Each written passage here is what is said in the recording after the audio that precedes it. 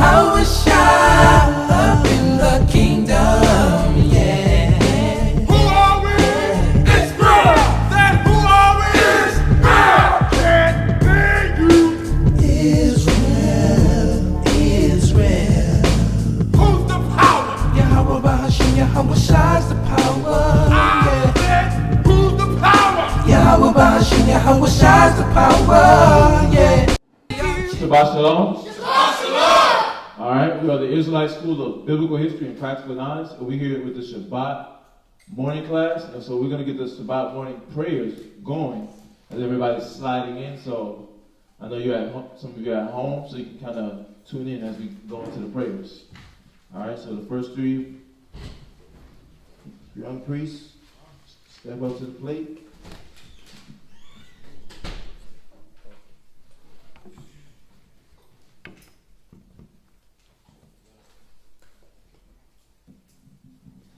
Alright. Barakatah Yahweh. Barakatah Yahweh. Bahasham Yahushai. Bahasham Yahushai. Kahawa'ah. Nutanawa. Award. Zayawam. The water. Aman. Bless you, Yahweh, in the name Yahweh Shai, that gives to us the light this day. Thanks, so be it. And the light represents the knowledge, wisdom, and understanding of the Most High. You can find that in Matthew chapter 5, verse 16. Barakatah Yahweh. Barakatah Yahweh. Bahasham Yahushai. Bahasham Yahushai. Kahawa'ah. Nutanawa. Raya. Neachachah. The water. Aman. Aman. Bless you, Yahweh, in the name Yahweh Shai, that gives to us the sweet Savior. Thanks, so be it. And the sweet Savior represents our prayers going up to the Most High. You can find that in Psalm chapter 141, verses 1 and 2.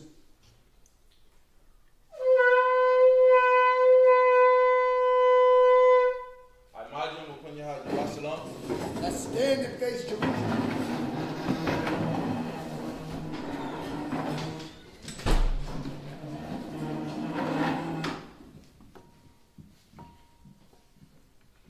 Barakatah Yahweh. Bahasham Yahushai.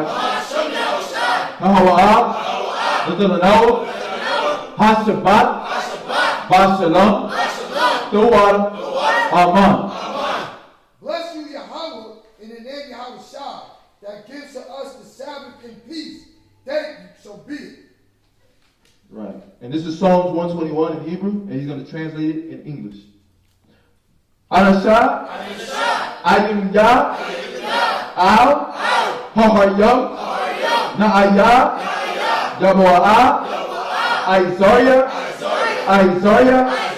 Yabua'ah. Mayahawa. Sha'isha. Shemaiah. Wa'aratazah. La'ah. Jonathan. Lamawat. Regolia. Gala'ah. The one. Tasharamah. That's your honor.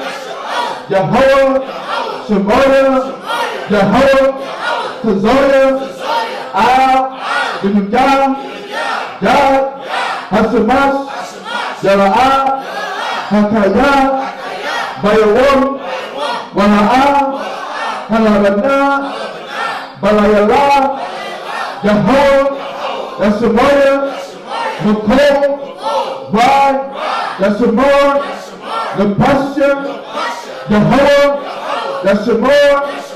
Hawalakya. Wahua'ayah. Ma'aitan.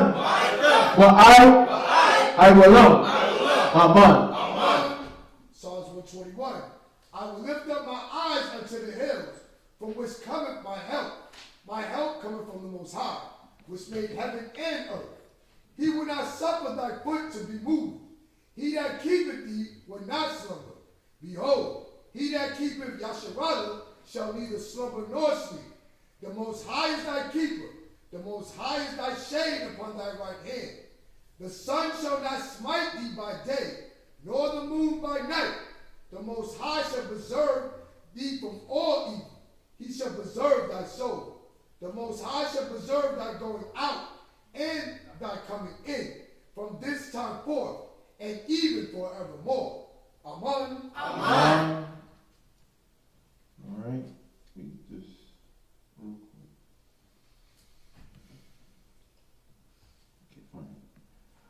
Shema Yisrael. Yahweh Eloheinu. Yahweh Echad. Shema Yisrael. Yahweh Eloheinu. Yahweh Echad. Shema Yisrael. Yahweh Eloheinu. Yahweh Echad. That is here, O Israel. Yahweh our power. Yahweh is one. And you can find it in Deuteronomy chapter 6 and verse 4. This is the Lord's Prayer in Hebrew. He's going to translate it in English. Abanawa, Shema Shemaya, Kudash, Haya, Sumka, Yahweh, Malakota, Kama'a, Watazaka, Haya, Aisha, Ma'amataza, Kawa, Haya, Bashamaya, Watalanawa, Lacham, Ko, Gawam, Wasalachnawa, Kawatnawa, Kasalachnawa, Kawat Yanawa, Wala'a, Tabianawa, Bunasaya 1, Abo, Hamashainawa, Mayat, Rai, Kaya, Laka, Hamalakwa, Waha'ala, Wahata, Pahara, La'aiwalonya, Aman. This is Matthew chapter 6 and verse 9. After this manner, therefore, pray ye, Our Father, which art in heaven, hallowed be thy name. Thy kingdom come, thy will be done in earth, as it is in heaven. Give us this day our daily bread, and forgive us our debt, as we forgive our debtors. And lead us not into temptation, but deliver us from evil. For thine is the kingdom, and the power, and the glory, forever. Amen. Amen. This is the 10 Commandments. Number 1. La'a, Yahaya, Laka, Alahayim, Ahoyim, Alpunya. Thou shalt have no other powers before me. Number 2. La'a, Ta'aisha, Laka, Pasol, Wala'a, Ta'aibadam. Thou shalt not make unto thee any graven image nor serve them. Number 3. La'a, Talakwat'a, Sham, Yahweh, Bashawa. Thou shalt not take the name of the Lord thy God in vain.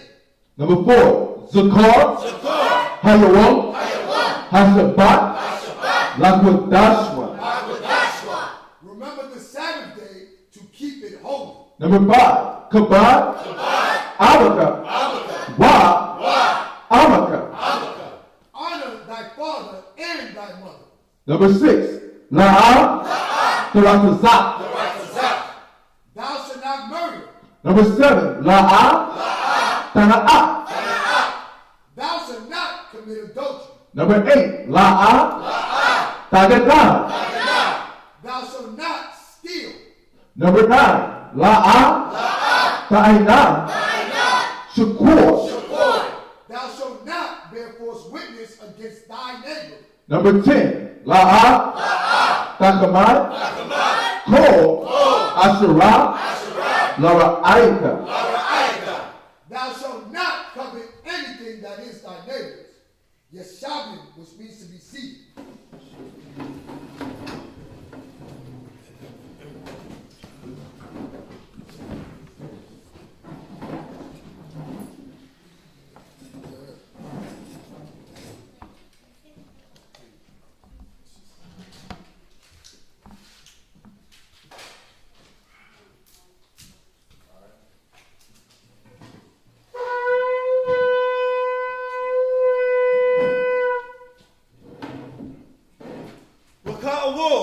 So, God, Ban Yasa'Allah.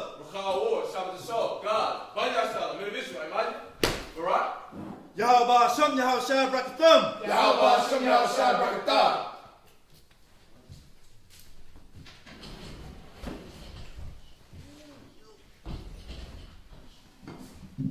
Yes, sir. Good morning to my brothers and sisters. Happy Shabbat. Likewise, back to you, Brother Damien. Sister Tamala, and all the brothers on the chat. Shabbat Shalom. Shabbat Shalom. Mm-hmm. Right? Precept on precept. He coming with the bedazzled shirt. Smooth. Oh, yeah. Where'd you get it, actually? Yeah. Oh, Etsy? Oh, that's clean. Oh. Right? We're going to go, the first reading is going to start at Leviticus chapter 25, verses 1 through 30. So we're basically going to be finishing off Leviticus today, and then we're going to slide right into Numbers. So we're going to be done with Leviticus. So we're getting an opportunity, like brothers keep saying, this is our opportunity to basically get all the information that we need. Right? All the biblical information that you didn't get from the church. The Shabbat class is the opportunity to get all that information that you was missing out. When you was growing up as a kid, you wasn't able to ask those questions, or you had questions and they weren't able to give you the actual answer according to what the Bible says. Right? So now this is that opportunity to get those questions answered. Either by just listening or asking a question on something that you misunderstood. So, the first reading is at Leviticus 25, verses 1 through 30.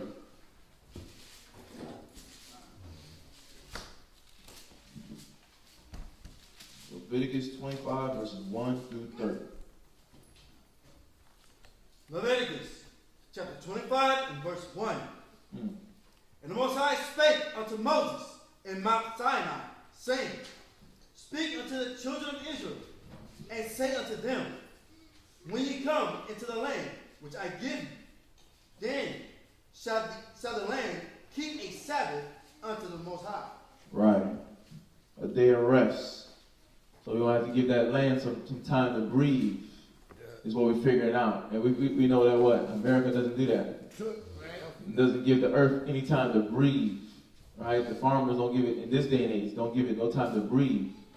Right? They break it form from the natural order that the Most High set up to give the earth restoration. Everything needs a regeneration process, right? We need energy. Think about it. We need water. We need food, right? To regenerate, we need sleep to regenerate as humans, right? And with knowing that, think about it. If the trees, the ground, right, has life, it regenerates, it grows things, and you plucking from it. Don't you think you're taking away its energy? If you're plucking from it? And I was actually asking that question all day yesterday, and luckily I was running into farmers. I ran into somebody that studies agriculture, and I ran into a farmer yesterday. And they were saying, they don't follow this method, obviously, but they would say if somebody, I don't want to jump ahead of verse 3, but I want you to read on and then I'm going to say it. Verse 3, 6 years thou shalt sow thy field, and 6 years thou shalt prune thy vineyards. Right. And gather in the fruit thereof. Right. So for 6 years, you sow in your field, right? You water, you plant it, you nurturing it, so that you can give it all the nutrients it needs to grow into a tomato plant, corn, apples, berries, whatever you're raising in your field, right? And it says, in 6 years thou shalt prune thy vineyard and gather the fruit thereof. So that in the next 6 years, you gather from it. You pull it from it because that's the fruits of your labor. Right. And then, what else? Verse 4? Verse 4. But in the 7th year. So but when that 7th year comes, what happens? Shall be a Sabbath of rest unto the land. So the land gets some breathing time. The land got a day off. got a year off. Right? You give it time to rest. And I was asking that question yesterday in the mall to the farmers and the agricultural people. Because, and I know you probably know this just from you growing up on a farm. And you growing up on a farm, you got to give it time for the soil for it to grow. He was saying, I'm trying to get his words right. The nutrients. You got to let the soil and all that get its nutrients back from all the what's the terms? He was using it yesterday. And I looked it up too. Yeah, it's called follow. Follow? It's called follow. That's okay. The definition right there. Follow. Farmland? That's FALLOW.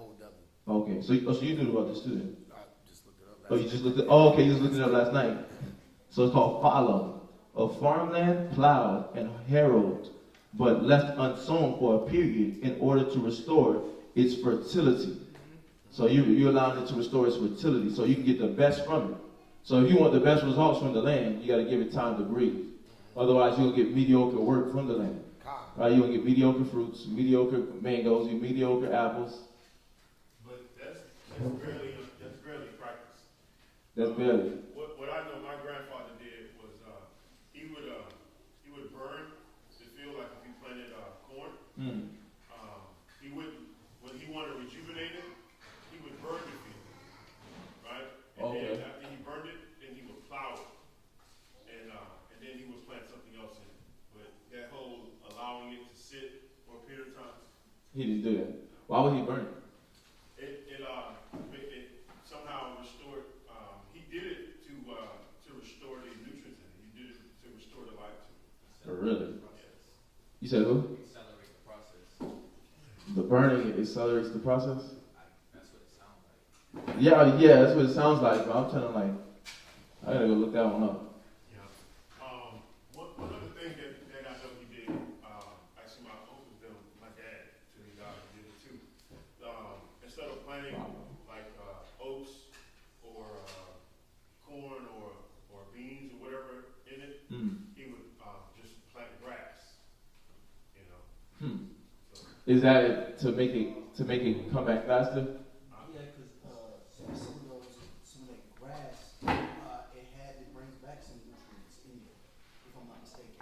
That's what I'm thinking. Because you putting dirt and you putting fertilizer and then obviously the grass itself, and then now the roots is spreading and feeding the rest of the ground. So so he burns it, cleans everything out, and then he puts grass right on top of it to speeding up the process. Your grandpa over here taking shortcuts. Call him Shortcut Willie. I don't think nobody took a year off. No, nobody really practices that. Because even when I was talking to the farmer, well, he grew up on a farm. His family owns a farm in Texas. It was Judah, and they don't do that. He's like, because I was asking it, what I was trying to make it like a Bible thing. I was like, so what's the whole point of like a farmer, right? Why would a farmer use the method of 6 years he sow, 6 years he prune, and then another year he leave the land to breathe? He said, well, I don't practice that. My family don't practice that, but me knowing from being a farmer, I would think that that's to just let the nutrients grow, regenerate back into the ground. But we don't do that. They just throw things like manure, animal guts,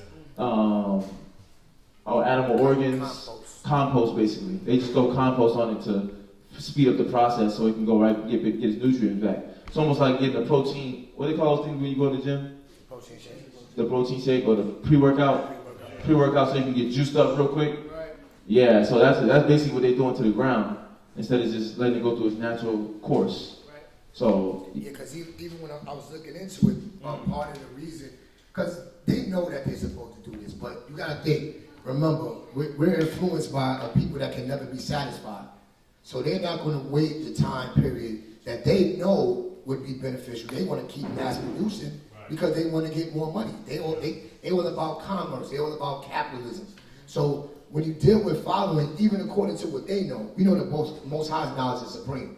But even according to what they know, that process helps to not only replenish the soil, but also breaks and disturbs the life cycle of pests. disrupting pest life cycles. That's important because what do they do now to get rid of the pests? Pesticides.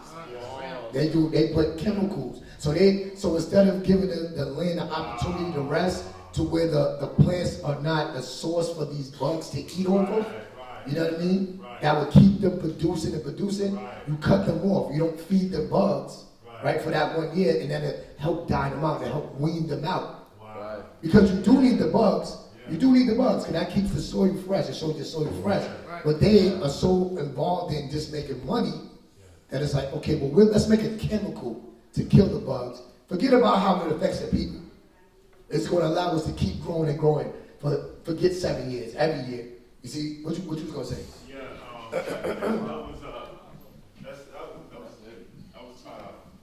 didn't know that.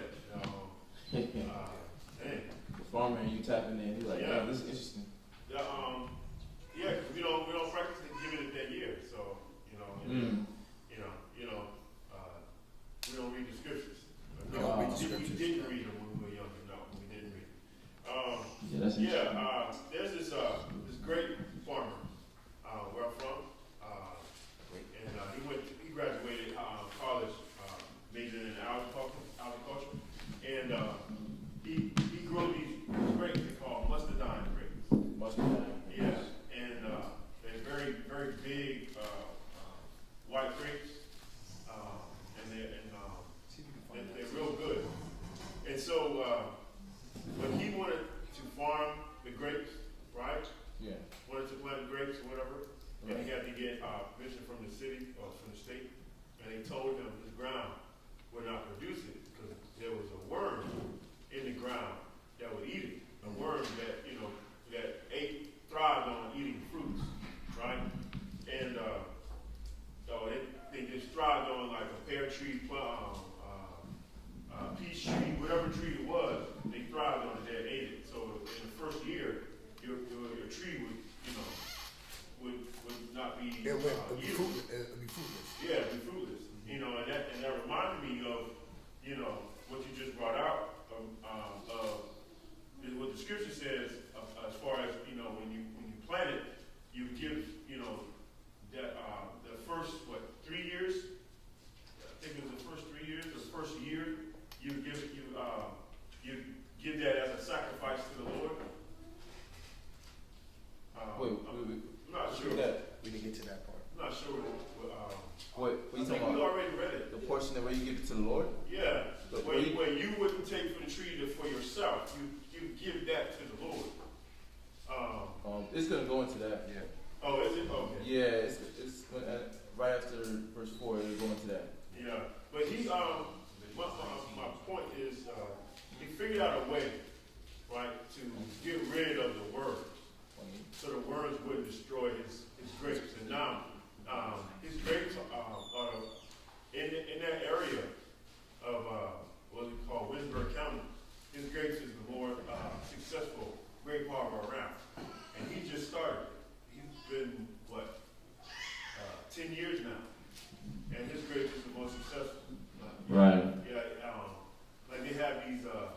He's using this method, not like consciously using it, but he's doing it naturally. Well, no, I wouldn't say he's giving it a year off.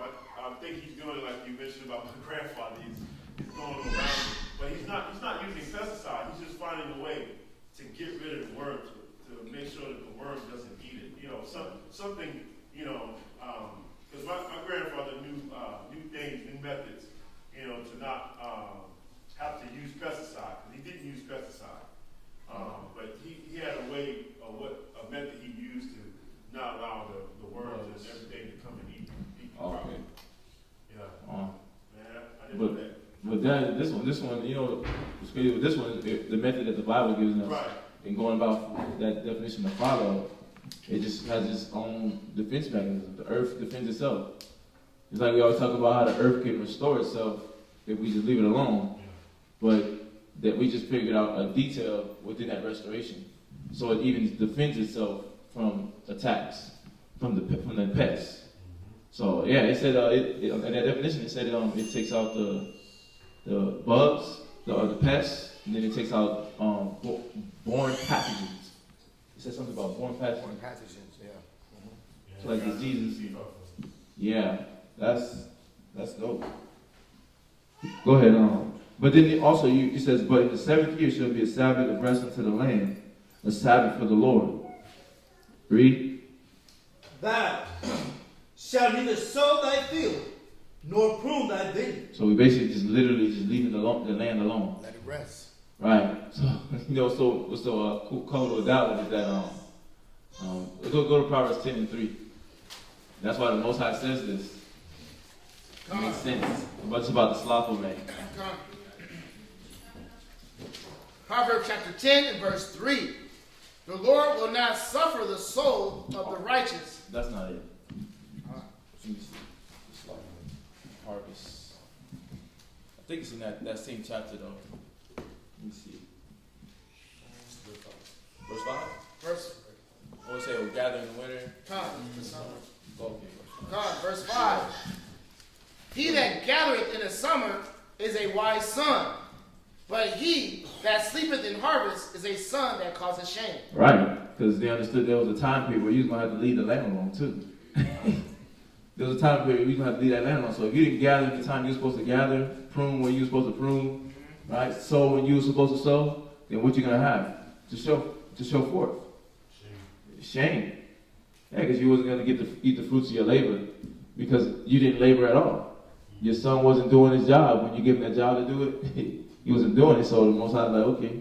But it makes sense just understanding about this scripture and just understanding about the harvesting and sowing, because it's like if we don't, this is our time. This is just relating it to what we do now, right? Because that's what we're the thing. Nobody here is a farmer, literally, right? As far as like right now. Yeah, nobody's dealing with agriculture right now. You at a job, you in the AC doing work, or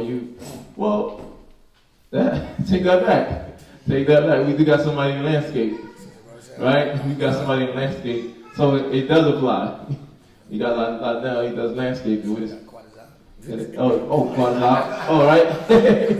So we do got people dealing with agriculture in that sense, right? But not for like they're doing it in business. Of course, I'm doing this for growth, but it's just in the sense of just think about it in the sense of if you don't put the work in when you're supposed to, then you're going to cause shame upon yourself and shame upon your family, because then now you're not going to have anything to show for it. Because there's always a season, we figured out with this scripture, there's a season where you're supposed to pause. Right. But then think about it, let's say it's a drought. And you didn't gather all the things you're supposed to gather at the time that the Father gave you to. Right. Then you're going to miss out. And that's even just with the Spirit, where you'll miss out on the Spirit when the Spirit gives you time to study. When the Spirit tells you, hey, make that phone call, you'll miss out when it's dry, because it's what? Everybody's busy. Right.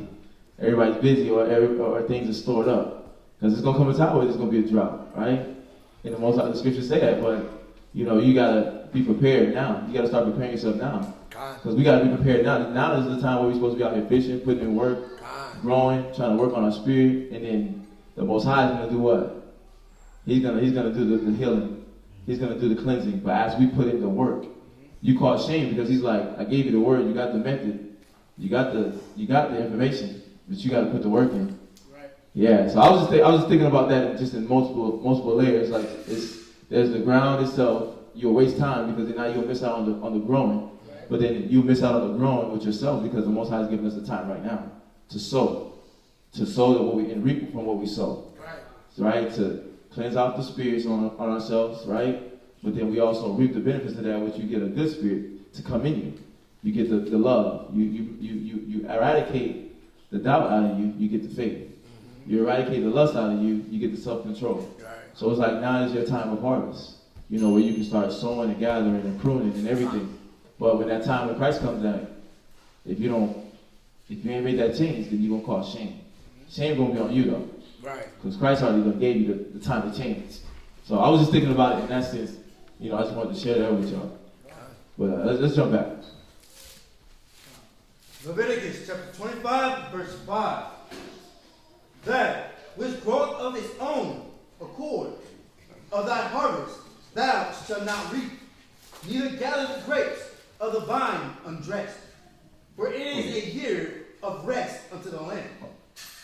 And the Sabbath of the land shall be meat for you, for thee, and for thy servants, and for thy maid, right, and for thy hired servant. So it's giving us specific instructions on just things to not do, just in detail. Because you know how it works. When one detail is left out, we take advantage of that one detail, because we always looking for what? The loophole. Right. So the Most High is giving us clear details. That which groweth of its own accord, thy harvest thou shalt not reap, neither gather the fruits of thy vine undressed. For it is a year of rest unto the land. And what's dope about that is that you get to rest. You yourself is getting rest while your land's getting rest. And so that means you would be putting in work throughout the year, right? So it's like you'd be putting in work for 6 years. Well, you should be able to eat the fruits of that labor, right? And actually enjoy it. Think about it. The basketball player, or the athletes, or the doctor, or the lawyer, they be putting in all the work from the time that they was in elementary, right, up until them going to actual college. And then after college, they go to doctor's college, medical school, right, graduate school, right? And then when you think about that, they don't get to rest. They just go straight into the field, and they don't get no breathing time. But the Most High make it to where you have the land have a breathing time, and you have a breathing time. God. So that's even care within itself. That's the Most High making what? The man is not a prisoner to the Sabbath, but the Sabbath for man was made for man. Right? It's showing us the Most High law is beautiful because it's freeing us so that we're not bound to this carnal thing. Look at how we live in America. Like, yeah, we have a 7-day week. Most people work 5 days, but there's not a law against you working 7. They actually look at you as, oh man, you're a go-getter. You chasing that bag if you work 7 days a week, right? Money don't stop. Like, that's the mentality that they put in us to not even consider rest. But how does that affect you? If you're constantly working, then you can't be able to be aware of the things that's going on in your household, what your wife needs, what your children needs, what you need yourself. But you're consistently consumed with the chase of money. But see, the Most High, the Lord, gives us the freedom from all things. Huh? Right. Where you at again? Leviticus chapter 25, verse 6, last precept. Okay. It says, the Sabbath of the land shall be meat for you, right? For thee, and for thy servant, and for thy maid, and for thy hired servant, for thy stranger, right? And that sojourneth with thee. Okay, read on. Verse 7. And for thy cattle, and for the beasts that are in thy land, shall all the increase thereof be meat. Verse 8. And thou shalt number 7 Sabbaths of the year unto thee, 7 times 7 years. And the space of the 7 Sabbaths of years shall be unto thee 49 years. And thou shalt cause the trumpet of Jubilee to sound on the 10th day of the 7th Thou shalt number the 7 Sabbath. Thou shalt number 7 Sabbaths of the years unto thee 7 times 7 years, and the space of the 7 Sabbaths of years shall be unto thee 49 years. Then, so like you're calculating these years, it says, and then thou shalt cause the trumpet of Jubilee to sound on the 10th day of the 7th month in the day of atonement. Shall you make the trumpet sound throughout all your land. That Jubilee. Go ahead. Let's not explain. You know what you can get out of this too, because you get the chemic, the Egyptologists. The Bible don't deal with science. The Bible don't deal with math. Now, what's 7 times 7? 49. What's 7 times 7? 49. Oh, and how did you get that? Using what? Math. Oh, okay. So does the Bible not deal with math? Does the Bible not deal with science? Because we just talked about how you got to give that land rest so it can be more beneficial. That's science. The Bible deals with science. The Bible deals with math. So don't ever let them come with that foolishness that there's no science and no math in the Bible. Right. Yeah, no, I was just looking back up at verse 6, because I know it said, the Sabbath of the land shall be meat for you. But obviously, when you go back up to verse 3, you already did the gathering. So you already have what you need sufficient to make it through that year without having to grow, right, without having to work or to go gather meat or any food or vegetables. You don't have to go seek it out because you already been gathering enough in these last six years. Right? Well, 6 years you were sowing. Yeah. I was gonna tell you. Also, I'm jumping ahead. Right, because I was just trying to clarify that word meat, because it said the Sabbath of the land shall be meat for you. So, you had that time, that freedom, that space, to where you don't have to work on the field because you already gathered everything. But now it's food for you. What you gathered is food for you, but that which growing of its own accord, you leave alone. So what you gathered, you eat. So it's going to go into it, like I said. Go ahead. Verse 10. And ye shall hallow the 15th year, and proclaim liberty throughout all the land unto all the inhabitants thereof. It shall be a jubilee unto you. Yeah. That jubilee, just give the definition. the definition real quick. Right? An alarm, a signal, right? An alarm or joy. So it's a shout of joy, basically. That jubilee was like a shout of joy. Basically, like, and it's going to go into, I don't want to jump, because it's self-explanatory within itself. God. Where you at, verse 10, right? Con. Right, it says, and ye shall hallow the 50th year and proclaim liberty, and it tells you liberty, freedom, right? Throughout all the land, unto all the inhabitants thereof, it shall be a jubilee unto you, a joy unto you. Read, and ye shall return, every man, read. Every man into his possession, and ye shall return every man unto his family. A jubilee shall that 50th year be unto you. Right. So you would let that man go on the year jubilee, which is counting 70 times 7, right? That number equal out to 49, right? God. Right, that 49. Times 7, 49. Using math, right? Mm-hmm. Come on. Go ahead. Go ahead. Ye shall not sow, neither reap that which is growing of itself in it, nor gather the grapes in it of thy vine undressed. For it is the Jubilee, it shall be holy unto you.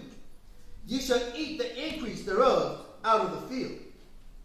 In the year of this Jubilee, ye shall return every man unto his possession. Right, you let him go. Read. And if thou sell aught unto thy neighbor, or buyest aught of thy neighbor's hand, ye shall not oppress one another.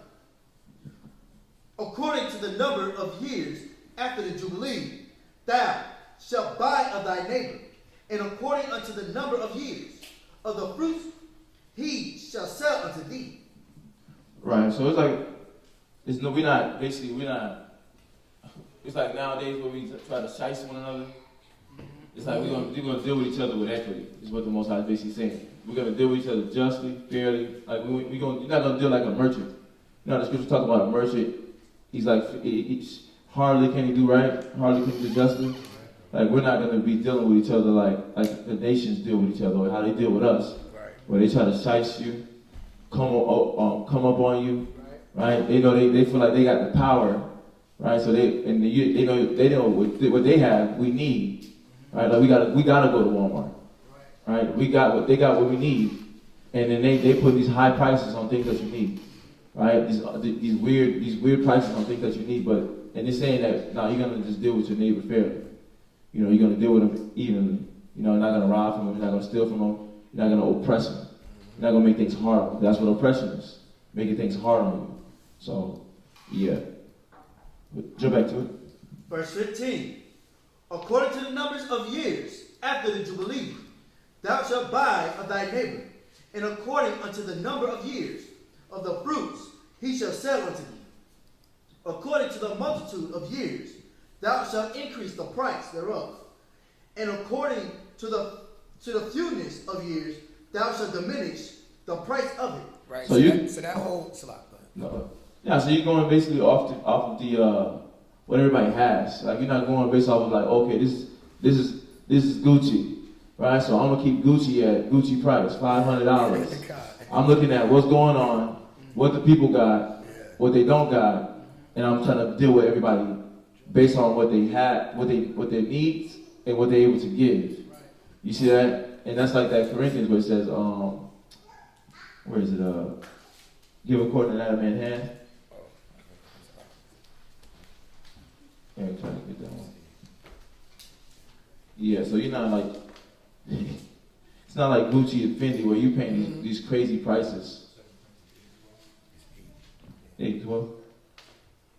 Read that. 2 Corinthians chapter 8, verse 12. All right, this is how the Most High wanted us to deal with one another. Read. For if there be first a willing mind, it is accepted according to that. That's not it. Let me see. Hold on. Let me see. Hold on. Let me see. Let me get there.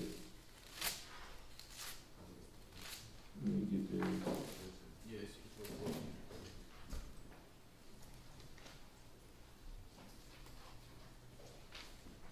Yeah, 14. Verse 14. But by inequity. 14, 15. But by inequity. By inequality. But by inequality. Right. Let them know where you at. 2 Corinthians chapter 8, verse 14. Right. But by inequality, that now, at this time, your abundance may be a supply for their want. Right. So if you the man that's selling Gucci, and this brother's cold, it's cold outside, but you got that thick leather Gucci coat that you're trying to sell for $1,500, right? You have a supply for their want. Read. That their abundance also may be a supply for your want. But you also need money to make sure that you're able to take care of your family. So we're not going to just size you, but we're going to meet at a price that is even and fair for both of us. You get your profit still, right? So you're able to take care of your family. You got exactly what you need to take care of your family, but I got exactly what I need to stay warm. You see that? So your supply, you have a supply for my want. It's talking about equality. Read. That there may be equality. That there may be equality. Read. As it is written, he that hath gathered much hath nothing over. So just because you got you big baller, right? You got the money, right? Read. And he that hath gathered little hath no lack. But just because somebody has little, he won't have lack. Like we're taking care of each other. That's basically what's going on. We're looking out for each other. And just because y'all got more money, don't mean that the man that have little money, I gotta deal with him on big money status. Right? I'm not gonna try to like no, this is $1,500. Listen, you ain't got $1,500, go to the dang thrift store. Right? Thrift store, that jacket got holes and it's not as good quality, right? But that leather jacket, he need that leather jacket to stay warm in this winter season. So it's just basically just showing about just that equality. That's what it's trying to paint. Right, no, exactly what you were saying, because America has us on what? Supply and demand. Right? So, once upon a time when uptowns were what? $40? Who's old enough to remember that? Uptowns like $40, $50. Now, how much are uptown? Oh, the all whites. How much are they? Air Force Ones. We call them uptowns. How much? The forces. How much? 140. They're 140 now because of the demand. Now, what changed? What changed in the making it? It still cost them about, what, 7 cents to make them, right? So once upon a time when it was $40, now you increase the price to 140? That's the supply and demand that America, that capitalistic mind, that selfish mind, that never satisfied mind. Y'all see that? I was talking to a brother, he's a sneakerhead. So I was talking to a brother about the Jordans. Yeah. And we was talking about because there's a lot of sneakerheads and people just collecting the Jordans and they have them sitting in there like storage rooms. Yeah. And the quality of the shoe these days has lessened. So you having these shoes, they're sitting in these storage rooms and they're rotting. Like the soles of it. Just rot out. It is just rotting out, so it's not working. Yeah. So and they're worth when you're paying like $500, $600 for these certain sneakers that nobody really wears. Because the demand is they wear them. They wear them once. That's why they increased the price. Huh. See what the scripture was telling us in verse 16 is when the crops when you brought in abundance, then you could lower the price because you wasn't trying to keep your people financially in bondage. Why am I going to charge you double the price when I have a surplus of that item? Right. I could give it to you at what they say fair market value. Right. You don't hear that in Esau's commerce. It's about supply and demand, raising the price. The only time you might hear that was Walmart price drop. But they get that from the Bible. But when they go to rollback, they get that from the Bible. It's not supposed to be something you do to tempt the people to come in. It's supposed to be the fairness that you deal with, that just balance that you deal with. Yeah, they use that as bait, Yeah. rather than it's not toward a godly conscience. They're not doing it toward I got a good heart. God. But those are the things that they use to kind of just trick people into thinking America is a good place, right? That America's the land of the free because they're doing things like giving you BOGO deals and and buy one get one free.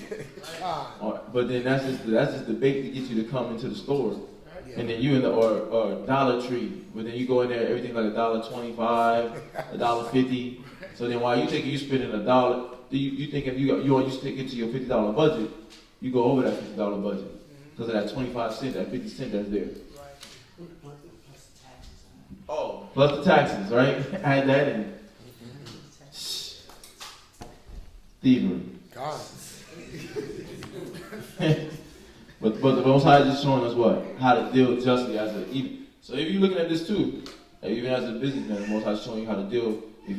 So he's teaching you how to be a businessman, right? How to be a businessman with a godly conscience, but how to also be a consumer with a godly conscience. So it's because it's two edged, right? There's a businessman, but then there's a consumer. Because consumers can be shysty too, like, come on, man, just $5, bro, just give me that $5. The discount. And then there, you sell something for $45. They tell you just take off the 40, do the $5. No, it's real. That's not even like a make believe. That's real. We deal with that every day. I can get that from Habibi for $5, but Habibi not giving you the quality, right? But then they try to just shy stuff on because they look at black men. They thinking in their mind they're doing us a favor, so they're looking at it like that. I could just go to Habibi and get that for $5, and they looking at it like they're doing us a favor, right? No, we're doing each other a favor, right? This is a business relationship, right? It's an exchange, but we got to deal with each other fairly, right? I gotta bring in funds to take care of my people, right? And I know you gotta spend your money wisely so that you can have money for your bill money. Right. So how can we deal fairly with one another, right? But people be like, they be really trying to shy us for the $5. Yeah, they be swindling. They be trying to swindle. That's the better word, right? Swindle, the technical word. Right. So, but the Most High is showing us how to be a salesman, how to be a consumer, all right? Or how to be a businessman and how to be a consumer. So, go ahead. Leviticus chapter 25, verse 16, last precept. Mm-hmm. For according to the number of the years of the fruits doth he sell unto thee. Verse 17. Ye shall not thereof oppress one another, but thou shalt fear thy power. Right, the Most High is supposed to be in the forefront of our brain in every interaction.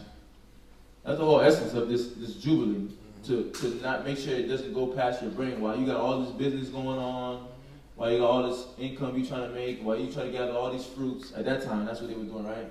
And you trying to make, do commerce, right? Don't forget to have that godly conscience towards your people, right? You working your people, right? People working for you. Don't slave them like the Egyptians. Right? Now because think about it, and this is reminding me too, right? We're in Leviticus. So they're coming fresh out of Egypt, so they're thinking like Egyptians. What were they doing in Egypt? 7-day work weeks. Right? So they was working, that became their natural, like, their body adjusted to that work week. So now the Most High is doing what? As they're now becoming, because now we coming up. You can still be thinking like an Egyptian as you're coming up. So the Most High has to make sure he's instilled something like the year of Jubilee, so that we can do what? Not forget to have that conscience toward the people that work for us. So if you hire your brother, you hire your sister, you can't forget that they're working for you. You can't forget that just because they're working for you, that they're your people. Right? You got to first think about the fact that they're your people. That's your brother, that's your sister. So the Most High wants us to not forget that. Yeah, because we were coming out of Egypt when we had the 10-day work weeks. The 10-day work weeks. Right. Yeah. So the Most High is giving us what? He's giving us the civil law. Oh, 10-day work weeks. Okay, correction. 10-day work weeks. Right? So we think about it. So they're busting their bubble. That's even worse, right? So they're like robots, literally. And you go through the motions and think about it now. Think about how you work your jobs, and then you got Judah working there, or Issachar, somebody like one of the tribes working there, and their manager or their supervisor. Look how they treat the people. How they treat their own people. Worse than Esau. We in the mall. The man that it was a brother that used to work the Lenny of the mall, and he's the light-skinned brother with the bald head. He stopped working the mall as a maintenance man because the Issacharite sister there used to talk trash to them like, get your effing behind the work. Yep. Get your AWS to work. Like, why are you moving so dang slow? Like, she using vulgar language toward him to get him to work, but he was already always a working man. He was never lazy whenever we see him. And he was a jubilant guy, right? Jubilee, joy. He's a jubilant guy, but she was trying to rip his joy. And look at how she forget that what? First of all, they don't even know that they're God's chosen. He knows, but she don't know. But she's treating him like trash, and she's treating him like trash double. So she's in this American mind of being a slave, and then now, look how she's treating her brother. So it's important that the Father had this law laid out for us. You know, that we don't forget that, bro, you got to have a tender, kind heart towards your people, even though they're working for you. Don't just get so lost in the business, the finance. And that's what's important about this. Release them. Right? Or let them go free. So, read on. For I am the Most High, your power. Verse 18. Wherefore ye shall do my statutes, and keep my judgments, and do them. And do them. Read. And ye shall dwell in the land in safety. Right. So we keep this year of Jubilee, this law, right? The Most High is going to take care of you. He's going to make sure you have all the crops. He's going to make sure you have all the fruits, all the vegetables, all the meat, the healthy cows, right? The healthy goats, right? The healthy sheep, the healthy lamb. He's going to make sure all that is taken care of. So long as you what? Keep the laws.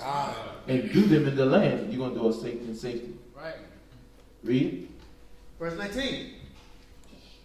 And the land shall yield her fruit, and ye shall eat your fill, and dwell therein in safety. And if ye shall say, all right, go to Proverbs 10:16, just to give y'all a couple of precepts on it. Go ahead. Proverbs chapter 10, verse 16. Well, read this first, Proverbs 19:23, because it goes right with the Proverbs. It goes right with the Proverbs 10:16. Read Proverbs chapter 19, verse 23. Because this is what the Most High is establishing in our brains with this law. So where we have to be conscious of our people, we have to be conscious of the earth, because we're supposed to be able to take care of what the Most High gave us, right? So in us having to take care of it, we have to have a conscience. So read that Proverbs 19:23. Proverbs chapter 19, verse 23. The fear of the Most High tendeth to life. You see that? The fear of the Lord tends to life. So when you have a conscience toward God and keeping His commandments, you're going to dwell in safety because you're doing the things that tend to life. Okay, 6 years I sowed the field, 6 years I pruned, right?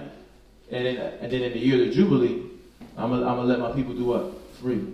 And then in the year of Jubilee, and it's gonna be a Sabbath for the land, right? So I'm taking care of the people, or minding my spirit, right? So that I'm not dealing with my people unjustly, and I'm not abusing the land of the Most High. The earth is the Lord, right? And I'm not abusing the Most High's land, and then at the same time, I'm being conscious of everything that the Father's given me. So I'm learning how to rule with equity, fairness. I'm learning how to rule with justice, with a just balance, right? So this is what I'm learning in all these laws that the Most High has given us. So the fear of the Lord, when I have a conscience toward God, it'll push me and motivate me to where I'm doing things that tends to life. You see that breeds life. The people around me, joyous, right? The field, the animal, the beasts of the field are happy, right? Because it said that there's going to come a time when the beasts of the field are going to be happy. They're going to be at peace, right? I know it says like, I'm paraphrasing it. I don't want to paraphrase it. I'm going to find it after this though, but about just the beasts being at peace. They were able to, like, you know what I'm talking about, Ash? Where it's like they're going to sit next to each other drinking water. Two different types of animals that at one time would be at war. That's not Isaiah. It's going to come a time where that's going to be a reality.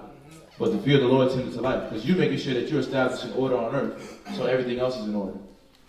So the fear of the Lord tends to life. Read.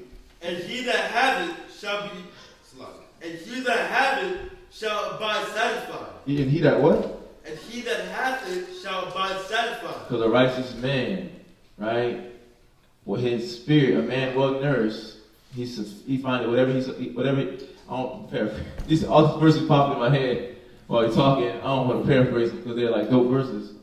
It's in Ecclesiasticus. I think we just read it too.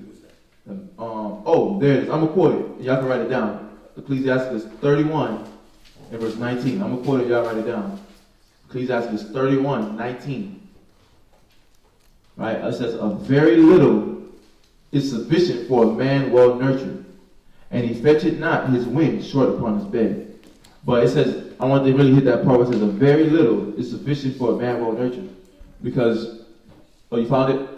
Okay, we're going to hold that real quick. Yes, sir. So it's a very little sufficient for that man that's well nurtured because, what?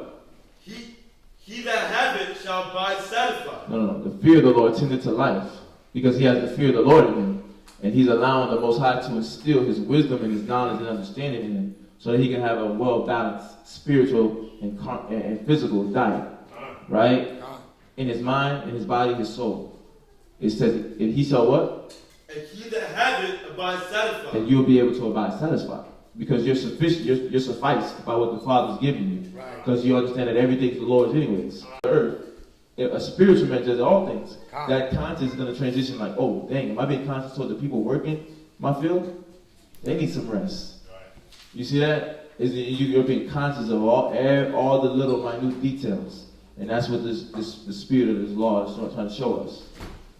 Where you at? You can drop it. What it says is? He shall not be visited with evil. Boom. Because he's doing everything the way the Lord wants him to, and to do it, and expects him to do it. Right? That's beautiful. Proverbs chapter 10, verse 16. The labor of the righteous. Because that fear of the Lord is in you. So now when you're laboring, where is your mind at? The labor of the righteous will do what? Tend to life. So your mind is focused on things that's going to breathe life. Right? How can I breathe life into my children? How can I breathe life into my wife? How can I breathe life into... It says the righteous man have a care of his beasts. Right? How can I have it to where, like the brothers would say, when they do the Passover lamb, they just lay there, and it's just, when they slit the throat, it just peacefully and it falls asleep. Right? And it's what? Happily being fed for Passover. Because he's giving his good offering to the Lord. His due offering. Right? But that's because of the way you nurture him. And that's why the Most High talks about David the way he does. Because David, what? He cared about those beasts. That one sheep that fell out the flock, he went after it. Right? And he made sure that thing came back home safely. Right? So and the Most High understood that he would have that same mind toward the people. And this is what this is about, having a mind toward one another. You see that? And that's cool. Go ahead. I was out the street speaking. Uh-huh.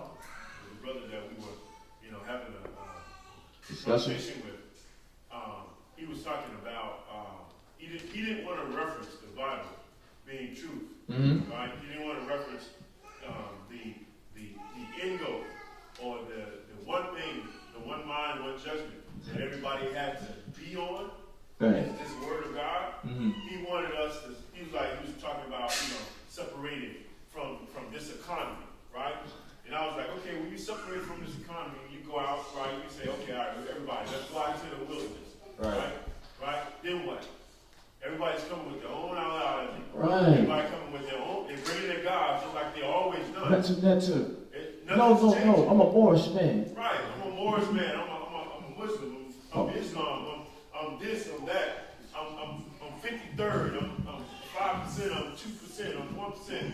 Everybody coming with a different mind. So You ain't got no unity. What's gonna change? Right. Nothing. You don't have it in your mind to consider. Even in commerce, even in trade, even business, you don't have it in your mind to consider. You don't have a law. Right. You don't have a requirement of you to say I have to deal justly. You know what I mean? I can't be about just paper chasing, right? So where all I'm thinking about is work. Exactly. Right? I'm thinking about, okay, let me work, but then let me make sure I'm not consumed by my work. Make sure I'm not consumed by the get rich or die trying mentality. Right. That's what would happen if we didn't have this Bible. Right. That's what's happening in our neighborhoods. Because we have businesses, and what happened, your sole purpose now is just, how can I benefit off this business? How many of our businesses that we have really do have an impact and give back to the neighborhoods? Right. They don't. You see the businessman, he's pulling up with the Bentley truck and selling his product at a price that oppresses his own people. He said, that's this Jake lingo. Business is business, bro. Business is business. Listen, business don't have feelings. Right. Business don't have emotions. Business can't be personal. Right. That's how just like a corporate white man wearing a suit. Yeah, exactly. I'm like, you didn't wake up with that logic. Like you heard that somewhere. Yeah, they taught you. Like, come on now, man. You didn't wake up with that logic. You heard that from white men. You heard that from Rich Dad Poor Dad. Right. You heard that from How to Get Rich Quick Scheme Yeah. by Larry Johnson III. Jerry Maguire showed me the money. Right, like you didn't just wake up with that logic. Yeah. Like, come on, man. Business is personal. It's just not personal when it comes to like somebody's lazy and they stealing from the business, and then you like still just let it slide. Right. Like that's when business isn't personal. Right. But business is personal because it's intimate. Because you're doing an interaction, and somebody has having to trust that the money that you work for, when you're giving them the product, you're giving them a good product, and then they try to trust that you ain't giving them counterfeit money. That's not paper. It's not fake dollars that you got off of Etsy, right? You ain't money that you got off of Etsy. Hmm? Right. Read where you at one more time, Aaron. Proverbs chapter 6. Hold on. What was you gonna say? You brought up. I seen a video. It happened to be a come to find out it was staged, but it's the mentality that our people dig, looking for a come up against one another. The guy had bought a pit bull. Right. One brother bought a pit bull for another brother. You saw that one, right? And the pit bull was, let's say $2,000 dog. The guy said, "I'm gonna sell it to you for $1,300." So he's actually dealing in the Bible. Little do you know, for whatever reason he dropped that price. He was dealing in that what we just read in Leviticus. Conscious. Now what did the brother do? He gave him $700 of real money and $1,300 of monopoly money. Right. Well, I said monopoly, fake money, Right. fake money, right? See, because that's the mind that we had, looking for another opportunity to get over. Right. When his brother already was considering you and not charge you fair market value, or, So this, you literally getting like, what we figuring out right now when we sit down, if you realize it, you get in this world standard, Harvard, Yale, like the highest form of business. Finance, You get finance. You're in college right now. Car. You get college. You're literally getting college information from the Bible on how to do business, right? But now you're getting the conscience behind it. They're not teaching you the conscience. They're teaching you how to be shiesty with it. So you're getting a conscience like to not forget about people. So you're getting like this is like I like this one because it's a humbling one because you can get lost in your work. You can get, and then you don't have to do business. You can just get lost in any form of work. Oh, I gotta make sure I get the grass right. Oh, I gotta make sure the house got the nicest things in the house. And then you forget about the nurturing of the people and their spirits and being conscious of their minds. And that's why I like that one because it's humbling. It makes you think about yourself. You have to self-reflect in this moment and look at what have you been negligent of because of your drive and passion for something that you wanted to see be accomplished the way you wanted it to be accomplished. Because if you labor in the right way, the labor of the righteous do what? Tending to life. It tends to life. But read on. The fruit of the wicked. But the fruit of the wicked, somebody that forgets the people, right? And consciously, willingly, knowingly, and consistently does it, right? To sin. To sin. And then you bring the sin around. And then you bring the negative and you breathe the negative spirit. But we're figuring out that the labor of the righteous will tend to life. And that's why this law is so important. So we can't just look at this like I'm just reading Bible. I'm just reading a story. This is something that you can like internalize into your spirit. So if you own a business, right? If you do any form of business or you're a supervisor or you're a manager, you should be thinking about how do I deal with the people that are under me. Or even, let's say you're just a regular associate, right? How do I deal with the people next to me, the associate next to me? Do I give him the same respect that I would give the supervisor or the manager? Right? You got to think about these things. Because that's what the Most High is trying to breed in us. And that's why he says, but by an equality. So that the rich ain't mistreating the poor not being like, you got all the money, so why don't you just give it? Right? And then he's dealing with equality. And that's the important. You can drop that. Can I get one? Con. In It's Ecclesiasticus. I don't think y'all got this one. 27 and 2. No, that's just go ahead. 27 and 2. Ecclesiastes chapter 27, verse 2. As a nail sticketh fast between the joinings of the stones, so do sin stick close between buying and selling. That's why we got to have the law. The law is the foundation.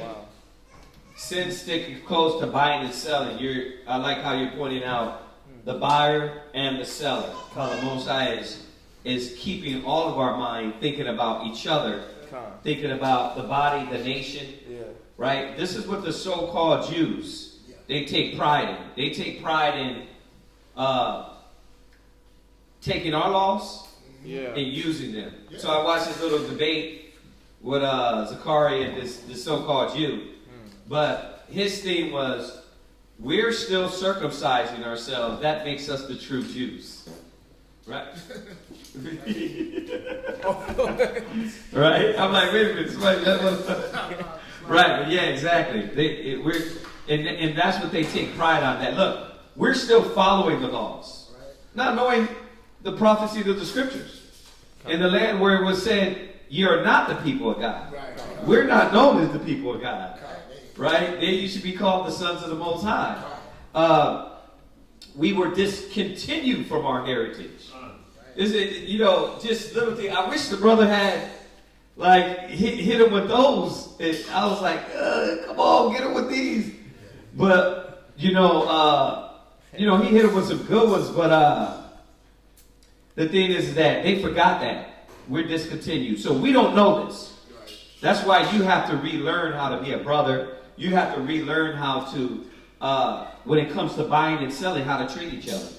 Right? Owning a business or whatever, how to deal with people. Right? Not be a dang loony, not be a tyrant, but know that we're still it's like Laban, how Laban dealt with Jacob. Like that was wrong. Right? So, read that one more time. Ecclesiastes chapter 27, verse 2. As a nail sticketh fast between the joining of the stone, so do sin stick close between buying and selling. So what is that? It's a warning. It's not saying that you can't buy and you can't sell. What it's saying is that if you're not watching as a buyer, right, you fall into all the temptations of, I gotta spend my rent money on the Gucci, the Louis, the Fendi, like you were saying earlier, and then, or now they got it on these apps to where you can buy now, pay later. And the one segment I seen on the news is the Judite sister. She was going around and doing that from many different places, and at the end of the day, she owed all this money. Like you're not conscious of what you're doing. You're not moving wisely, right? Right, you're just consuming. And then the seller, the same thing. You nailed it earlier. Just how the seller wasn't going to be the shyster as well. Right? You hear me say it a lot. When we're at our location, you can't change prices. You can't switch it up on people. You can't lie to people, tell them something's not. Stick to your prices. Have a high level of integrity. They kind of, when I do certain pieces with Chosen Creation, I'm like, this ain't good enough. I'll scrap the whole thing and just throw it away. And not that my ribs, I want to be clear, I'm not saying my ribs are shysters, but they're like, no, it's such a small error. It's fine. It's going to be fine. I'm like, I want people to see it and feel like I feel. You know what I mean? Like they want to, like when you get something, you don't want any discrepancies in it. You know what I mean? So, the reason why they said that is because I'm learning this thing and I'm messing up a lot. So they're like, okay, you're just throwing stuff away. But with me, it's about the quality. It's about how we treat other brothers and sisters, how we treat people, how they look at y'all, and see the word of the Most High going through y'all. Because if not, it's like, bro, Come on. You're a user, you're an abuser, you're garbage. You don't respect nobody, right? You just take advantage of people. So, yeah. Let's go back, though. Go back to Leviticus. Leviticus chapter 25 and verse 20. Mm-hmm. And if ye say, shall say, what shall we eat the 7th year? Behold, we shall not sow nor gather in our increase. Right, so y'all understand this. I think you were saying it, but remember, it's the 50th year, you're not doing anything. Right. The year of Jubilee, you're not doing anything. Right? You're letting all this process happen. So yeah, the 49, but the 50th year, you weren't doing anything. That's right. Yeah. And then what is a doubtful person going to say? Well, if we ain't working, what are we going to eat? Like, where's it going to come from? Because this is the question. Mm-hmm. This is the mind of somebody who doesn't have that faith, who doesn't have that. Can I pull him? Yeah. Matthew chapter 5, verse, Matthew chapter 6, verse 31. Go ahead. Therefore, take no thought, saying, what shall ye eat? Or what shall we drink? Or wherewithal shall we be clothed? For after all these things do the Gentiles seek. For your heavenly Father knoweth that ye have need of all these things. Right. So that's the faith aspect, right? That, like y'all were bringing out just a second ago, your whole pursuing and whole life isn't geared towards the carnal, right? That's the faith aspect. Well, what's the wisdom? What's the practical knowledge aspect? What is that within this? Because we're obviously what was supposed to happen. If you're nothing's in that year, right? So how did you eat? What's the practical knowledge? What? Because of the law of the 6 years of harvest, 6 years of sowing, 6 years of harvesting. What you gain from the 6 years of harvest is what you would live off from these. There you go. If you use wisdom, if you use the law practically, then you wouldn't be without. Right? So, right, what Joseph did in Egypt, the same application he applied, right? Before the written law, right? He had the wisdom of the Most High. So, faith, but then also, it wasn't, the Most High is going to provide. But you didn't do nothing. Faith without works is dead, brother. Right? Remember, we're not Christians. It ain't Yahweh's going to pull it down from heaven. He's already gave it from heaven. The bread. This is the bread. But you were supposed to do what? Apply the wisdom. Right? You find that one yet? It says, right, go to Proverbs 5 and 8. 6 and 8, I'm sorry. Yeah, Proverbs 6 and 8. Proverbs chapter 6 and verse 8. Real quick. You know why? Akin. Yeah, you know what I'm learning? You got y'all that are getting it like this. And I'm hoping other schools are doing the same thing. I guarantee you got to take notes.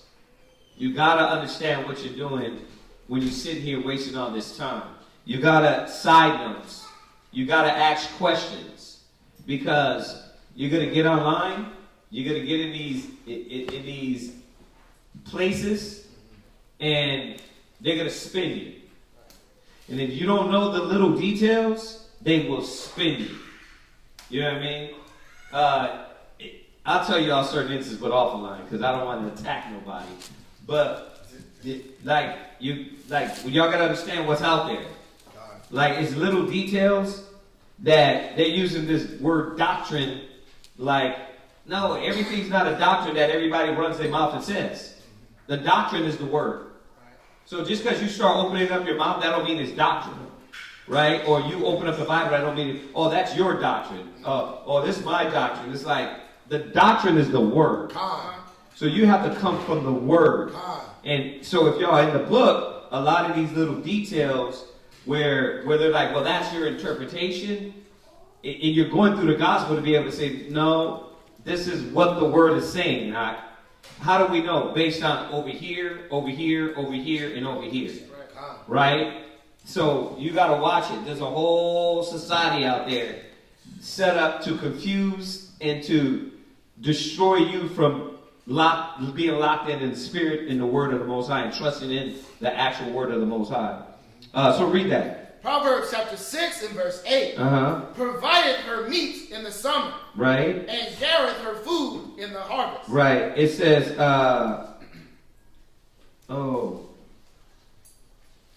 okay, so we're talking about the ant, right? Right? If I'm here, deliver. We're talking about the ant, right? Yeah, okay. So what it's talking about is, remember, the Most High has given us the wisdom to do what? Just like it's talking about the ant, that's what we were supposed to do. The Most High allotted this time to gather, right? To, read that again? Provided her meat in the summer, and gathereth her food in the harvest. Are you going and following the process? If you're following the laws, you won't be without. But the wicked has to panic. Yeah. The ones with no wisdom have to panic because they're not thinking, they're not applying wisdom, they're not applying counsel, they're not following the laws. So y'all get that, right? All right, let's jump back. It's a lot. It's a lot, but you know what I started to say, this little trip that I made to Florida, I learned, it's crazy, I learned so much. But most thing I learned is that if you don't study, you're going to be in the truth 10 years out, and then because you didn't think of a way to argue your point, and somebody else thought of a way to argue your point, that you'll get lost, you'll get looped. You know what I mean? You'll be like, I didn't think of that. You just blew my mind, brother. Though my whole belief hinged on that one moment. And now that you destroyed that, I don't know what I believe anymore. Right? I'm telling you, man. So don't take these times, these classes for granted, women, brothers, right? You sisters got to start studying. Remember, your husband can't save you. Your husband cannot save you. At the end of the day, if you're doubting, if you're a demon, if you're negative, it ain't going to be like, well, her husband's righteous. The scriptures say your own works is going to save you. So we got to remember, man, that all the faithfulness and the faithlessness and the panicking comes from you not studying. You're not following the scriptures. So you got to understand that. All right? So let's jump back. Leviticus chapter 25, verse 21. Then I will command a blessing upon you in the 6th year. Right. And it shall I will what? Command the blessing on you in the 6th year, right? I will command the blessing on you in the 6th year. Go ahead. So there's no need to get or start being double-minded and being fearful. Right. Because the Most High made this contract with you. So he's telling you to give the land of rest, to release your service in this year of Jubilees. Right. But he's not going to make you diminish. Right, exactly.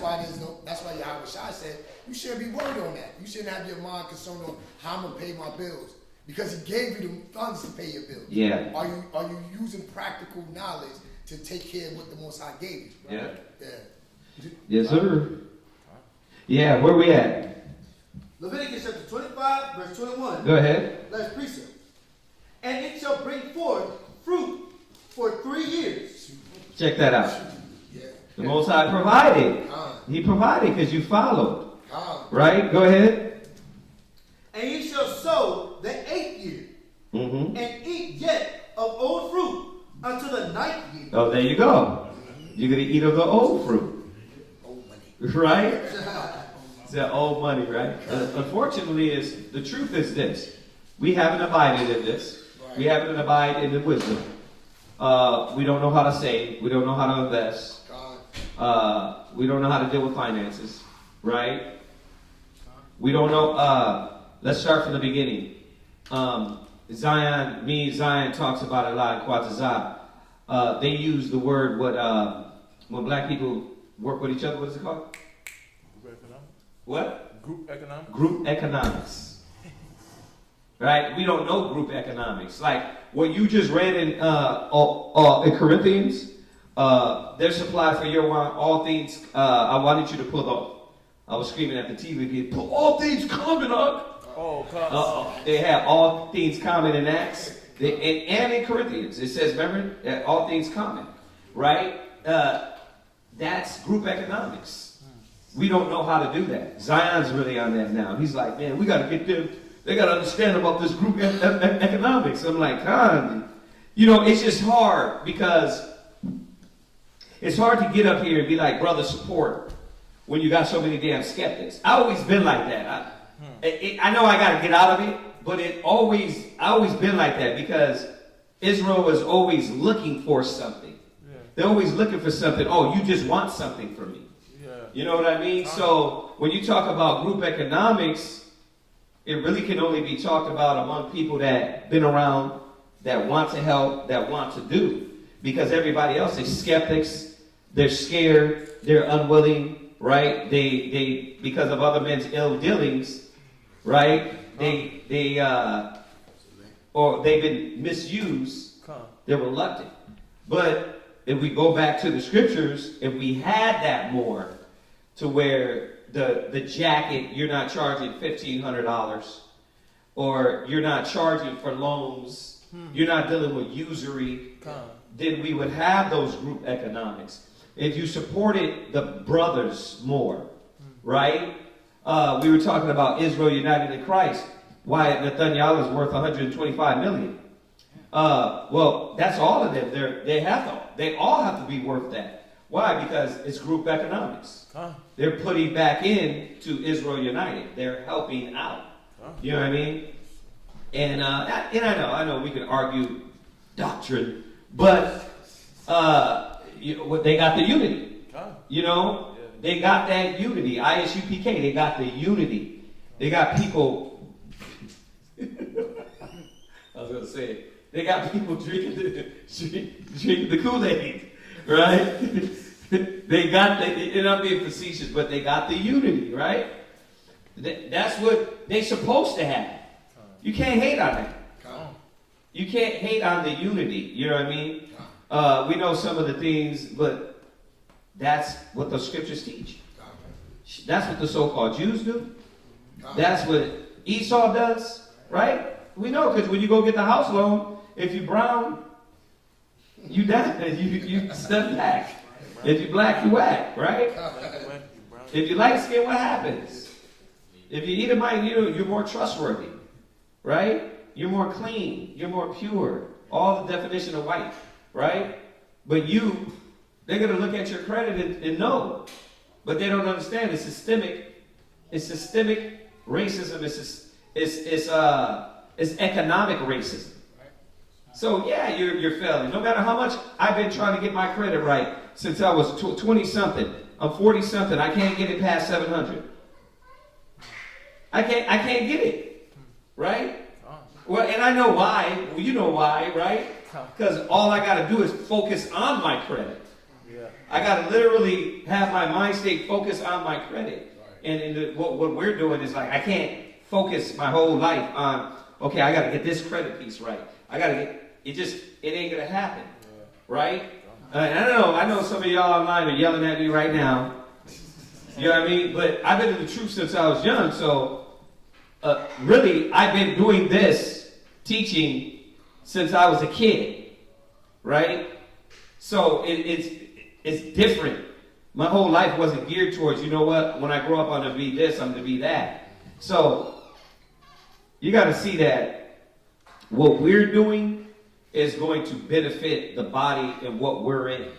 And you see all the Israelites supposed to be doing that to their brothers, their sisters. Whatever you do, you got to support it. You know what I mean? The brother was like, I do the editing. Like, you see that? He's like, bro, if y'all need me to do editing, and we do. Like, I can't do editing, chosen creations, plus, like, it's not gonna happen, right? But if we come together and we use each other skills, right? If you need your lawn done, why the hell would you go to anybody else? The brother doesn't. Right. God. Why would you go to anybody else? Support the brother. God. Right? Lanel, right? What other gifts we got in here? If you need your something put up in your house, you need handyman work, the brother here does it. Don't call nobody else. God. Bro, spread that bread with him. That's what I do. I'm like, bro, here. You know what I mean? Oh, no, I'm good. No, you need to get paid too. Right. You know what I mean? Because I'd be paying what? Some beer, cigarette smoking, smelling Edomite. You know what I mean? So you'd be doing that. So we got to use each other. Group economics, right? All right, go ahead. Jump back. Leviticus chapter 25, verse 22. Last precept. Until her fruits come in, ye shall eat of the old store. Verse 23. The land should not be... we shall eat of the old store. Once again, we're forgetful hearers. We forgot about our little storehouse packing up back here, right? Then when I go to, I'm supposed to be going back to Florida with Lada Zion for the brother's marriage. I'm going to go down there and get the details on how to do a marriage, so we can have that for us out here. But he said he was going to sit down with me and we were to talk about how they get money and are able to get food from the city and give that back out. You know what I mean? But until then, we got our little storehouse here, right? We're not asking brothers and sisters to go spend $1,000. We're asking you, when you get paid, go spend $10 on some canned food. But you see, we forget. It's not, you're not being evil about it. You just forget. You know what I mean? You got a lot of things going, but we can't forget because it's actually helped out already households. God. So, but where's our storehouse at? You know what I mean? Where's our storehouse for at least us? Right? You still poor and broke. You still those people, right? And then we'd be able to help out other brothers and sisters out there in the world. But we got to practice with us first, or we can't affect nobody. So let's keep that in mind, y'all. The storehouse that we got back here, when you get paid, bro, spend $5. $5. It don't matter. Canned foods. 99-cent store, y'all. Go to the dang 99-cent store. You spend $10, bro. It's loony at the 99-cent store. Right? You can go get all kind of stuff at the 99-cent store. But we got to keep building up our pantry to the point to where that ain't going to hold it. Right? You got to think about the little space we got back there. That ain't going to hold it. Right? And that's what we need to get to. So we can have the storehouse for brothers and sisters. Go ahead. Verse 23. The land shall not be sold forever, for the land is mine. Right? For ye. So you see that, right? The white man comes in and what? Buys the land. It's all about the land. We want to get to that, buying land. Right? When can we get to that point? When can we get to that point? And we know sisters got to be around to be able to say, okay, I know this is going to go to the right cause. Let's do that. Let's put in this pot to buy land. And then everybody will be able to what? You know what? I'm going to move out of my house. I'm going to give me a little mobile home and put it on that land for a few years to stack up. And there's land. The brother Ice sent me land. It's not expensive. It's not expensive. We can do that. And then go be able to say, oh, damn, I got something to be on. Right? Land. You buy one property, then you buy the next. We got to be thinking like this. I know. Let me give the disclaimer. It doesn't mean we're going to build our kingdom here. It doesn't mean we're going to be saved by the little partial lands.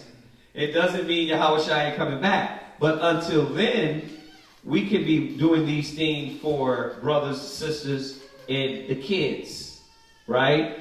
The kids, the children, right? So as we get old and die off, they can have something to be able to say, oh, you know what? I can go pull up on the land. I mean, What? Even with that, like, I like that you bring it out, because this is another thing they tell us is not in the Bible. Economics, right? Getting that land. Some of my family members had land, and my grandfather would sell the trees. Like the trees that was on his land, he would let them come in, cut the trees down, right. and would sell the trees. And they would plant new trees, so what? Whoever's left, Yeah. when the trees go up, they can do that again.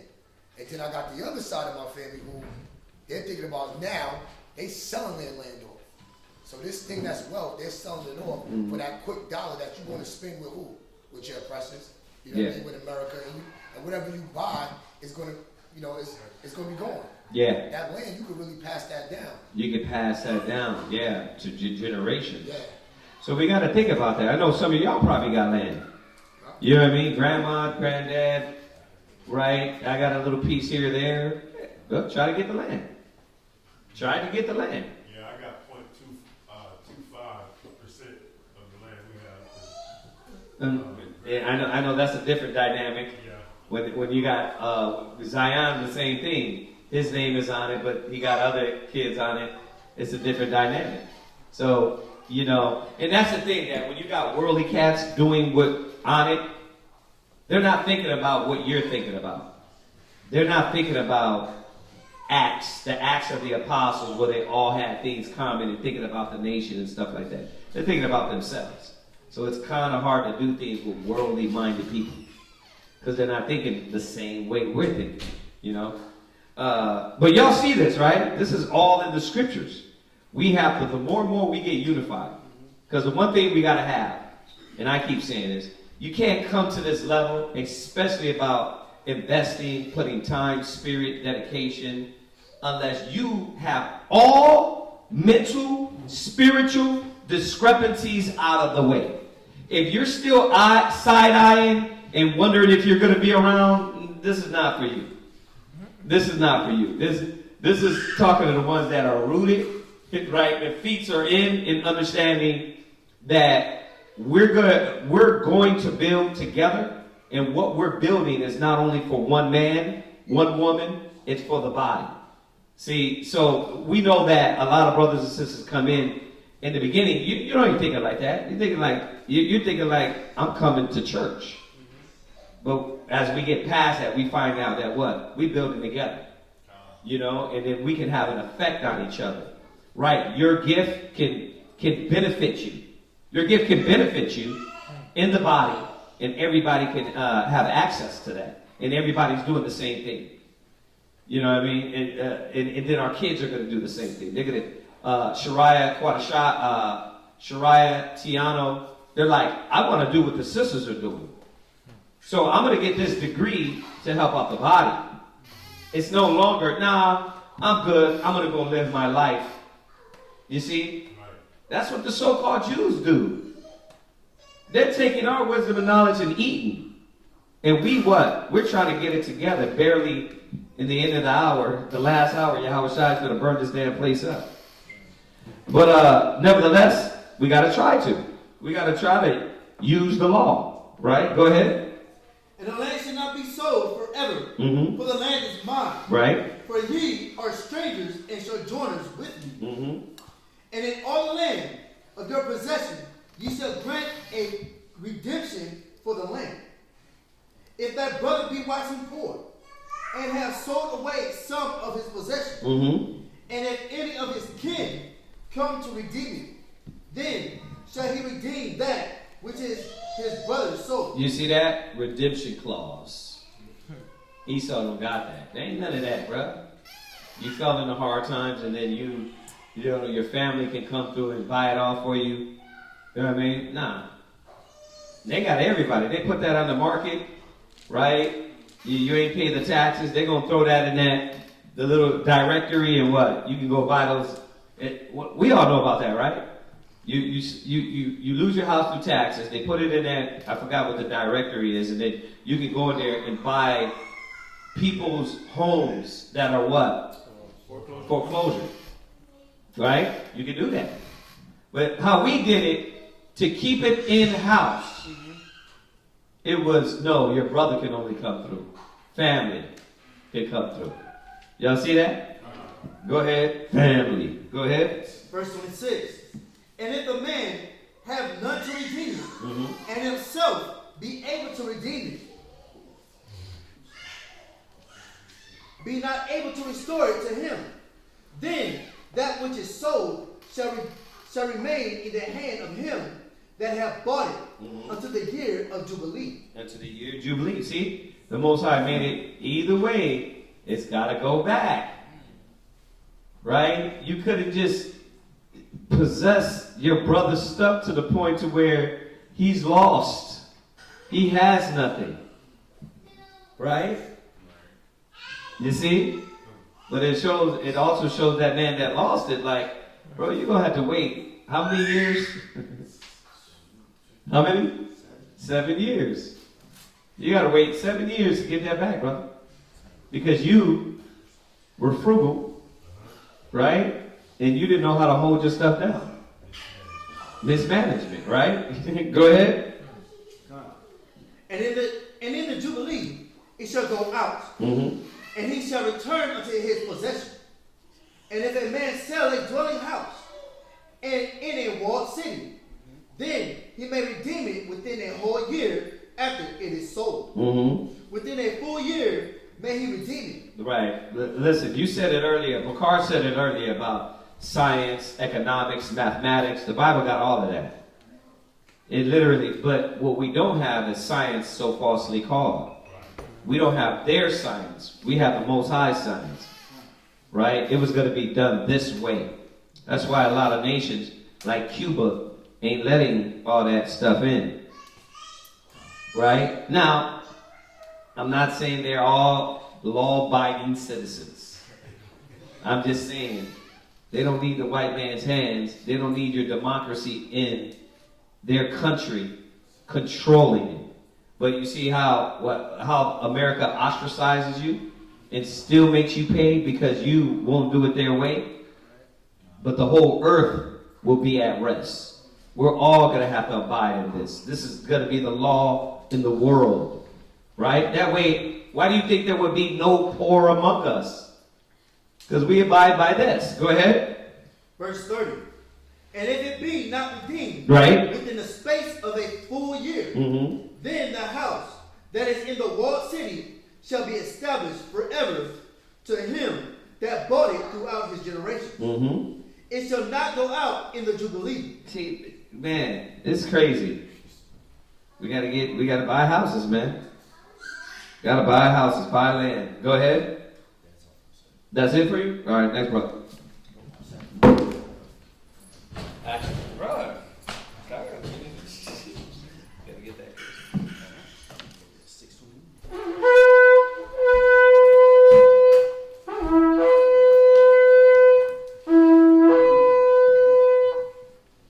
Natazak, Tanaka, Shabbat Yahweh, Ban Yashala. Natazak, Tanaka, Shabbat Yahweh, Ban Yashala. I want you. Yahweh Bashim Yahweh Shabrakatum. Yahweh Hashem Yahweh Shah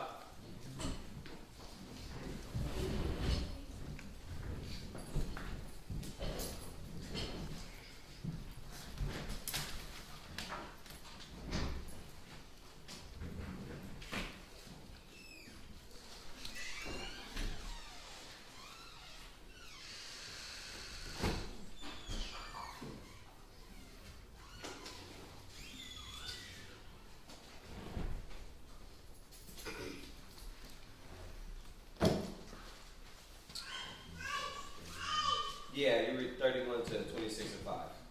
Go ahead. Leviticus chapter 25 verse 31. But the houses of the villages which have no wall round about them shall be counted as the fields of the country. They may be redeemed, and they shall go out in the Jubilee. Notwithstanding, the cities of the Levites and the houses of the cities of their possession may the Levites redeem at any time.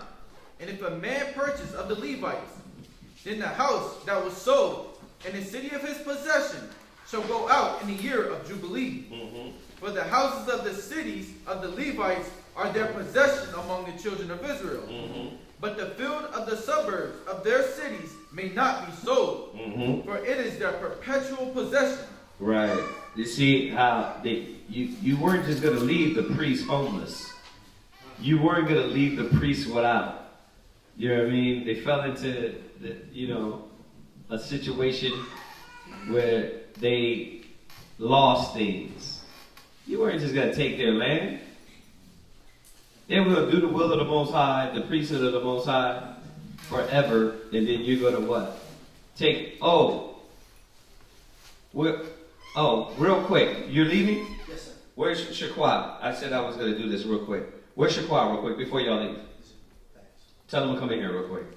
Okay, real quick, before everybody, we know certain of y'all got to leave and pill out. Where's Shaquan? Tell them to come in. Okay. Tell them. Right. I just wanted to give an announcement, all right, real quick. That way everybody's here. And then the brother's probably going to have to leave. You got to leave today? Okay. So stand out front. We got a brother that passed his test.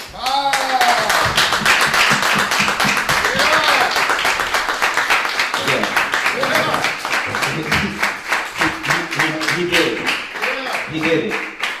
Now, what did he do? He dedicated himself. What does it mean to be a soldier? A soldier is a brother that can come in and dedicate himself and commit himself to the body, right? So first starting out, transcending from a member, he starts to be helpful, right? And remember, I don't got time to go over all these scriptures right now, right? We would never finish Sabbath class. But the brother, he's been helpful. He's been dedicated. Anything he's asked, he helps. He's there. He committed to the Hebrew Academy and all the commitments, and he stands on it. He committed. His word is his bond, and he's done that. All right. The brother's a soldier. Is he perfect? Is he reached the level of officer yet? No, but now you can start heading in that way. To be a bishop. Going back and looking at all the qualities that you have to work on. And the specific things. You might say, well, when I go through this list, I got to rap on a lot of these things. But this I don't have a rap on. I got to check this in my spirit. That's what you need to do moving forward as an officer. But as far as you, the brother's been a real wholesome, good, welcoming brother ever since he stepped in the door. He comes with respect. There's never been an argument. There's even when there was a little, head bump here and there with certain brothers, it was dealt with cordial, with wisdom and understanding. Right. And those things ain't going away. We know we're going to have those things. But the brother has always been on the up and up. He gives. He's got a high level of respect for everybody. And he's dedicated. What else did I miss on the brother? Hey, he said it. When he's going through his things, he don't break form. Right. When he's going through his things, he doesn't all of a sudden not know the truth or the brotherhood anymore. The brother is been here. So, like I said, this is a step forward. Okay? It's a soldier from a member to a soldier, right? And then now you should be looking at to reach that officership. So we're going to salute out Trooper Natazak Kanaka, all right? And we're going to salute in Soldier Natazak, all right? So call it. Saluting out Trooper Nazazak Kanaka, saluting in Soldier Nazazak Kanaka. Akim Amad, Barak. Yahweh Shem Yahshua Barakatam. Yahweh Shem Yahshua Barakatam. Kum Yashala! Kum Yashala! Kum Yashala! Kum Yashala! Yes, what's up? Give him his hugs. Great job, Bob. keep moving forward. You know, I wanted to do this because I know he's going to have to leave. So we had to do it in the middle of class, y'all. And then we got a few brothers and sisters got to head out too. So I wanted everybody to give the brother his props. Great job, keep moving forward. Keep looking into yourself, the law of light, and working on yourself, other than that, y'all good? Yeah. Oh, did that just drop? Who did that? Who would do something like that? That is crazy. All right. So, all right, let's get back into it. Yes, yeah. Give him your rounds. Barakateh Havashim Yashai, the Most High is gracious to have us around brothers, to be around you brothers, man, that desire the same things we're going through, man, and let's just keep moving forward. All right, so where are we at? Leviticus chapter 25, verse 35. Mm-hmm. And if thy brother be waxing poor and falling in decay with thee, then thou shalt relieve him, yea, though he be a stranger or a sojourner, that he may live with thee. So where you at again? Verse 35. Okay, go ahead. Verse 36. Take thou no usury of him, or increase, but fear thy power. Right, so, man, got a lot of scriptures. How long do we want to be here, though, right? If your brother waxeth poor and fall in decay. Like, what is a true brother? Right? Give me that one real quick. That is Ecclesiasticus. What is a true brother, y'all? If you see your brother fall and be poor, and the scripture goes hard, huh? And waxing and decay. Come on, you got to see that. Okay, wait a minute. What is needed for the brother? But that's why we have things set up like that.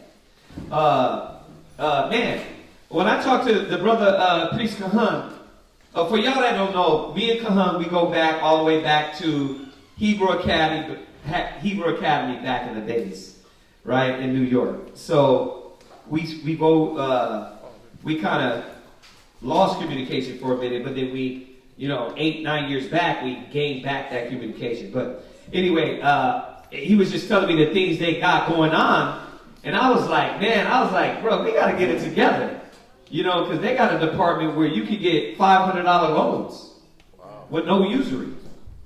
And I'm thinking like, damn, where we been? Where we at? I want to get information from him, and hear all about that. But that's what we supposed to be doing.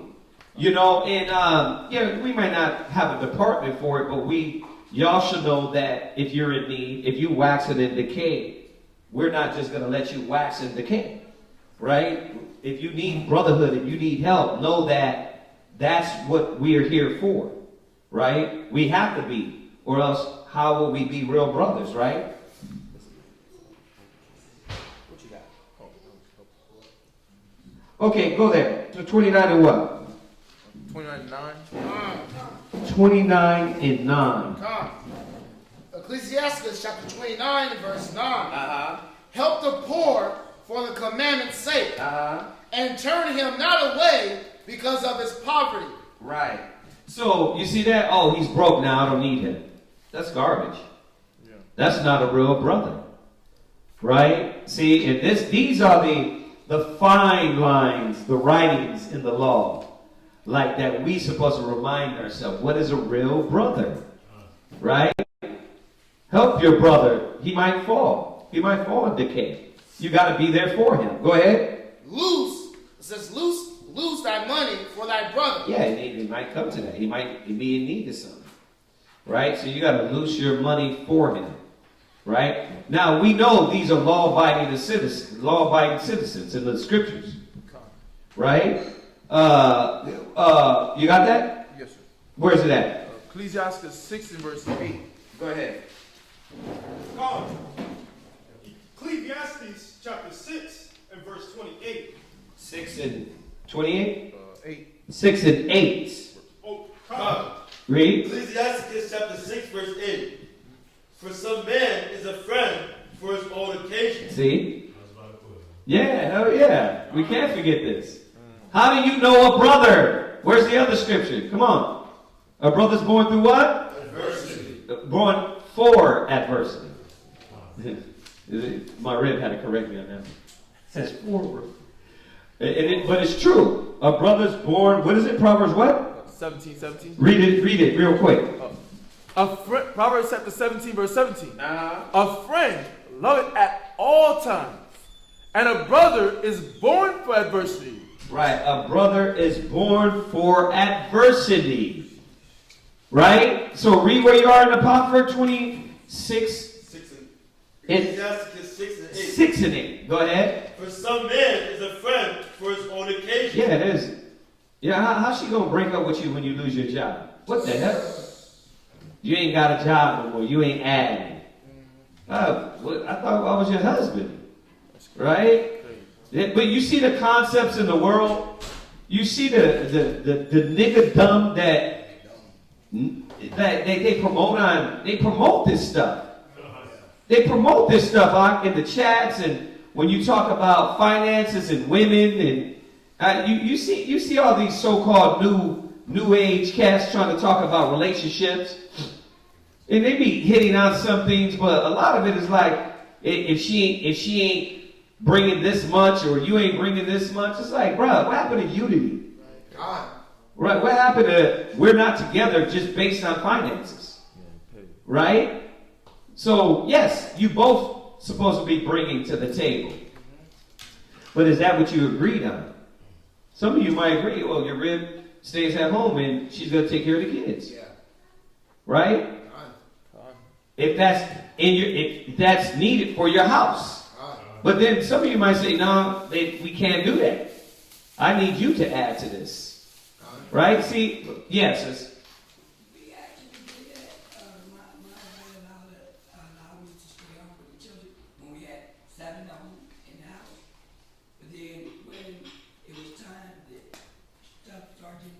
yeah. We need you to go out and right, we need you to do it. And it was wonderful to be able to help our household. Yeah. Yeah. And when it was time, he said, that's enough, because I had to get surgery. Yeah. He said, that's enough, because I got this. I got it now, right? And since then we still here allow me to work with him. Right. Together. Right, exactly. I don't know where these guys got it twisted, like she's just supposed to just not do nothing. Like, y'all are tripping. Show me that in the Bible. You have, like, literally locked yourself in the Christian mode and, like, you thought she was supposed to sit at home? No. If you agree on that, she can. But biblically, Proverbs 31 says she was out there getting it. She was out there making it happen. You know what I mean? But, once again, there's nothing wrong to agree, hey, I want you to stay home. This is going to be better for us because we don't got to pay all the child care and all that stuff. We're saving money on that aspect. But the point is that we're supposed to be a brother, a sister, a husband, right? A wife. You're not only there when things are up and then when we have a little bill problem, next you know, you side-eyeing me. That's the damn Medea mentality. Medea mentality, right? Go ahead. Read on. For some man is a friend for his own occasion. Right. And will not abide in the day of thy trouble. Check that out. We don't supposed to have that spirit. We Hebrew Israelites until you need help with a light bill. Yeah. Then I'm like, I don't know you. Well, brother. Nah. Because if I fall into misfortune, I always think like that.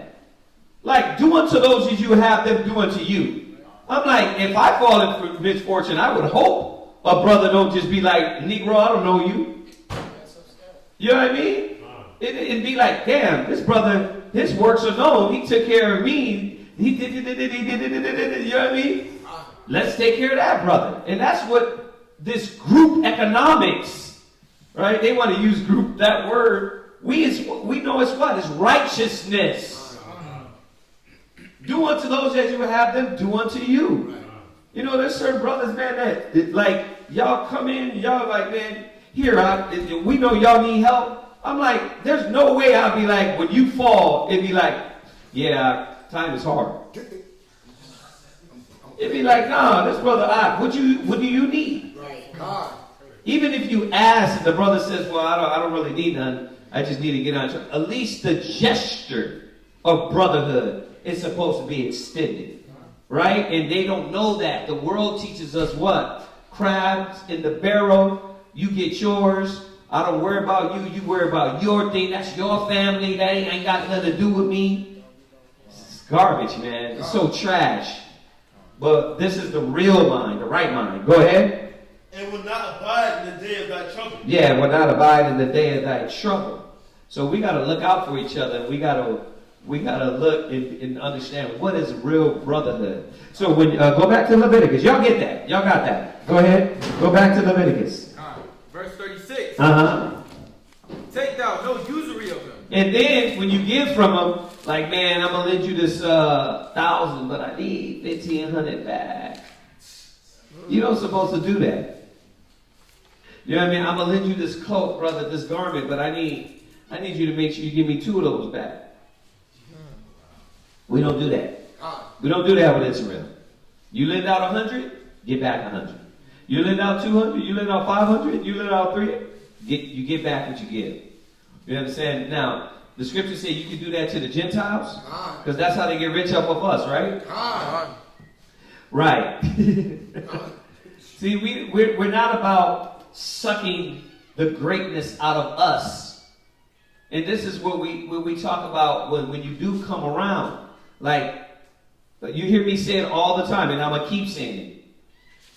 Okay, you're watching us, you're seeing if we're right, but when is that going to finish? Like, you're not supposed to watch it the whole time. You're supposed to see. Okay, I see these brothers are outstanding brothers. I see what they're doing. I see their works. I've been here a few years. You know what I mean? I've been here a year or a few years. Whatever it needs to take you. But after a certain time, you got to say, okay, wait a minute. Why am I still skeptic? Let me put in. Let me help. I've been eating. I've been getting this knowledge. Right? These brothers are there to counsel. Like, think about it. Most of y'all that call us, we don't be like other brothers. Oh, it's too late. Why are you calling me? Have I ever told you that? It's 2 a.m. Why are you calling me right now? Yeah, like office hour. I'm clocked out. We don't do that. We don't even come in that spirit. Right? It's always a service to you. Then why wouldn't you be a service to this? Not even to us. I don't need you to be a service to me. I need you to be a service to this. Because that takes the weight off of everybody. You see what I'm saying? So this is what we got to remember. Not to use and abuse and to always take, but also give back. Especially with usury, we don't do that. Go ahead. Or increase. But fear thy power. Let me say this too. What about your brother in the world? You're not supposed to do it to them. Right. Well, he's in the world, right? Okay, but your lights that's supposed to shine to your brother in the world. You know damn well he's still an Israelite. I got to throw that part in there because a lot of cats go, he's a sinner, right? He's wicked. Brother, so are you? Like, who the hell are you, brother? Right? Come on. That thy brother may live with thee. Do you see that? Go ahead. Thou shalt not give him thy money upon usury. It reiterated that. No usury. And for the children, for the youngsters, usury is when you give something to somebody and then you charge them more interest. I'm trying to dumb it down, but yeah, you charge them more to get it back, right? We know it's called interest, right? The white man does it. You want this car? I'm going to give you this $50,000 loan, but I need $70,000 back. That's what they do when you go apply for a loan for a car. We're going to give you this house loan. It's $150,000, but we want $180,000 back. And that's with no Vaseline. That's how the world, bro, these demons but they keep us what? Poor. You said it earlier, read on. Nor lend them thy victuals for increase. Right, thy victuals. Right, go ahead. I am the Most High, your power, which brought you forth out of the land of Egypt, right, to give you the land of Canaan, right, and to be your power. So y'all supposed to take those scriptures that the Ecclesiasticus 29:9, Ecclesiasticus 6 and 8, Proverbs 17, 17, and add them to your notes as we go down in that portion of brotherhood. Go ahead. Verse 39. And if thy brother that dwelleth by thee be waxing poor, right, and be sold unto thee, thou shalt not compel him to serve as a bondservant. So once again, reiterating, we do not treat brothers like slaves. You're a brother still. You know what I mean? That's why we got to reiterate. No, give them the break. They get a break. You can take a lunch. My work action is like, when are you taking the lunch? Yeah. Like, you got to be a brother too, right? This ain't Walmart. You can't take a break anytime you want. Right? You can't treat the brotherhood like that. But we're supposed to not rule with rigor and treat a brother like he's a servant. He's still a brother. Go ahead. But as an hired servant and as a sojourner, he shall be with thee and shall serve thee unto the year of Jubilee. Right. And then shall he depart from thee. Right. So this is an instance where he's working off debt. Right. Yeah. It's the same thing. I was speaking to, we were street speaking. Yeah. Ben Brother Lydell was speaking to a young lady. We were trying to tell her the difference between the servitude, chattel slavery, and indentured slavery. And that's what you're bringing out here. Is the indentured slavery is a contract that you enter into, and there's an expiration date. So that's what we're speaking into right now. Right. And what's crazy is, if you would have went here for them and then started at 35, then it shows you the context of the spirit behind this. Not misusing and abusing your brother, right? Not, oh, you know what? You broke and you down and lonely now, so now I look at you, right? In a weird way. You see that? Nah, I got to be my brother's keeper, right? Yeah. I like that you said that, and with that interaction, you get our people who say, well, the Bible, we was enslaving our own people. You get these Muslims or these Egyptologists that don't try read. to say that there's slavery in the Bible, but you never read. You never read it. Like, it's telling you right there. You can't have a slave of your people. Yeah. You have of the other people, but I don't want to jump, but yeah. Right. But y'all get this, right? Listen, you're learning the law in this detail for a reason. There's many gainsayers. There's many cats that don't know what the hell they're talking about. Get these details down. All right? You're going to see. You are the new Levitical law. You are the new Levites. A nation of kings and priests. Right? You are the new Levites. Yeah. Go ahead. Verse 41. And then shall he depart from thee, both he and his children with him. And shall return unto his own family. So you see that when Laban tried to keep Jacob around, he wasn't doing right. When he was like, these are my kids, these are my daughter. It's like, brother, I married her and I had those kids. Right? So Laban was moving outside of the laws and commandments of the Most High. You see that? He was moving in that heathenistic mind state. Right? Usury, I want to take advantage of you. Right? That was wrong. Him swapping sisters was wrong. Right? Jacob was the righteous man to be like, you know what? I'm still going to take her on as a wife. I laid with this woman. So he's trying to abide in the law while being misused and abused. You didn't see him like, okay, you know what? You going to be a nigga, so I'm going to be a nigga too. He was like, nah, I'm going to use wisdom. Right? I'm going to use wisdom, but I'm going to keep my integrity. I'm going to keep my integrity. I'm not going to let you pull me out of the spirit of the Most High. Y'all get that? All right, read on. And unto the possession of his fathers shall he return. Right. For they are my servants, which I brought forth out of the land of Egypt. They shall not be sold as bondmen. Thou shalt not rule over him with rigor. Right. What verse is that? Verse 43. Right. You see that? No slave of Israel. No, my little note in my Bible. No slaves in Israel. No such damn thing. All right? All right. Y'all got to take notes. Read. But shall feel thy power. Verse 44. Both thy bondmen and thy bondmaids, which thou shalt have, shall be of the heathen. There it is. You see that? It shall be of the heathen. Right? We can have them and do all that stuff. I mean, none of us are, we're not dealing with this right now anyway. Because you ain't got no bond slaves. You ain't got no slaves. You ain't even in the position, right? Go ahead, read. That are round about you. Yeah. Of them shall ye buy bondmen and bondmaids. Right. Yeah. Then you can buy bondmen, slave men.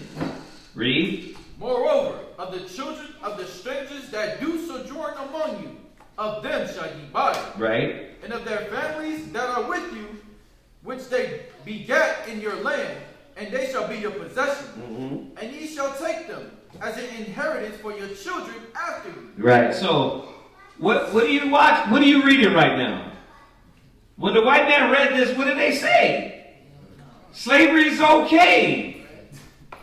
These damn heathens, they looked at us. We're the heathens, right? Right. So they're thinking like they're saying, no, it's okay to have them as slaves. You see, they use our own book against us. Well, we know why that happened. The Most High gave them the power.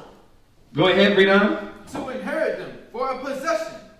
They shall be your bondmen forever. Right. So when we were reading yesterday about servants and handmaids, it's in the law. Right? When you pass it down little Karen down to your kids, right? It's in the law. Right? Go ahead. But over your brethren, the children of Israel, ye shall not rule one over another with rigor. See, there you go. So, you see, it's in there. We got to be skilled to go back, right, and reiterate these points, cats. Go ahead. Verse 47. And if a stranger, and if a sojourner or stranger wax rich by thee, and thy brother that dwelleth by him wax poor, and sell himself unto the stranger or sojourner by thee, or to the stock of the stranger's family. Okay. After that he is sold, he may be redeemed again. One of his brethren may redeem him. Right, so we're not going to let them keep us in captivity. See, you were going to be your brother's keeper, man. Get your brother out of these conditions. They do that in these Middle Eastern countries. When you know how Tobit said, you see the dead, bury them? They do that. We what? You see your guy knotted on the floor, you like, yeah. Right? You see your brothers hurting out in the streets, you're like, yeah.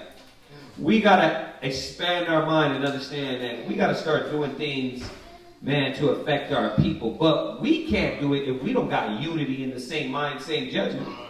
If we can't get a little damn pantry together, how are we going to go out there and give food to brothers and sisters that need it? If you don't want to give time, dedication, and commitment. You see why we got to have the right mind, right spirit? That selfish spirit can't be on us, or you won't follow the law in any way. Go ahead. Either his uncle or his uncle's son may redeem him. Right. Or any is nigh of kin unto him of his family right. may redeem him. Or if he be able, he may redeem himself. And he shall reckon with them that bought him from the year that he was sold to him unto the year of Jubilee. And the price of his sale shall be according unto the number of years. According to the time of an hired servant shall it be with him. If there be yet many years behind, according unto them he shall give again the price of his redemption out of the money that he was bought for. And if there remain but few years unto the year of Jubilee, then he shall count with them. And according unto his years shall he give him again the price of his redemption. And as a yearly hired servant shall he be with them. And the other shall not rule with rigor over him in thy sight. And if he be not redeemed in these years, then he shall go out in the year of Jubilee, both he and his children with him. For unto me the children of Israel are servants. They are my servants whom I brought forth out of the land of Egypt. I am the Most High, your power. Yeah, you weren't going to make them no slave. That's the Most High's chosen people, man. Right. What verse are you at? Leviticus chapter 26 and verse 1. Mm-hmm. Ye shall make you no idols, nor graven image. Right. You should make you no idols, nor graven image. Go ahead. Neither rear you up a standing image. Uh-huh. Neither shall ye set up any image of stone in your land Mm-hmm. to bow down unto it. For I am the Most High, your power. Right. See, you see the little piece there? If you miss the little piece, you don't supposed to have images, huh? It's not saying you can't have images. I can't have a statue of an angel in my house. I can have a statue. I'm not bowing to that. Right? Why? Once again, Solomon's temple. What did it have in it? Everything. Angels. It was carved in with art. Right? They had statues everywhere. Right? The Ark of the Covenant itself is a what? Is an image. Cherubims, the seat, the holy seat in the center. Cherubims covering it. But you're not bowing to the Ark of the Covenant. You're not bowing to these images, and that's where the Catholic go off. If they say they're not bowing to it, then why are they bowing to it? They literally walk in front of it and what? Bow to it. Like the scriptures say, abstain from all appearance of evil. You see that? Even when we face the east, the people that are really lost, they don't know. Like, okay, we're just facing the east. There's nothing in this corner that we're facing, right? But because our people are so into that, hold on, I got her first. Yeah. The cross necklaces? No, because the cross itself was not to, it was to degrade us, right? When the Romans used the cross, it was a symbol of death. So what they're doing is glorifying the way they killed our king, right? The scriptures say, cursed be he that hangeth on a tree. So it's like this. When you get the bullet from your son that was shot by that bullet and hanging around your neck. Now you probably wouldn't, but the ignorant would, right?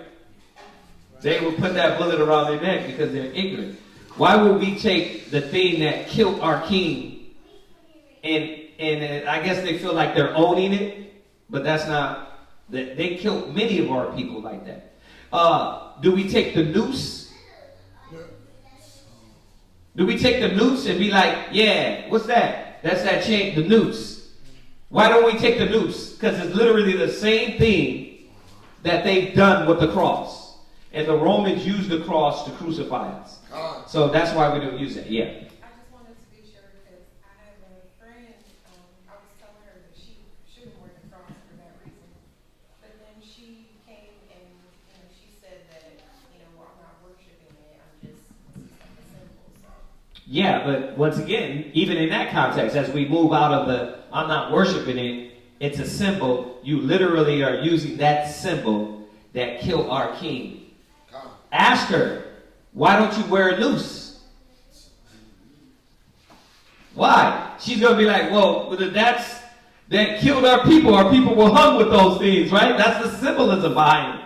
What they did to the car racing brother, right? Somebody hung a noose in his garage, right? What did that mean? Did it mean, oh, you know what, man? You're the people of the Lord? You know what I mean? You're a holy person because you get hanged on a tree? Nah. It's a derogatory meaning. And that's what the cross was. The Romans used that as that. Yeah. Okay, go ahead. What you got? Habakkuk chapter 2, verse 18. What profit the graven image that the maker thereof have graven it, the molten image and the teacher of lies, that the maker of his work trusteth therein. Right. Make them idols. Right. And that's where these and I know you're going along the mind train of idolatry on that point. She kind of jumped into this, well, I'm not bowing down to it, could I still wear it? Right? But what is that symbolism? Do we believe in worshiping the devil? Okay, well, why you don't wear shirts with the devil on it? You're not bowing to him. Like, you see the logic is backwards. Regardless, we're not bowing to the devil, but what are we saying if we got a devil t-shirt on? You can't say, well, yeah, I'm not worshiping, it's just a shirt, bro. It's the devil on the shirt, huh? Same thing with the cross. Like, they don't know the representation of why the cross was used. So, they're backwards with that. So, yeah, we don't wear crosses. You don't wear little trees. You don't wear nooses. You don't wear bullets around your neck because your homeboy 3-shooter got shot with these bullets and you just want to represent his life. Right, you don't wear the AK-47 that murdered him. Right? Some of us, the funny thing is I'm making fun of this, but they do that. They will wear the bullet. Yeah, this is what it was. He was murdered with this. Why would you want to exemplify that thing that murdered your people, right? So, right. I mean, you get that. That makes sense, sis? Okay. All right, where we at? And that's right on point. Going back to the scripture you put out, along that, back on that train of thought of idolatry, right? We know all these idols and things that our people bow to as nothing. And nowadays, it's no longer statues, it's people, right? I mean, majority, because we still got a lot of our people that worship Buddha, Hindu, our people that worship the Catholic Church, and now they're trying to get a little smarter. Oh, I'm not bowing to this. But literally, you walk into the church, you get the incense, and you stand in front of it and do that. Right? So why the hell is that there? You've already gave the perception that you're bowing to these crosses, you're bowing to these images. Why they got an image of Mary crying over there in the corner, and you what? You got to turn to Mary. You got to do your Hail Marys, right? It's not in there. That's not in the book. Yeah. I like that we're going here. The brothers dealt with somebody today who was trying to say he follows the Bible and the Quran. Okay. But this scripture, Leviticus 26:1, it negates that whole custom to where they go and they walk around that rock. They do they 12 circles. I don't know. They kiss the rock. Yeah, the cobblestone. The cobblestone. The cobblestone. Right. So how do you say that you subscribe to the Bible and the Quran when the Bible is literally clearly telling us? They do that over there. Right. They always try to circumvent these things that is fact. Like, you can look at it over there in Mecca. Everybody does that. Circle that stone, go up to the stone. You know what I mean? Kiss the stone. It's like, what the hell is that? I hope it's a big ass transformer there. Do they clean it up? I don't know. I know they kiss it. That's weird. Like, you just kissed it after another man kissed it. Kiss it, yeah. They said it's a meteorite. Yeah. They said somehow Abraham blessed it. Yeah. Right? And so they put it at the corner of the stone. Yeah. They put it at the corner and everybody walked around and kissed that spot. Yeah. That's crazy. Yeah, that cobblestone. Yeah. All right, go ahead. Leviticus chapter 26 and verse 2. You got a question? Yeah. It says. Oh. Go ahead. It says, is it okay for us to wear the Star of David? But once again, what was the Star dated for? Right? When you go to the Bible, he carved lilies into the temple. So remember, they use the word star. We don't use the word star. It was a lily. Right? When they seen that on David's sepulcher, right? Because that's where they seen that at. But you seen it in the temple. It said it was carved in the woodwork of the temple. Right? So it's not wrong to wear that. Don't let them come with that, oh, that's the star of Molech. First of all, Molech's star was round. It was circular. And if you go back to the scriptures, they worship the sun, the moon, and the stars. So remember, the whole worship of Molech was the universe. It's not a star. Right? And we know that is just a lily, right? That been given a label of a star. No, stars were actually round. Right? So, yeah, you can wear the Star of David. You don't see a lot of us with them on because the misinformation, right, that they put out there. They already started this. And for new people, they don't study. They just go by, oh, yeah, this brother said it, and they demonize that. You know what I mean? All my garments used to have Stars of David on them because I knew what it was. But remember, now we gotta think about the conscience of the people. You know, what they think. You know what I mean? So we wear the menorahs. What the hell are you going to say about the menorah, right? You can't say nothing about the menorah, right? But, huh? I'm an arsonist? The menorah's an arsonist? Oh, wow. Jesus. But the point is this. We can't let them paint the narrative anyway. Right. So there's nothing wrong with you wearing the shield of David. You know what I mean? There's nothing wrong with you wearing the lilies. Right? There's nothing wrong with that. That's biblical. It's in the book. Like, this ain't one we're reaching. It's in the Bible. The lily work. Right? The Most High favorite flower. Right? When you open up that flower, it got 6 points. You ain't going to be like, see, that's the devil's flower. No. They took that and they warped everything that is ours, right? Go there real quick. The Ecclesiastes 39:28 real quick. And then we'll go, just for precept's sake, for the new... Who asked that question? I don't know who that is. Okay, we'll go to the verses just for them to make sure we supply the understanding. A lot of these things we go over so much, so we kind of run through them, and we got to remind ourselves that there's new people that need the ammo. All right? So let's go there real quick. Ecclesiastes 39:28. And then we'll jump to the verses on the lily. Y'all get those real quick.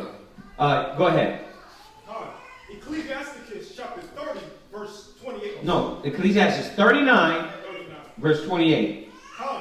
Verse 28. Go ahead. These things are grievous to a man of understanding. Oh, okay. Well, hold on. No, 39, 28. Somebody get it. Ecclesiastes chapter 39 and verse 28. Go ahead. These be spirits that are created. Okay, hold on. It is... Hold on. Oh, 27. Go ahead. 39 and 27? Yeah. Verse 27.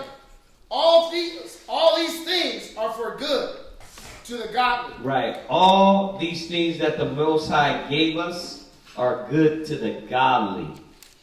Right? The Most High gave us certain things that we use righteously. First of all, that is a representation of the Most High's favorite. It's the Most High's favorite. So when you have the lily on you, the other one is the fleur de lis. You know about that? That's a lily too. Did y'all know that? The flower of the lily. Right? And that is, they have them on crowns. Right? You see that look up the fleur de lis and you see that's a lily too. Why all the kings back in the days wore those? Because the Jacobean kings, right? Like King James, right? He was a Jacobean king. He what? He knew that he was a child of Israel. So you'll see that the fleur de lis is a lily. God. But it's like, well, look, that's wicked. It got 6 points. No, it was not the star of Molech. Study to show thyself approved, y'all. The Molech they were worshiping the sun, the moon, and the stars. Right? Not flowers. Not flowers, y'all. So, where we at? Ecclesiastes chapter 39 and verse 27. Go ahead. All these things are for good are for good to the godly. Right. So to the sinners, Right. they are turned into evil. See, they turned these things that were good for us, were righteous for the world, and turned them into evil. Well, but the devil worshippers use that. So what? It don't got nothing to do with the devil, though. It's telling you here that they use all these things. They use kids for devil worshiping too. Like y'all gotta study. We gotta study and understand if the Most High ordained these things in the book, and then why would they be wrong? Right? So let's go there real quick. Where are we at? We can go to the one in Esdras. I was going to go to the one in Leviticus, but let's go to that one. Esdras what? It's second. Go ahead. Esdras chapter 5 and verse 22. Everybody's zealous to get the word, brother. Second Esdras chapter 5 verse 24. And of all lands of the whole world, thou hast chosen thee one pig. Go ahead. And of all the flowers thereof, one lily. One lily. So when you read this chapter, he's pointing out all the things that we are likened to in the Father. The Most High adores these things, and he likens us. He says we're like the lily. Right? So once again, when you open the lily, you don't be like, well, that's the devil's flower. You know what I mean? No, we know that this is the flower that the Most High adored. It's the beauty of the flower, right? Okay, go ahead. Was that it on that? God. That was it. Second Esdras 5 and what? 5 and 22. 5 and 22. First Esdras. 24. Huh? Second Esdras 5 and 24. Okay, what's up? Second Esdras 5 and 24. That's what you're going to correct, right? Okay, all right. So where we at in Leviticus what? Leviticus chapter 26. No, where are we at with the scriptures on the lily, the lily work? Oh, nobody got it? 1 Kings. Okay. Where is it? 1 Kings chapter 7 verse 22. All right. 1 Kings, write it down. Go ahead. And upon the top of the pillars were lily work. So was the work of the pillars finished. Yeah, that was all through the bro. You know, I'm into the carving and the cutting and the wood and all that stuff. You can imagine that was dope, right? You can imagine the temple with all this work that was put into it. But lily work, meaning what? It was shaped into a lily. Y'all see this? So just to show you, once again, do your research on the Star of Molech. Not what they uploaded on YouTube. I mean on Google. Because cats that wanted to be that, they uploaded the images when it pertained to that. I'm talking about, think about it. If we had lilies in there, would that be wicked? We wouldn't have that in the temple if it was the Star of Molech. So, go ahead. I think that was it. All right. We can read from the top. No, that's good. 1 Kings 7:22, right? Okay, yeah. You got another one, Mawula, in there? Go ahead. Yeah, you do. I got like 7 scriptures next to that. Go ahead. What? I had a question on that. Can we also use scriptures for the pomegranate? Right, scriptures of the pomegranate, right? Where's that at? Where we at? Just even going back into when the Most High gave Moses the commandment on how the priest is dressed. Right. Is you put a bell and a pomegranate, a bell and a pomegranate at the hem of his garment. Right, It and the wasn't pomegranate. literal fruit. Right. That would have rotted, and the priest wasn't supposed to be unclean in the temple. So. Nah, it was the pomegranate. And I like those fringes. Some brothers be rocking those fringes with the pomegranates. Yeah, and obviously when you turn the pomegranate up, what do you see? And she can get some images on there. What do you look at this one? This one's crazy. That's the pomegranate. So once again, the pomegranate's not wicked, right? Where's that at? What scripture's that? Oh, so, Exodus 28. And I just lost this slide. So, Exodus 39 and 26. Go ahead. Go there. It's both. It's both. Exodus what? 39 and 26. Read that. Exodus 39, 26. Go ahead. A bell and a pomegranate. Right. A bell and a pomegranate around about the hem of the robe to minister in. Right. So y'all see that, right? Bell and a pomegranate. So what is it showing us, y'all? That the pomegranate is not wicked, and how the pomegranate looks is not wicked. It wasn't the pomegranate of Molech. Nah. Okay, so y'all got that, right? Just to help the brother out, that was a representation of us, the law, the favorites of the Most High. Right? Would you got something else? I got Hosea 14 and 5. Go ahead. So Hosea chapter 14 and verse 5. I will be as the dew unto Israel. He shall grow as the lily and cast forth his fruits as Lebanon. Right. He shall grow as the lily. Right. You said 14? Yeah. 14 and verse 5. Hosea 14 and 5, right? Okay. All right. So y'all got that, right? Wow. Okay, let's jump back. Leviticus chapter 26 and verse 2. Ye shall keep my Sabbaths and reverence my sanctuary. I am the Most High. If ye walk in my statutes and keep my commandments and do them, then I will give you rain in due season, and the land shall yield her increase, and the trees of the field shall yield their fruit. And your threshing shall reach unto the vintage, and the vintage shall reach unto the sowing time. And ye shall eat your bread to the full, and dwell in your land safely. That was a few? Okay. All right, we're going to call it the next reading.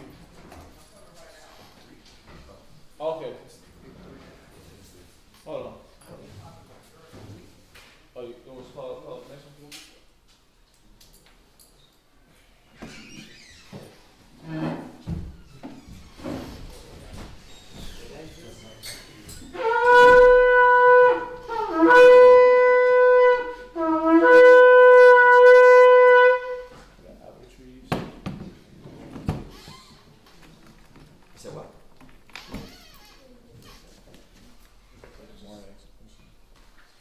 Go ahead. Aharon, Shabbat Shah, Yahawada, Bon, Yasharala. Aharon, Shabbat Shah, Yahawada, Ban Yashala, right? Yahweh Shemal Shah Brakathum. Yahweh Shemel Shabbat. Tell me, oh God, we don't know that one. This is the lily of the flower.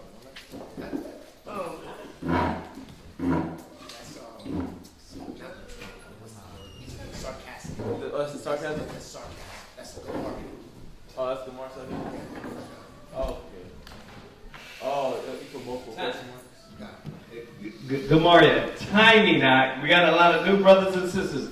They don't know your sarcasm is from eternity. Please, brother, timing. All right, come on, now.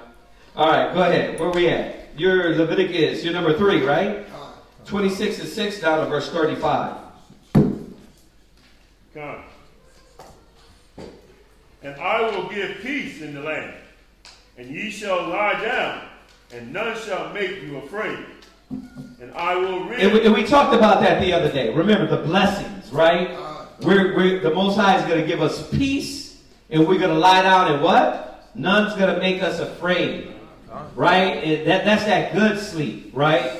You don't have to worry about none. You don't have to worry about the bills. You don't have to worry about an out of order rib, or you don't have to worry about an out of order husband. You don't have to worry about that. The Most High is going to give us peace. Go ahead.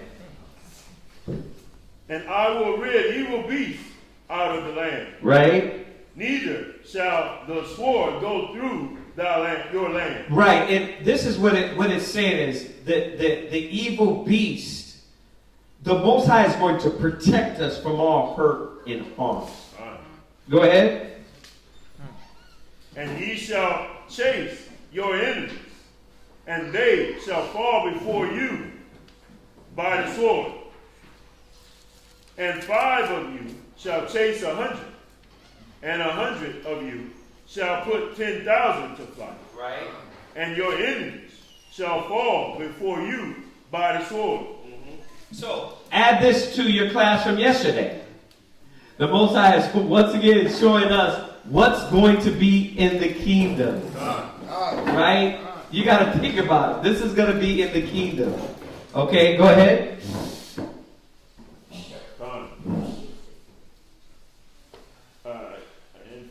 And 5 of you shall chase 100. Right. And 100 of you shall put 10,000 to flight. And your enemies shall fall before you by the sword. Check that out, man. He said 100 brothers. 100 men can kill 10,000 men. Woo! That is beautiful. There's going to be no fear. Right? No doubting. Go ahead. Mighty. For I will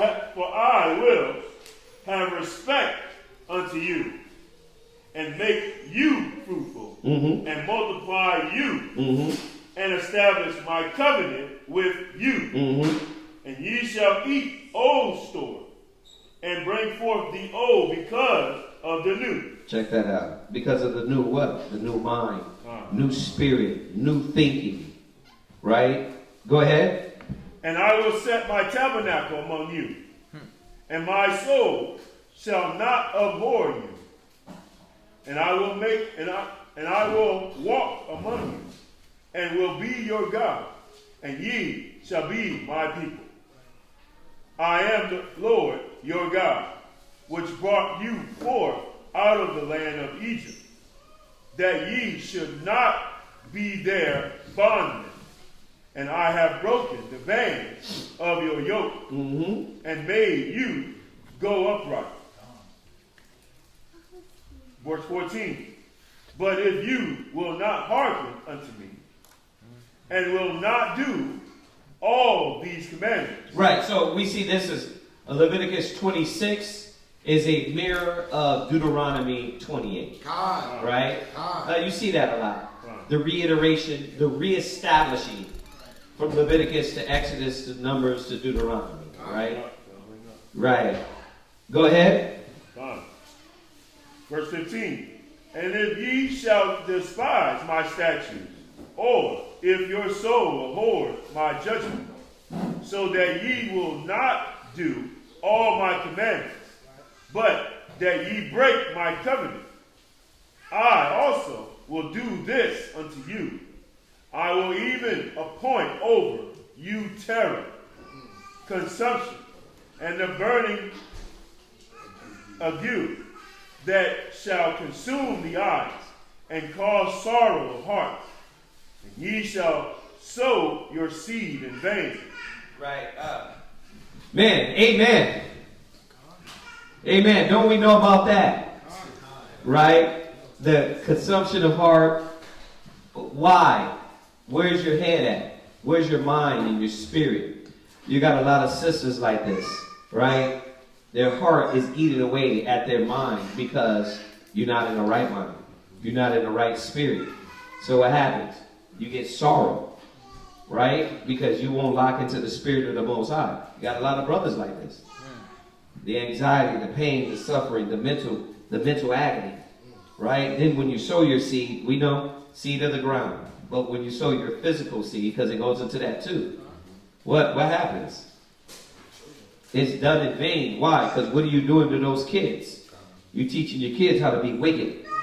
You're teaching your kids how to be the bad example, right? It's in vain.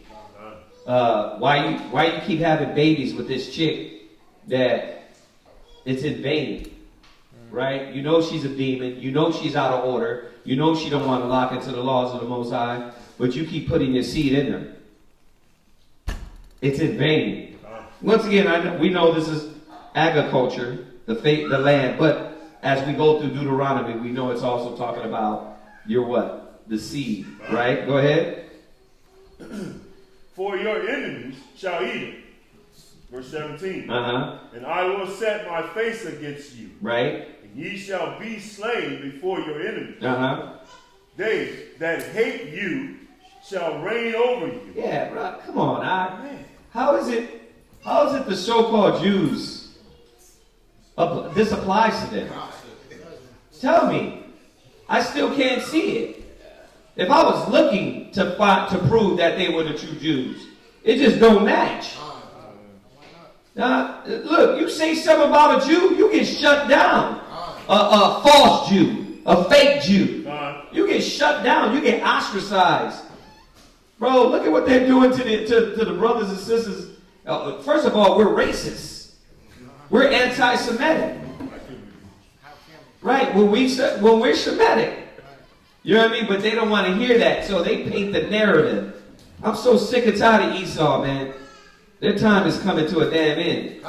These old rusty-ass Edomites, man. They gotta go. But they love controlling the narrative of everything. And when you speak outside of that, you're demonized. Go ahead. And they that hate you shall reign over you. And ye shall flee when none pursue you. Yeah, check that out. You don't get in a damn car and have to worry about getting the fade, getting shot, getting murdered. You know what I mean? I remember when they went through this segment, the newscasters started coming out and started saying, yeah, my child's black. I have to tell my kid.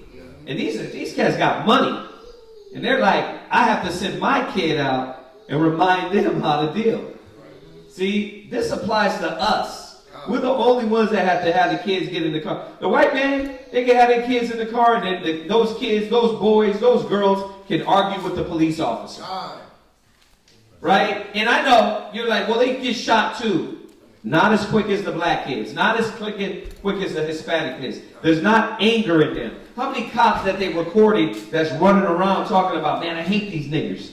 I hate that, just derogatory, negative. And like they catch it on video. They all say that. They all say that. They really on this. Oh no, everybody's not bad. One out of what? 1 out of 1,000. It's probably like, man, I grew up around black people. I don't do that. 1 out of 1,000. Everybody else is what? Hate your black skin. Hate your black gums. Hate your black hair. Hate your black ass lips. They hate all of that, right? What? I like that you pointed out the so-called Jew that have hijacked our culture, because just growing up in New York, you would see how they were exempt from the laws of the land. They had their own set of laws because they were going by our law. So they had their own police department. The New York City Police Department has no jurisdiction. They do not reign on the so-called Jew, like the Bible says right here. Yeah. They rule over us. They rule over other Edomites, but they do not rule over the so-called Jew. Don't get pulled over. If they get pulled over, they got that yarmulke, they can call someone. You as a cop got to call someone, because you got to deal with them a certain way. Right. You can't touch their women, but they'll manhandle our women. Yeah. You know, you see the videos even in COVID, when there was a whole the COVID restrictions, they were out doing their gatherings in mass numbers. They weren't masks. They didn't have to follow the protocol of the COVID like everybody else did. And what did they do? When the police tried to tell them that they can't gather, they fought back against the police. They didn't get arrested. They didn't get tased. They didn't get choked out. They didn't get shot. But these people have this authority because they don't match up with these people that would be punished. So it's clear that they're not the people of the Bible. They're not us. Right. And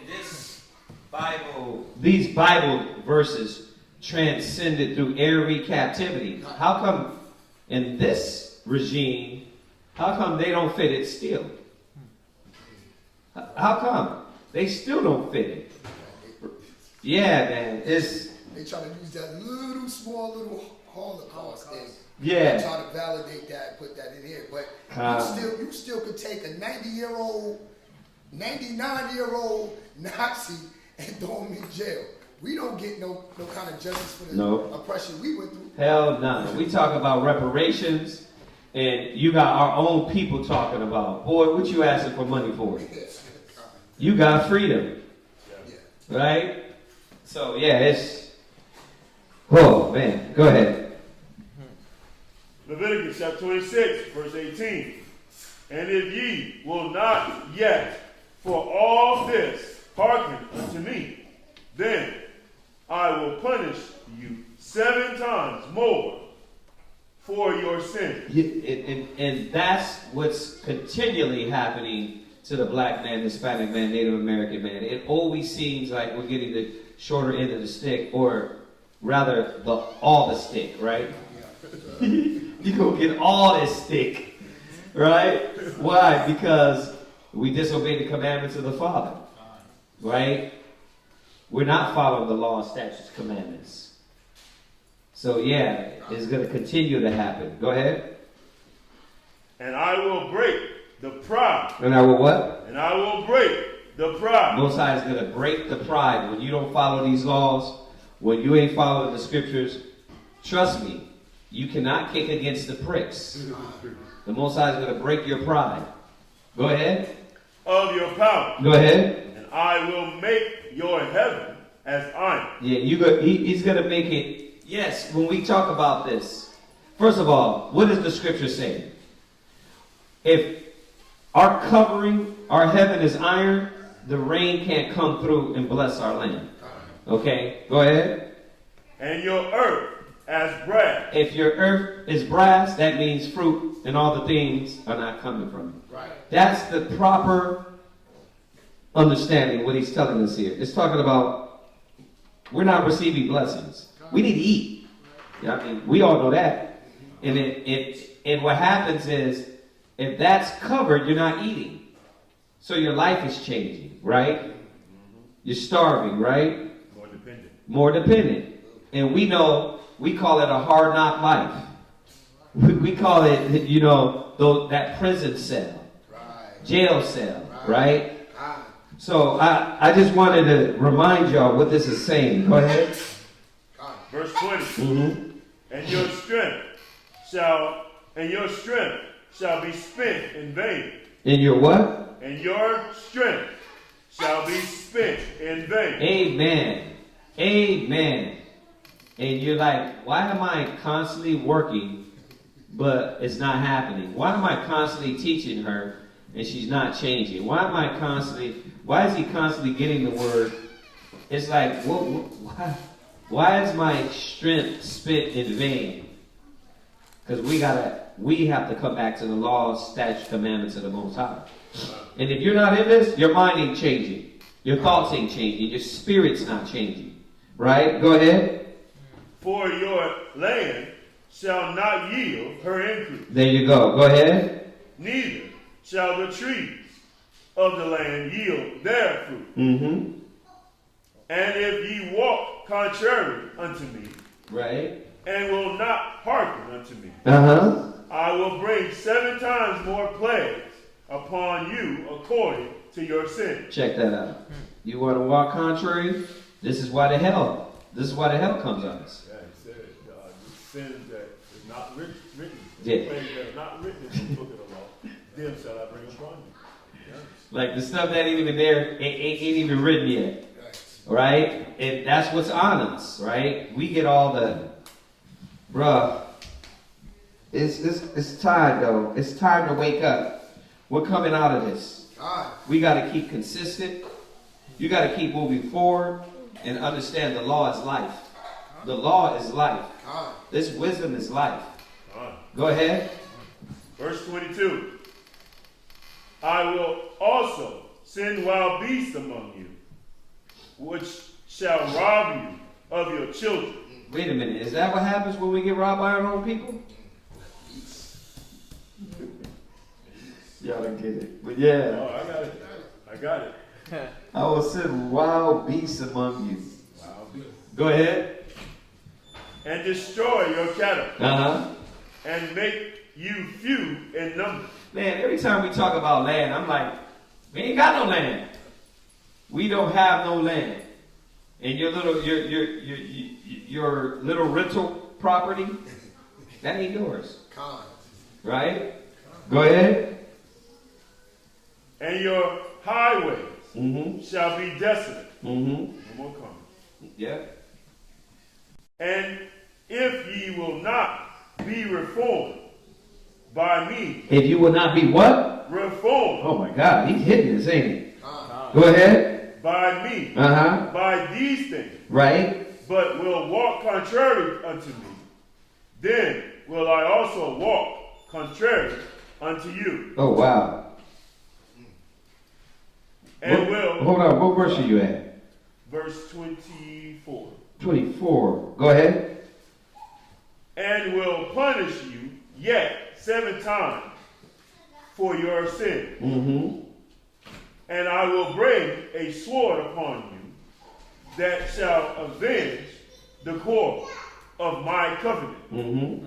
And when ye are gathered together within your cities, I will send the pestilence among you, and ye shall be delivered unto the hand of your enemy. Mm. Wow. You got it on the Sabbath day, holy days, because you're contrary. Lord send the enemy against you. Yeah. Yeah. You think you're doing good, and next you know, you're being overcome. Yeah. Wow. Shows you that, yeah, you're not going to know the hour when thief comes. Right. Yep. Wow. Go ahead. And when I have broken the staff of your bread, 10 women shall break your bread in one oven. And 10 women shall bake your bread in one oven. And they shall deliver you your bread again by weight. And ye shall eat, and ye shall eat and not be satisfied. Right. Oh my God. The spirit of not satisfied. No matter what I get, no matter how much I get, it's never enough. Oh wow. Go ahead. And if ye will not for all this hearken unto me, but walk contrary unto me, then will I walk contrary unto you also in fury. And I, even I, will contest. And even I will chastise you 7 times for your sins. And ye shall eat the flesh of your sons, and the flesh of your daughters shall ye eat. And I will destroy your high places, and cut down your images, and cast your carcasses upon the carcasses of your idols. And my soul shall abhor you. And I will make your cities waste, and bring your sanctuaries unto desolation. And I will not smell the savor of your sweet odor. Verse 32. I will bring the land unto desolation, and your enemies which dwelt therein shall be astonished at it. And I will scatter you among the heathen, and will draw out a sword after you, and your land shall be desolate, and your cities waste. Then, go ahead. Verse 34, then shall the land enjoy her Sabbath, as long as it lieth desolate, and ye be in your enemy's land, even then shall the land rest and enjoy her Sabbath. As long as it is lieth desolate, it shall rest, because it did not rest in your Sabbath when ye dwelt there upon it. That was it. Yes. Okay, next one.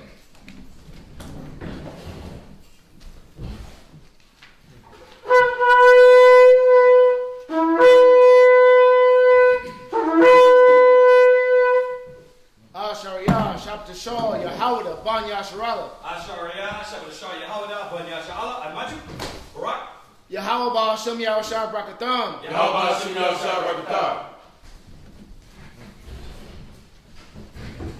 All right, we rolling. We gonna get it.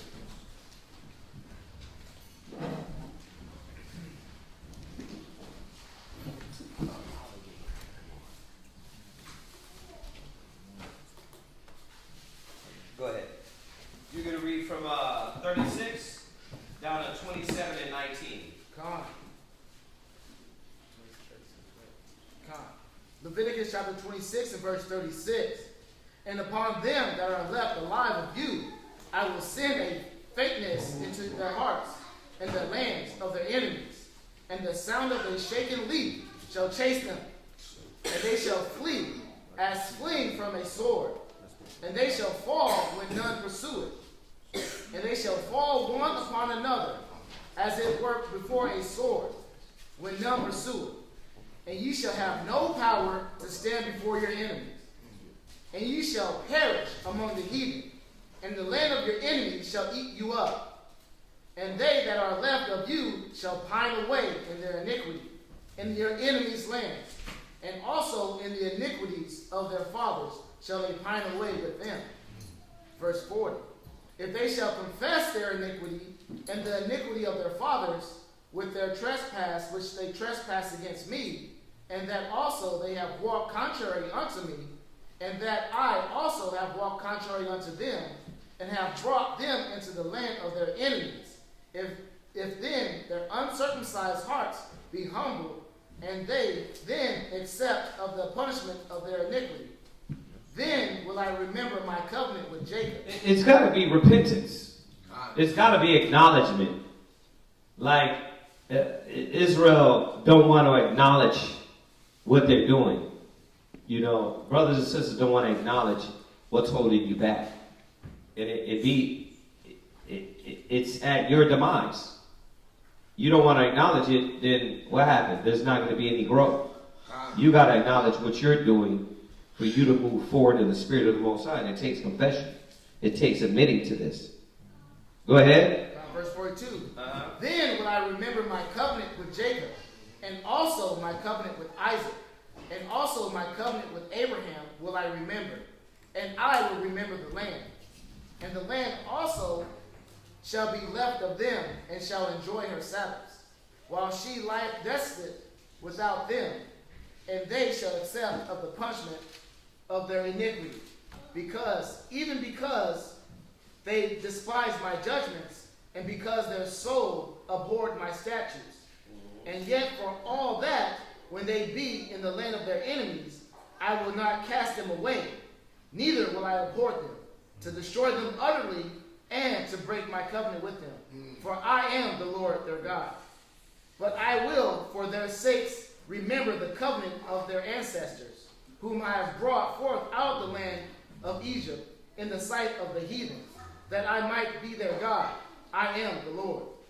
These are the statutes and judgments and laws which the Lord made between him and the children of Israel in Mount Sinai by the hand of Moses.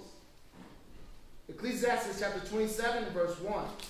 And the Lord spake unto Moses, saying, Speak unto the children of Israel, and say unto them, When a man shall make a singular vow, the person shall be for the Lord by estimation.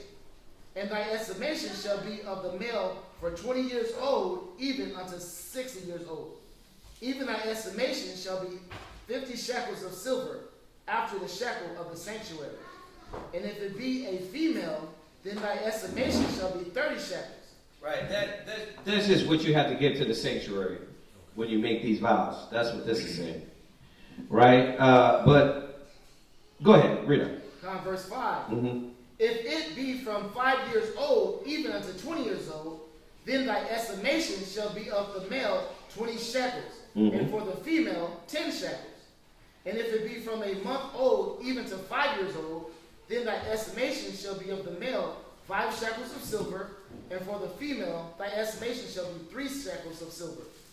And if it be from 60 years old and above, if it be a male, then thy estimation shall be 15 shekels, and for thy female 10 shekels.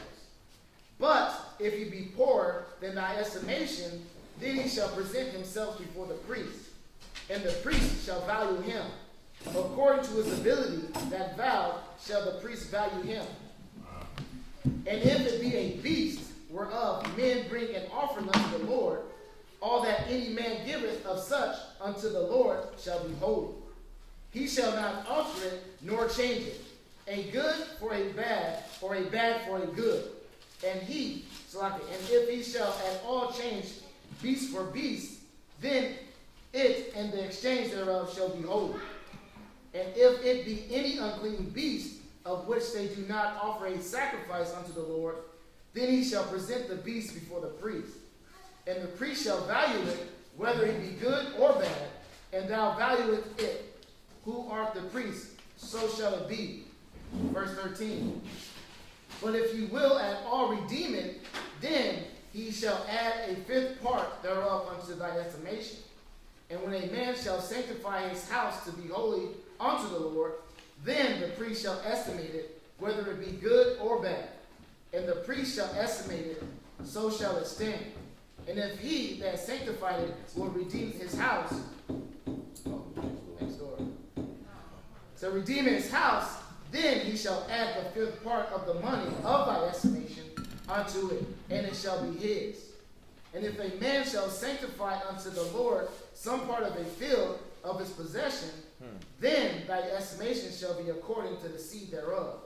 And homer of barley seed shall be valued at 50 shekels of silver. If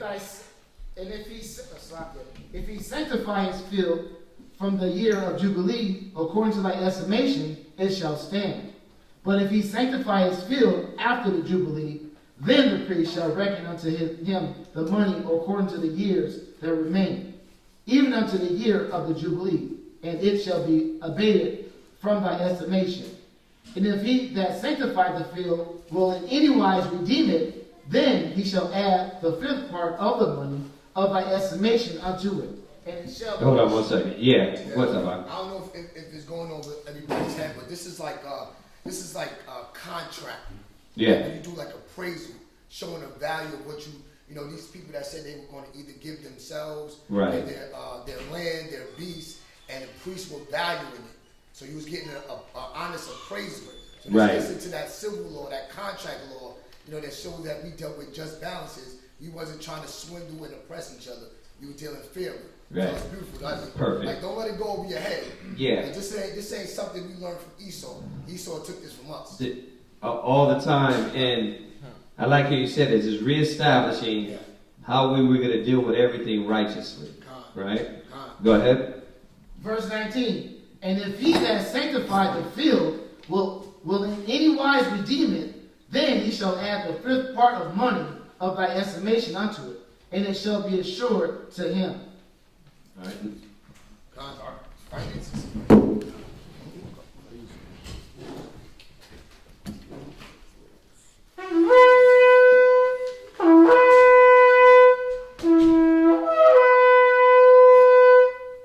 Bakar Gabar Shab Tashor Yahawada Banya Sharala. Bakar Gabar Shabbat Shah Yahawada Bon Yashala. I mentioned Barak. Yahweh Ba Shem Yahshad Brakatam. Yahweh Ba Shem Yahshad Brakatam.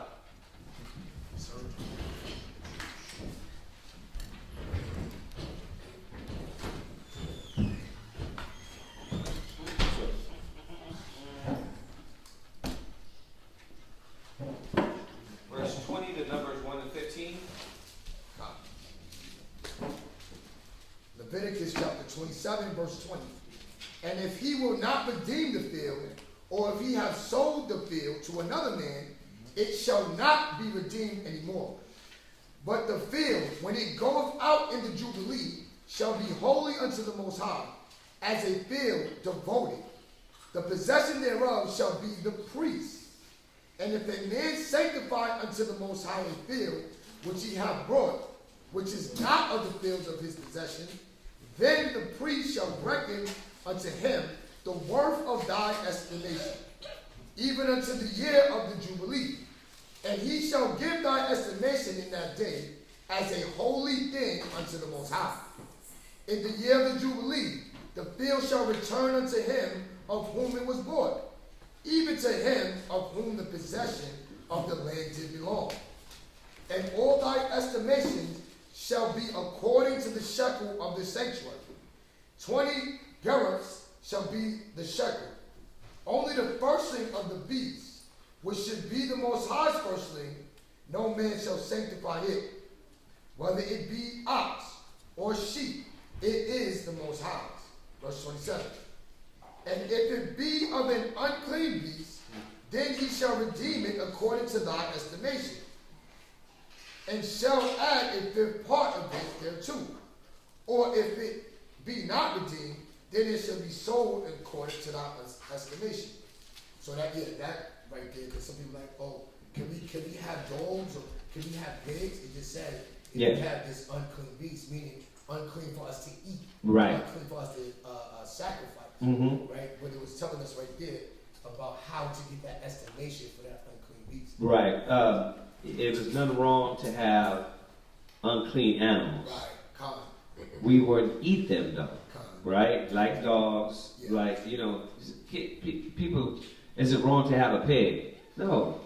It's not wrong to have a pig. It was wrong to eat it. Wear it.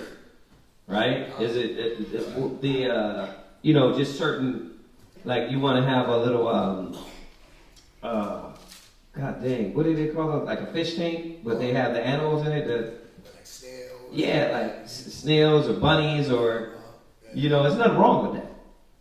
It's not wrong with that. A lot of brothers and sisters think that's wrong. It's not wrong to touch them.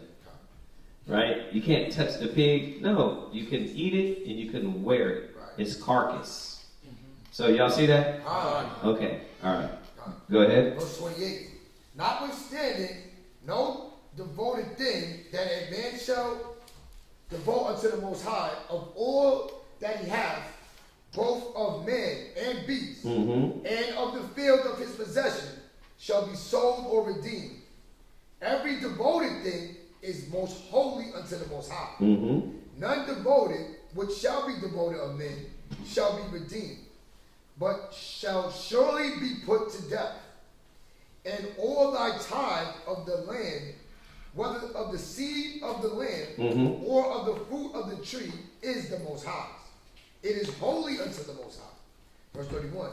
And if a man will at all redeem aught of his tithes, he shall add thereto the fifth part thereof.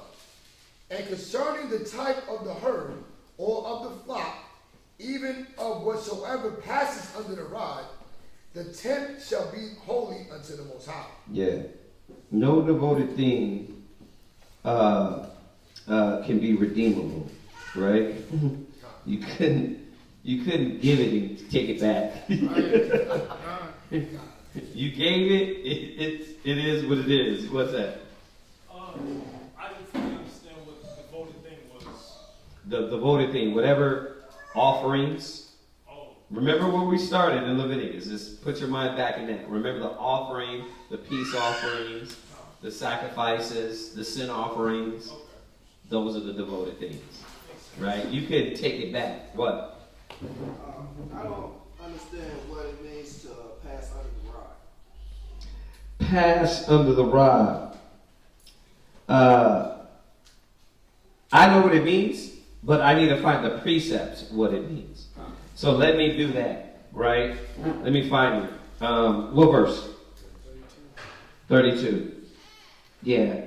Let me find the precepts on it, all right? Go ahead. Verse 33.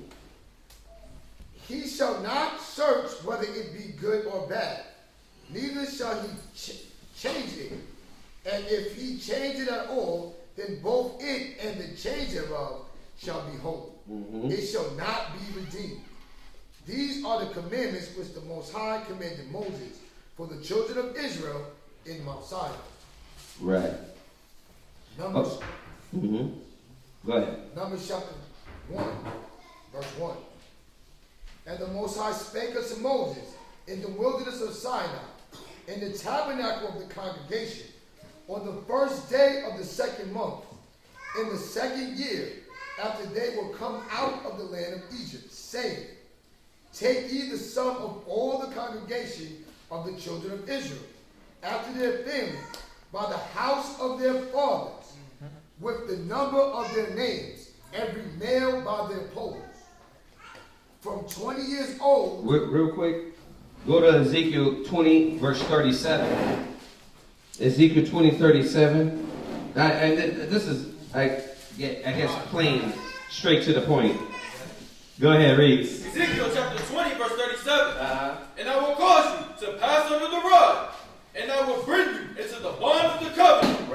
passing under the rod, meaning that you were going to fall under this covenant.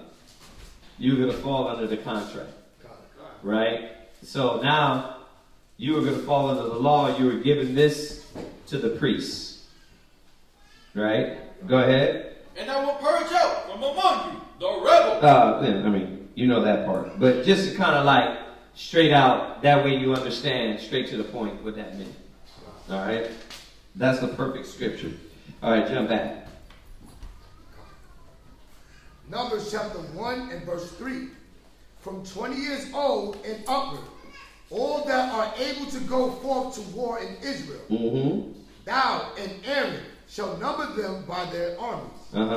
And with you there shall be a man of every tribe, right? Every one head of the house of their fathers, and these are the names of the men that shall stand with you. Of the tribe of Reuben, Elisha, the son of Shedeur. Of Simeon, Shemuel, the son of Zechariah Shaddai. Yeah.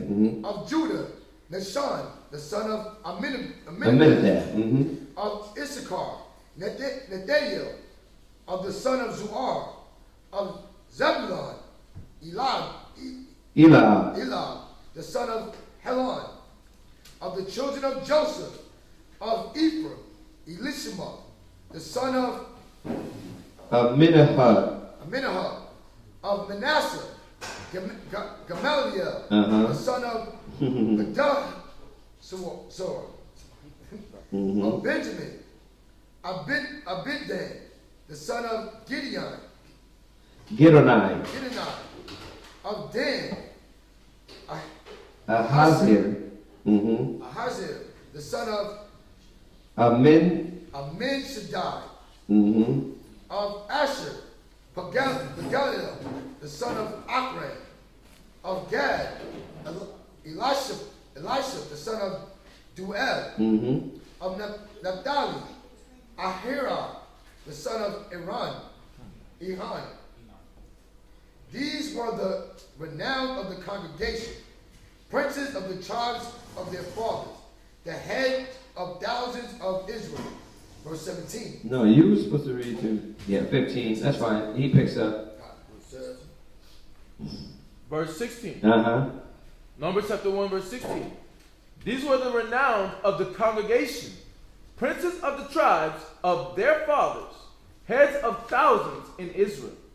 And Moses and Aaron took these men, which are expressed by their names, and they assembled all the congregation together on the first day of the second month, and they declared their pedigrees after their families by the house of their fathers. Right, we know this. This is one of the common scriptures in Israel to reassert that our nationality was determined by the fathers.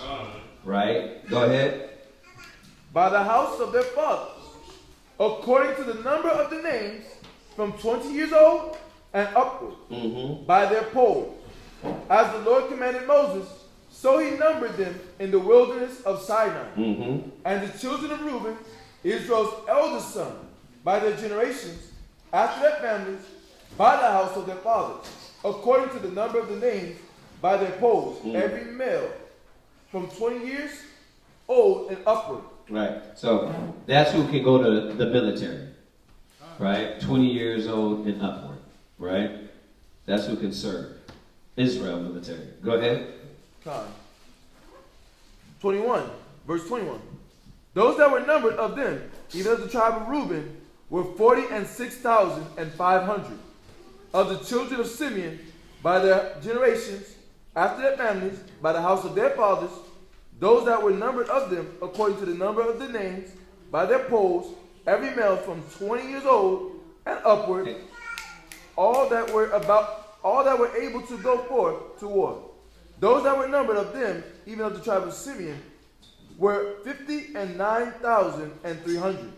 Of the children of Gad, by their generations, after their families, by the house of their fathers, according to the number of the names, from 20 years old and upward, all that were able to go forth to war. Those that were numbered of them, even of the tribe of Gad, were 45,650.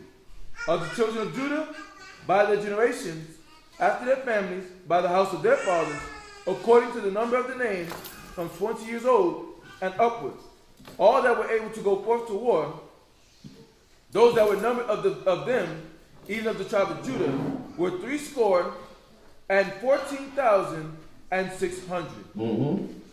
Of the children of Issachar, by their generations, after their families, by the house of their fathers, according to the number of the names, from 20 years old and upward, all that were able to go forth to war. Those that were numbered of them, even of the tribe of Issachar, were 54,400. Of the children of Zebulun, by their generations, after their families, by the house of their fathers, according to the number of the names, from 20 years old and upward, all that were able to go forth to war. Those that were numbered of them, even of the tribe of Zebulun, were 57,400. Of the children of Joseph, namely of the children of Ephraim, by their generations, after their families, by the house of their fathers, according to the number of the names, from 20 years old and upward, all that were able to go forth to war. Those that were numbered of them, even of the tribe of Ephraim, were 40,500. Of the children of Manasseh, by their generations, after their families, by the house of their fathers, according to the number of the names, from 20 years old and upward, all that were able to go forth to war. Those that were numbered of them, even of the tribe of Manasseh, were 32,200. Of the children of Benjamin, by their generations, after their families, by the house of their fathers, according to the number of the names, from 20 years old and upward, all that were able to go forth to war. Those that were numbered of them, even of the tribe of Benjamin, were 35,400.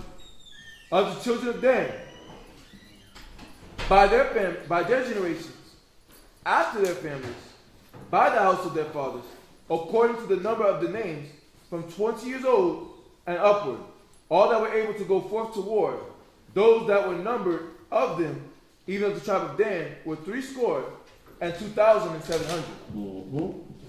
Of the children of Asher, by their generations, after their families, by the house of their fathers, according to the number of the names, from 20 years old and upward, all that were able to go forth to war. Those that were numbered of them, even of the tribe of Asher, were 41,500. Of the children of Naphtali, throughout their generations, after their families, by the house of their fathers, according to the number of the names, from 20 years old and upward, all that were able to go forth to war. Those that were numbered of them, even of the tribe of Naphtali, were 53,400.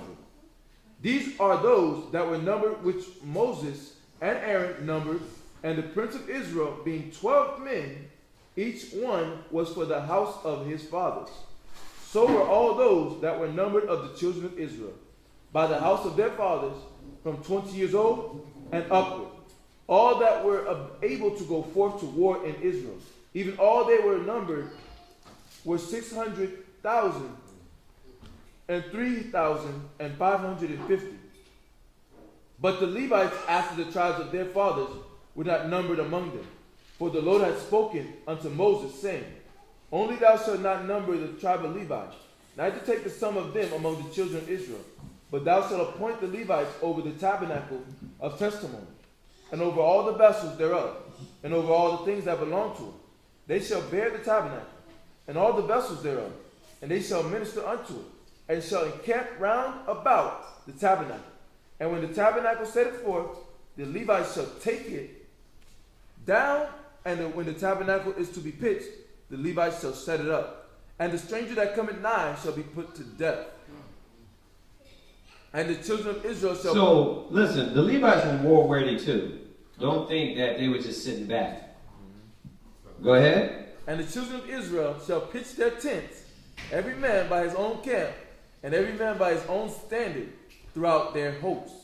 But the Levites shall pitch round about the tabernacle of testimony, that there be no wrath upon the congregation of the children of Israel. And the Levites shall keep the charge of the tabernacle of testimony. And the children of Israel did according to all that the Lord commanded Moses. So did they. And that's the chapter. Right. Okay. Yeah. Go ahead, I. Question about verse 51, the Yeah. strangers. Yeah. So that means, does that mean the strangers, like all the other tribes that can't come and do the work of the Levites, or is that the strangers of? Verse 51. Read it again. God.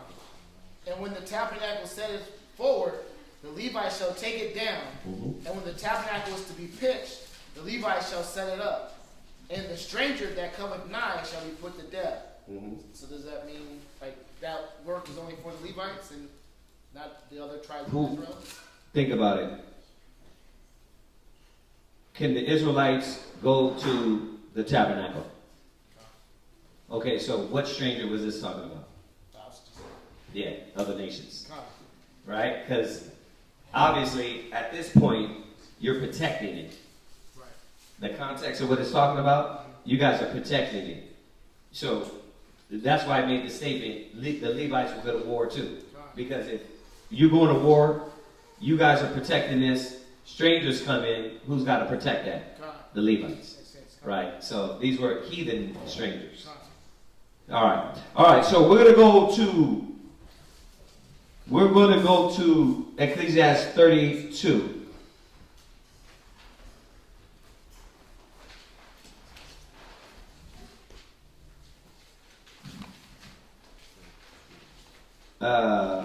Yep. Yes, sir.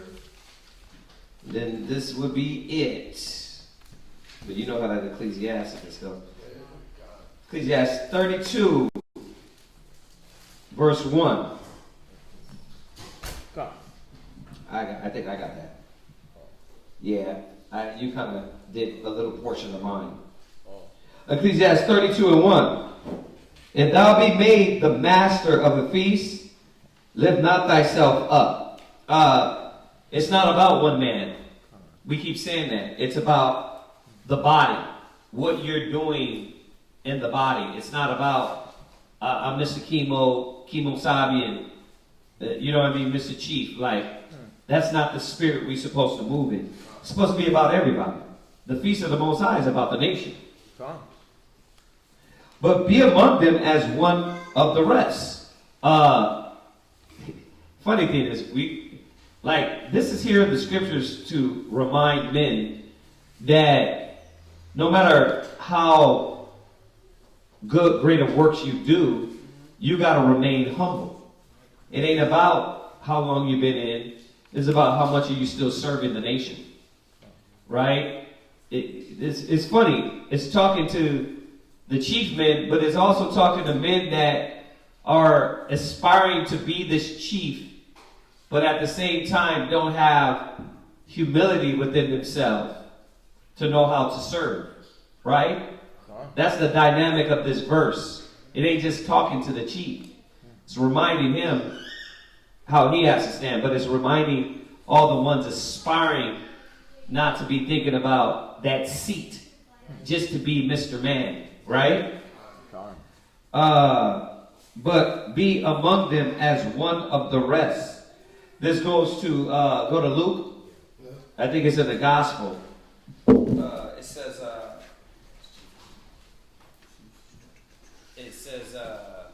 there's a lot, but the one I'm thinking of, it says,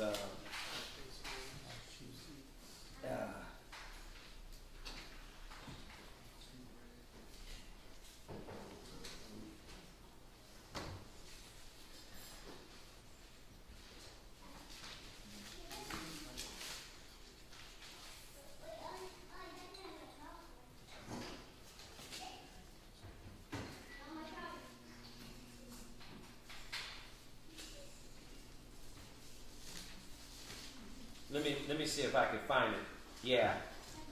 14 and 8. Luke 14 and 8. Come on. Luke 14 and 7. Come on. Luke chapter 14 and verse 7.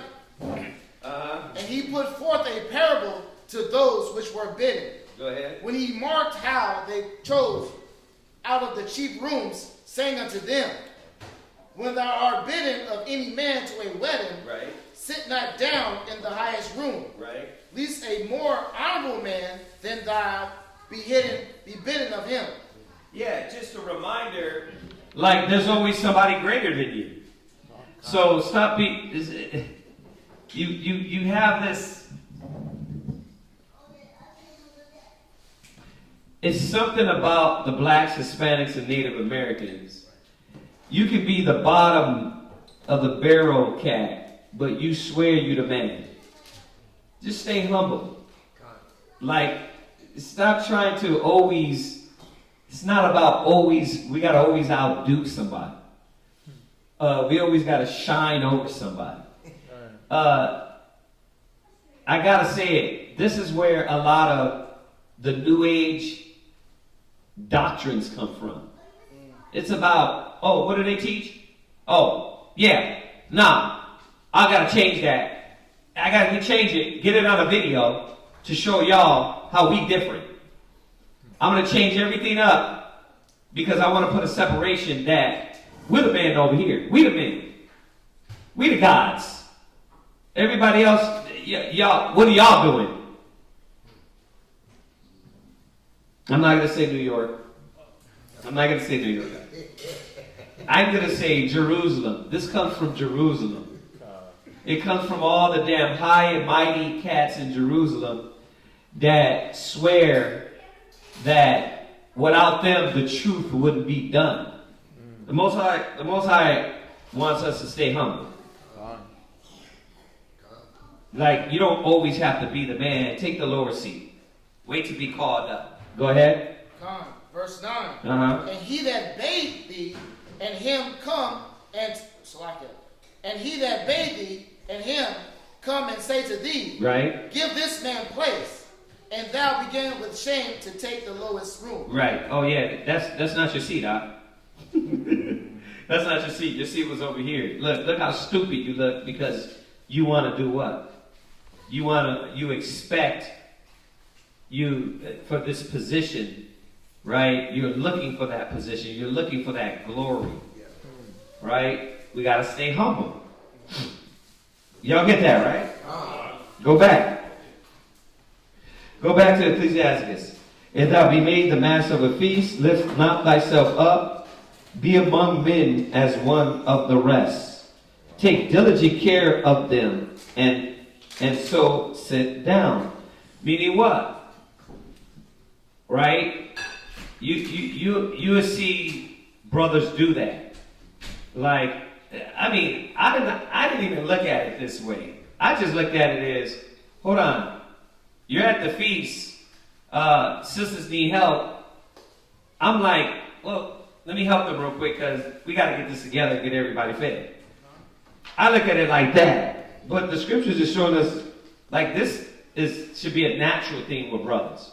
Like, let me look out, let me help, until you're told not to. Hey, don't worry about it. They're good, right? It shows your character. And when thou hast done all thy office, take thy place. Wilt thou mayest be merry with them, and receive a crown for thy well ordering of the feast. Oh man, this is good. You know what I mean? You're not going to let it fail and then receive a reward. You're putting your hand to the plow to things to keep it ordered, right? Okay. Speak. Thou art the elder. Watch. It says, for it becometh thee, but with sound judgment. So you can't get drunk at the feast and start acting all out of order and belligerent. But once again, where did you learn this? See, this is what, I'm not going to say New York. I'm just messing with you. Definitely not. No. This is what you were supposed to learn before you became an elder. You were supposed to learn these qualities in you. And then that way, as an elder, you can be honorable. Right? A lot of young men, elders don't have the qualities because they weren't seeking to serve. They were seeking for a position. They were seeking for an authority. And you can see that on how they deal with people, with the nation, with everybody. They seek authority instead of the humility to serve. And receive a crown, for thy well ordering of the feast. Speak, thou art the elder, for it becometh thee, but with sound judgment, and hinder not music. Meaning what? Everybody, this isn't the time for you to be Mr. Serious guy. Right. You know what I mean? No, don't put that music on. We're serious Israelites. We don't rejoice. You know what I mean? No, we just don't stare at each other and look. Like, look, have fun. It's a feast. Right? So you might see at the feast, brothers over here rapping and talking, the kids over there playing cards. Right? It ain't like we all gotta sit there and be like, feast of the Lord. Right? The only way we're in order is if we don't smile. No, you can be in order and play games. Yeah, you be merry with them. So the Most High is just showing us these etiquette, Israelite etiquette, right? That a lot of us don't have. Pour not out words where there is a musician. Meaning what? Timing. Once again, if you learn that as a young man, then as you get older, you would know it's not time for that. A lot of I'm gonna ride this one out. If you would have knew that in your house, then you would know it in the church. You would know it among the congregation. But a lot of brothers don't know timing. Right? A lot of elder sisters don't know timing because they didn't learn the timing in their youth. You understand? So it starts now. As you're a young sister, a young brother, to know, whoa, is my timing out? It goes back to when you let the kids run up to you, you're talking, you're on the phone, and they're just talking to you. You got to pull them to the side and say, hold on a second, I can't hear you right now. You got to know there's a time for all things, right? They try to talk to you upstairs, they downstairs, and they still talking like you got super hearing. Like, hold on, were you talking to me? Yeah, well, how the hell I know that when you ain't standing in front of me? Like, you got to teach them that etiquette as kids to know, okay, you approach somebody, time, you can't talk over people. You know what I mean? They do that naturally. Remember, they're coming out of, I've been served as a king, right? It's like, when you look at the babies right now, he's served like a king. All he got to do is what? Cry a little bit and what? His minions come and serve him. Diaper change. Milk. More milk. I got to scratch. I got to itch. Scratch that. So when he gets one and he starts talking, they still function like that. Like, you're like, okay, now you got to learn what? Etiquette. Discipline. If you're not there teaching them the etiquette and discipline, they grow up and they don't know how to function. You understand? Right. So he screamed on cue, right?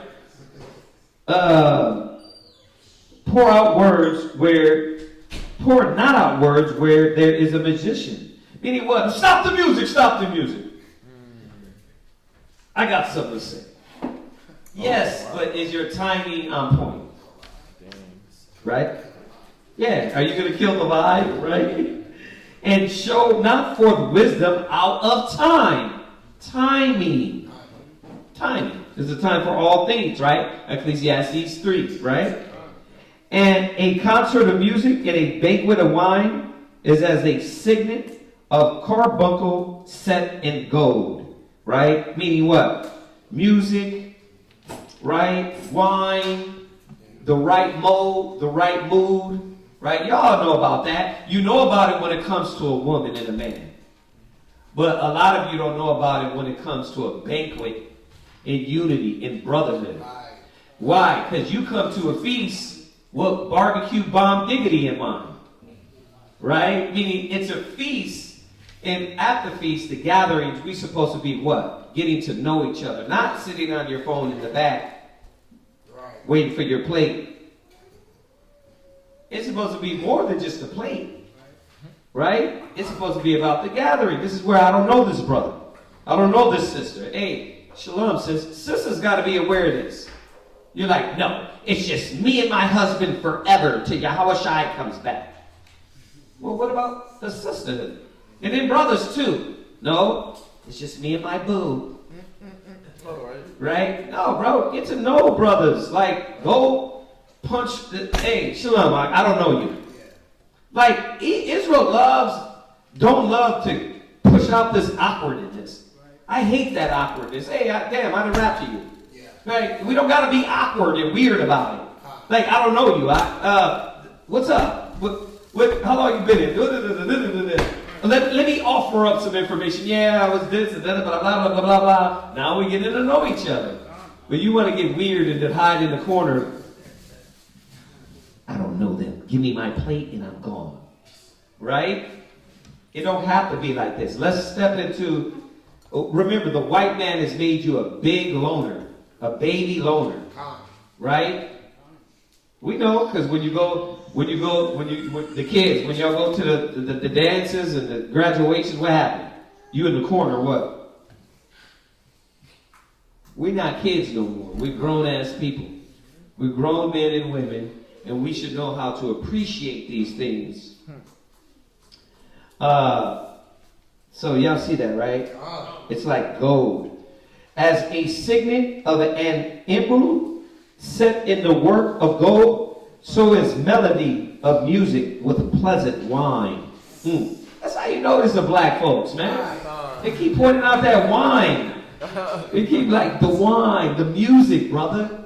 You know how we do. So we play the music. We have the wine. You have a good time. But you apply all the other elements of the scriptures. Moderation. You drink in moderation. You carry yourself with respect and order. All the things you didn't do. You know what I mean? You can't be caught slipping looking at a brother's rib like, shalom, sis. But the reason why it's like that is why?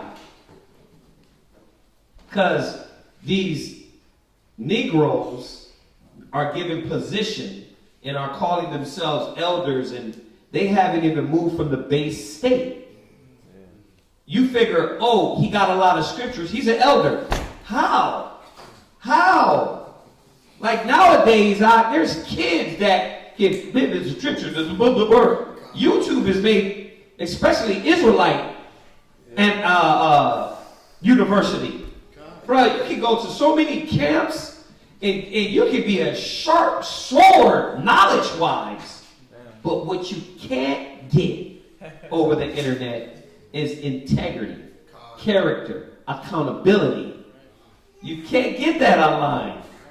You see that? That's why you see them go act a fool when they can be sharp in the scriptures, but you'll be like, what's up with this guy? He's like so sharp, but his character, he has character flaws and character defects. Then you see how knowledge puffeth up, but he doesn't have what Yahweh Shai has. She doesn't have what Yahweh Shai has. It's dope. It's dope, but like when you look at it, it's sad, right? Speak, young man, if there be need of thee. Once again, you're told, hey, we need, and you're like, bro, something's wrong? Like you didn't hear that? Right? You know how we do with our kids, right? Hey, we need you to do it. You there? What happened? Speak, young man, if there be need of thee, and yet scarcely, quickly, when thou art twice asked. Like, you don't hear nobody talking to you? Well, I was just trying to process. Like, come on, bro. Let's go. Right? Let thy speech be short. Right? Comprehending much in few words. How do I get and say what I'm going to say without dragging it out as a young man? I'm not trying to take the position of the elder, right? And he start edifying all that. I'm going to what? Drop it, sweet, straight to the point, right? Be as one that knoweth and yet holdeth his tongue. You can be wise as a young man, but do you have to outshine everybody? No, right? It says, if there be among you great men, make not thyself equal. We need to tattoo this on cats. Like, I never, oh man, it irritates me. And it's not because I'm an older man now. It always irritated me. Like, who are you? Who are you, brother? You talking over these elders, you talking about elders. Like, you don't even know how to carry yourself. But you talking about elder men? It irritates me when they do that, especially online. It's sad. They do it in the world too. Yeah. It used to bother me too. Just, I mean, you know, back in New York when I used to be a bus driver, you know, you got these guys that have experience. Yeah. Right? You gotta honor that. You gotta respect that. You know, how can I tell you, or how can I act like I know just as much as you do when you have more experience? You know, and that counts for something. You know, you get it in the Israelite community too, where you get, I've been 5 years in the truth, and you wanna challenge, you got a rebuttal for an elder, like you could teach them something. There's no more standard. That's why this dumbass mentality of, oh, y'all are the old. Like, literally, brother, we're not Crips and gangbangers. The scriptures say, remember the days of the old, and consider the years of generations. Ask thy father, and he will tell you. This new, I'm going to be a thug Israelite, that literally is sewing old cloth on new garment. You're literally trying to add Jakeism to the knowledge, and because you're in this new gen, like, we supposed to accept that. I don't give a damn how old I get. I was never on that. I was never on, like, you're trying to add the world to the truth. This is different. You're not gonna talk and switch the lingo and try to make like, now that's the vibe, the new Israelite vibe. No, you're a nigga. You have disdain for the gospel, and you're trying to add worldly concepts to the truth. That's blasphemy. Like, this ain't no, that's just your way, that's your doctrine. No, you straight out blasphemous. All right? We gotta maintain a level of respect. I'm gonna say it again. I'm 45, pushing 46. I still don't get what brothers and overtalk them. I still don't get what elder statesmen, and then now I gotta overtalk you. I'm gonna let them speak, and when it's time for me to speak, I'll speak. Right? That's how I learned. That's how I grew up. I'm not gonna sit there and try to argue with you because I think I know more than you. That's usually our problem. This happens with women and men. You got women, you could be young as hell, and you're not ready to listen and learn from experience. You think Google is your experience. You think Google, well, I Googled it, so I got the right to get disrespectful. You got no damn integrity. So what if you Googled it? Shut the hell up and follow. Right? Let that elder show you what you don't know. Right? Well, I'm not supposed to get out of order because I Googled it? No. Oh yeah, I know, you're like, where the hell is that? That's the mind of damn simple-minded women and simple-minded man that figured knowledge is the only thing that makes you great. It's all the things that come with the knowledge, wisdom, understanding, integrity, right? All the things that exist. Yahweh Shai wasn't just knowledge. He had character. He had a standard, right? Question or comment? Yeah. Aisha Thompson says, I thought you had to be of a certain age on top of the knowledge to be an elder. There you go. And no matter how me pushing, I don't want to say it, but me pushing that 50, right? You're like, I'm still in young mind. I'm like, damn, 50, crazy, right? I'm pushing towards there, but I'm still not like elder. You can just call me Kazakia. You know what I mean? Just call me Kazakia, right? Forget all that other stuff, but she's right. You had to be a certain age, but I see cats, man, they're like, yeah, elder. I'm like, how? How? Like, And yes, the elder, remind you, I'm not talking about the young man only. I'm talking about what the elder might not have learned as a young man to show and exemplify the character and standard of an elder. So you figure that this is why the scriptures tell you about old fools and young fools. So I'm not letting any of that slip, right? But if you're a young brother not ready to hear, learn, and embody these qualities, you're not going to be an older wise person. And then the older men, you're older in age, but do you show forth these characteristics, right? It's something we can't just read past, y'all. Right? Therefore, where am I at? What verse? Verse 8. Verse, yeah? Okay. 8. Let thy speech be short, comprehending much of few words. Be as one that knoweth, and yet holdeth his son. If thou be among great men, make not thyself equal with them, and when ancient men are in place, use not many words. The using not many words is now, I want to know, and I want to prove to you that I'm smart. You don't got to do that. But that goes back to your character. Like, you want the seat. It's all about the seat with you. A pharisaical mind state. Like, I know more than you. That's where these different ideas come from. I want to be different, so I got to say something different. Now, look, they're going to worship me now. It's crazy. Yeah, I want to be heard too. Right? Rise up betimes and be not the last, but get thee home without delay. Meaning what? You the last one there partying with it. You know what I mean? You know what I mean, sister? You know what I mean? Now, it's not saying you got to be the first one to leave. What it's saying is, you know how that one person want to linger with the bottle? He's looking for all the extra bottles that's left out. Like, you know what I mean? Like, character, standard. Like, if you're the wise man, then, the party's over, brother. Why are you gathering all the bottles? Right? There take thy pastime and do what thou wilt, but sin not by proud speech. Listen, this standard that he's talking about, like, look at us. We got to check ourselves and say, okay, am I sinning by proud speech, or do I want to exemplify Yahweh Shai, right? And for these things, bless him that made thee, and hath replenished thee with the good things, right? Giving all praise to the Most High, right? We're nobody, right? Once again, it ain't going to be one camp, the 144,000 come through. It ain't going to be one brother. You know what I mean?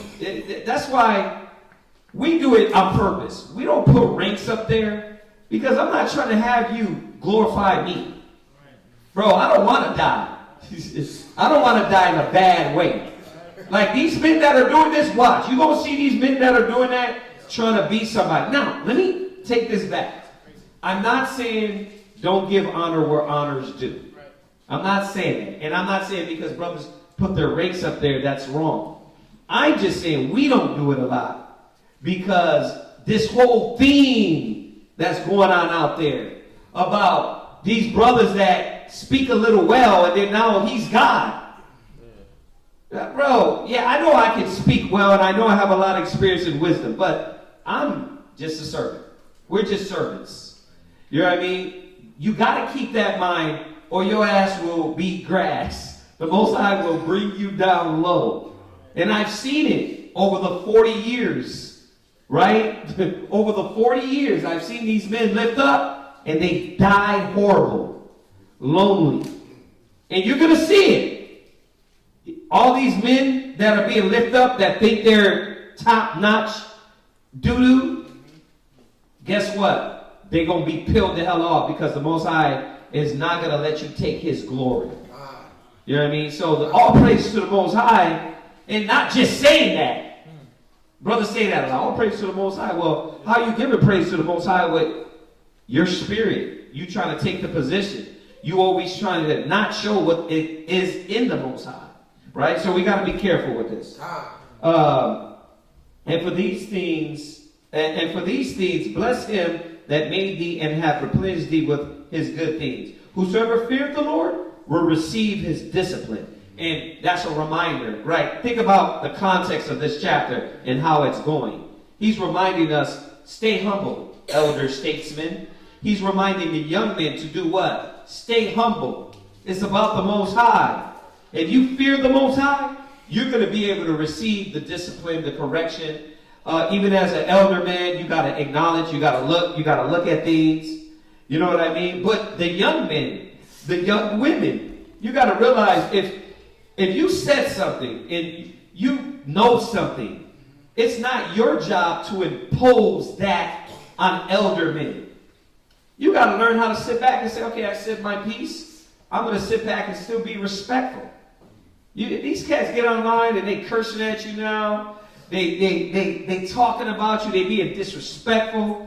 Like I said, I got in that clubhouse and I was like, whoa, what the hell is going on here? Like, it's no longer character. It's no longer biblical standards. It's all about knowledge. And if you ain't got the knowledge like me, I'm going to disrespect you. That's what it is. So we have to see, like, how do we separate ourselves and still try to be like Yahushua, right? Because at the end of the day, that's what's going to matter. It ain't going to matter the knowledge, right? Whosoever feareth the Lord will receive his discipline. The discipline is the word, the wisdom, the knowledge, the understanding, the acknowledgement. And they that seek him early shall find favor. And that's where the favor comes from. It don't come from I'm lifting myself up and I'm usurping the position and authority. I take pride that I didn't usurp authority or I didn't bang on my elders to get views. I'm sorry. Is that wrong to take pride in that? These cats are taking so much pride in all the other, how they get their YouTube and how they get the notoriety and being known. They didn't get it. A lot of these cats didn't get it by doing it the right way. Because in order to get known and get views is what? I got to get stupid. You know what I mean? Kazakia knocks out Esau at the street speaking. Check it out. 10,000 views. Kazakia that crip walks on his elders and tells you that high priest such and such is garbage. I get 30,000 views. We get 30,000 views. Just do it. just fake it. Just fake the title. If we fake this one, you know what I mean? And we put a picture of me yelling at somebody like this, they'd be like, click, click, click, click, click, click. But let's talk about the things that matter. Nah, you get 100 views. You get 100 views. You get 100 clicks. Right? And half of those 100 are what? This class is too damn long. Click. Integrity, bro, is what's going to matter at the end of the day. And the Most High is going to look on that. That's what he's going to raise us up. Right? Where we at? Then you're going to find favor, right? He shall seek the law. He that seeketh the law shall be filled therewith. You can't say you're a law man. You believe in the Most High. But now when the law comes out, you what? You break the law. You do all the things. It's like I'm arguing my position, but while breaking the law. How does that happen? What? You trying to tell me there was no righteous way to be respectful, to be honorable in stating your position, but keeping a standard? There is, y'all.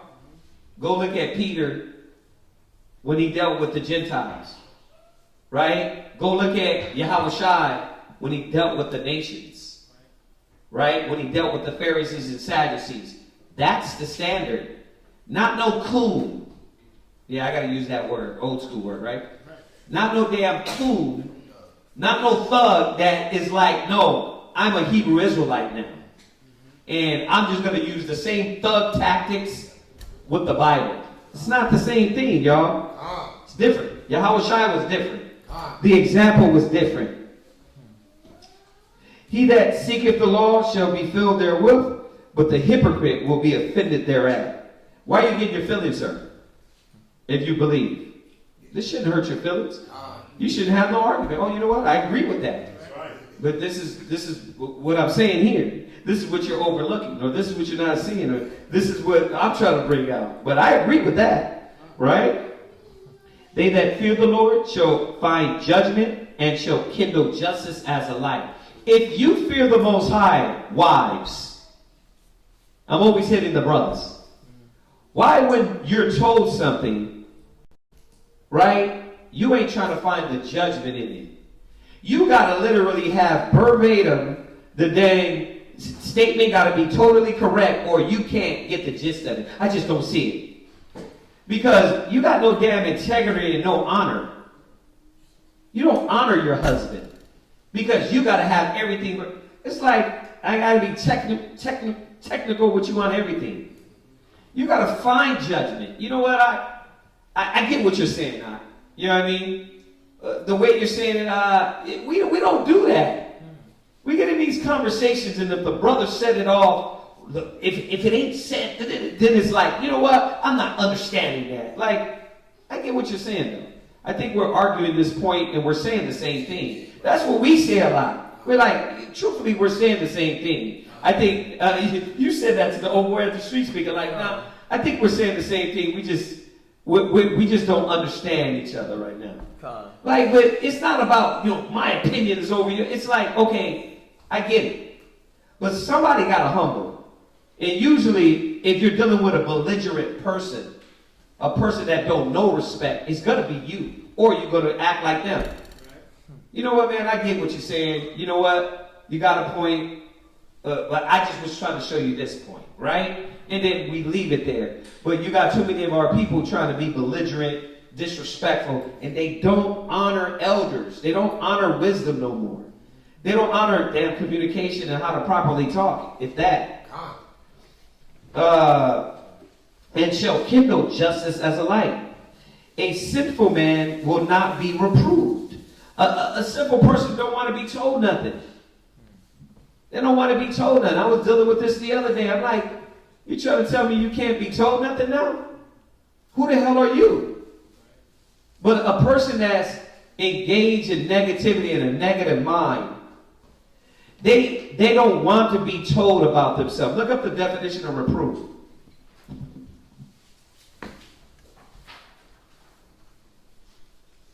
What's the definition of reproof? Go ahead. The definition of reproof. Reprove. Which one?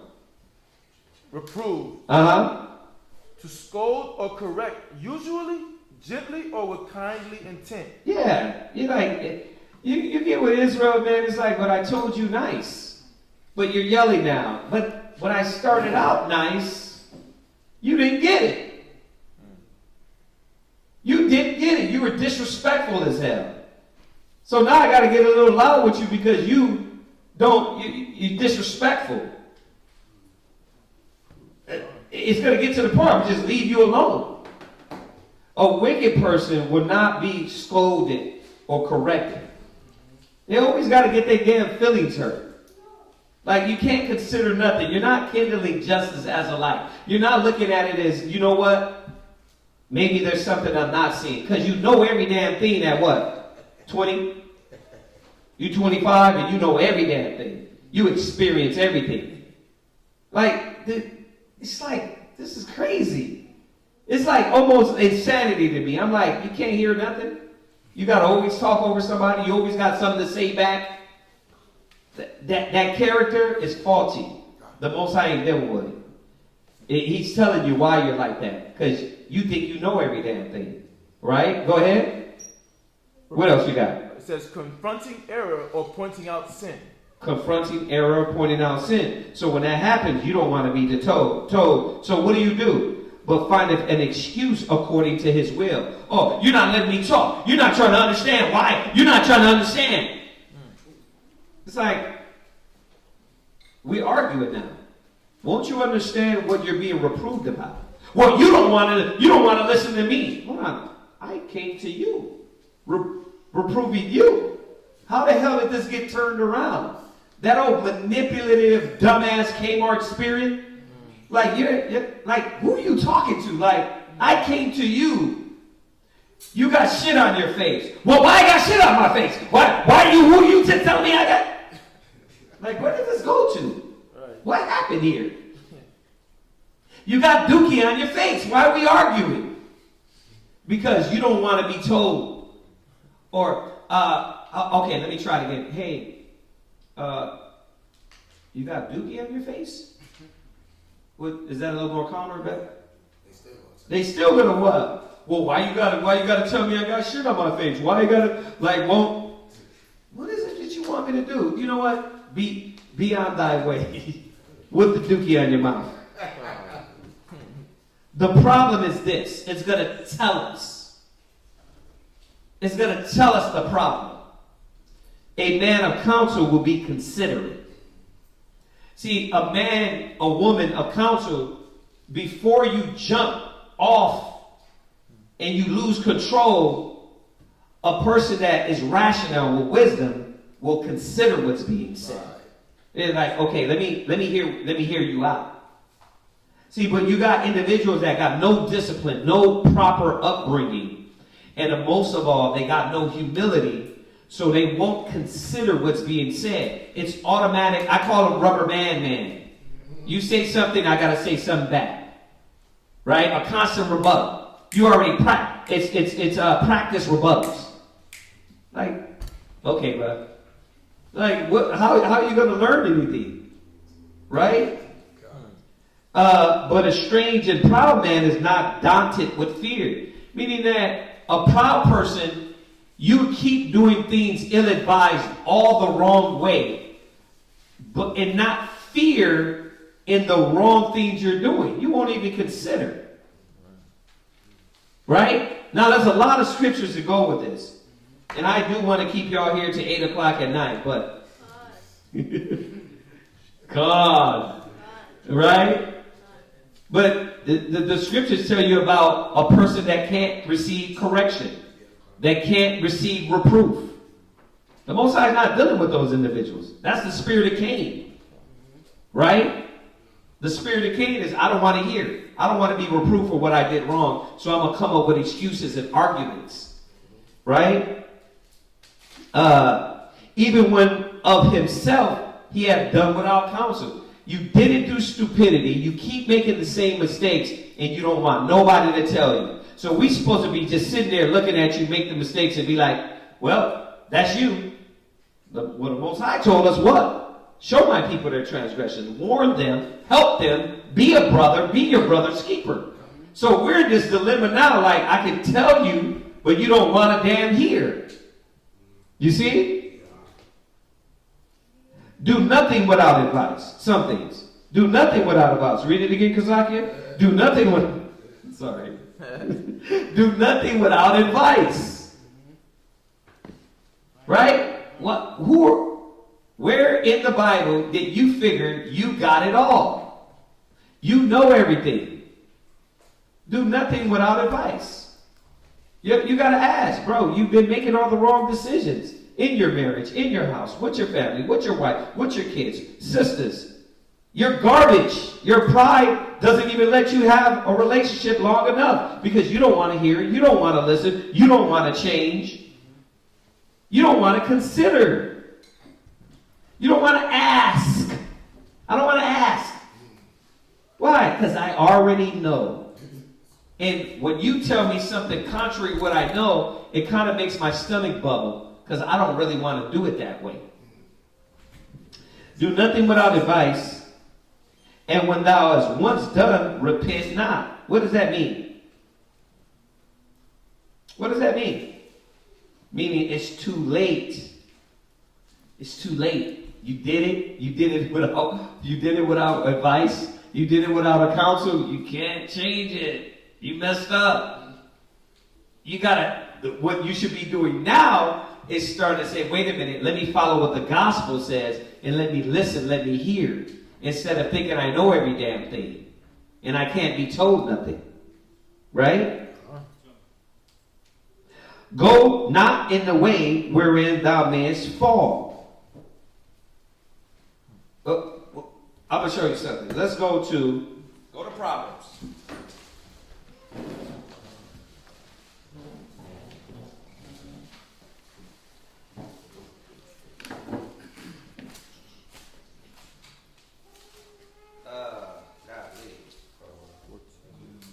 What is it?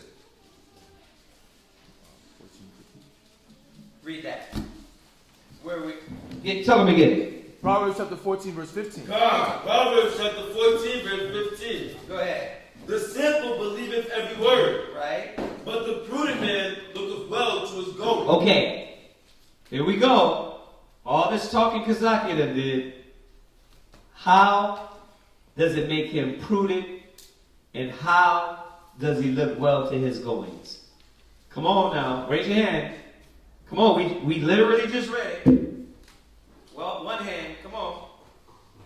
Read it one more time. I want to give them a second to think. Where are we at? Proverbs chapter 14, verse 15. Go ahead.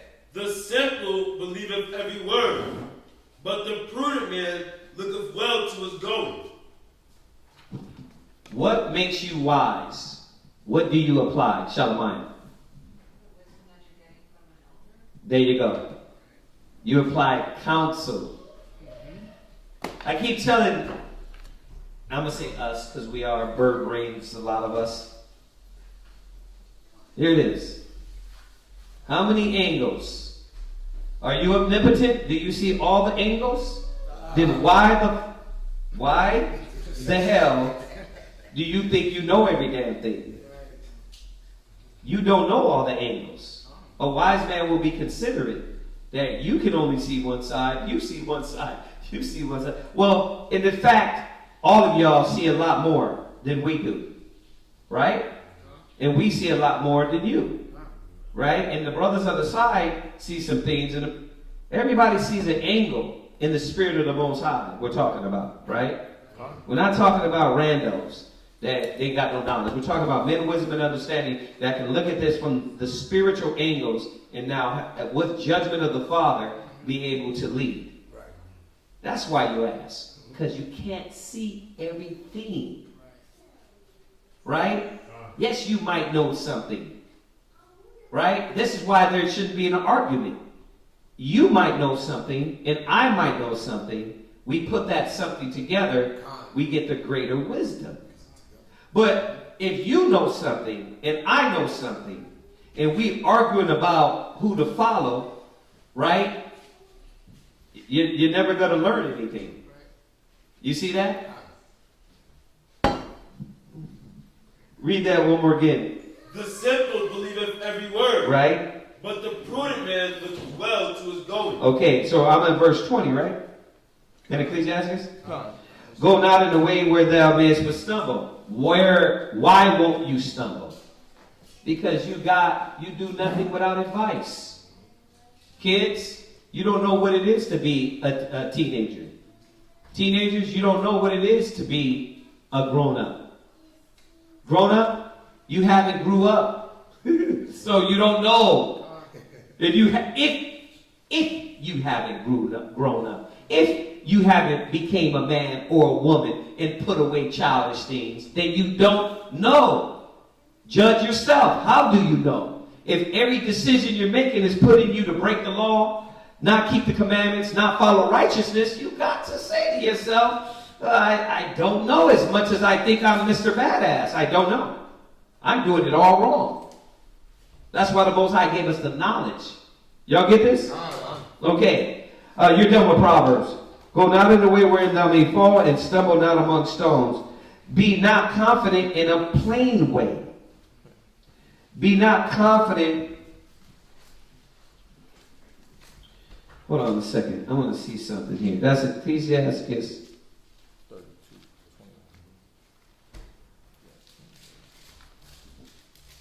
32.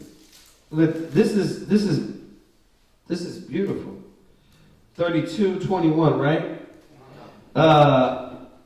Be not.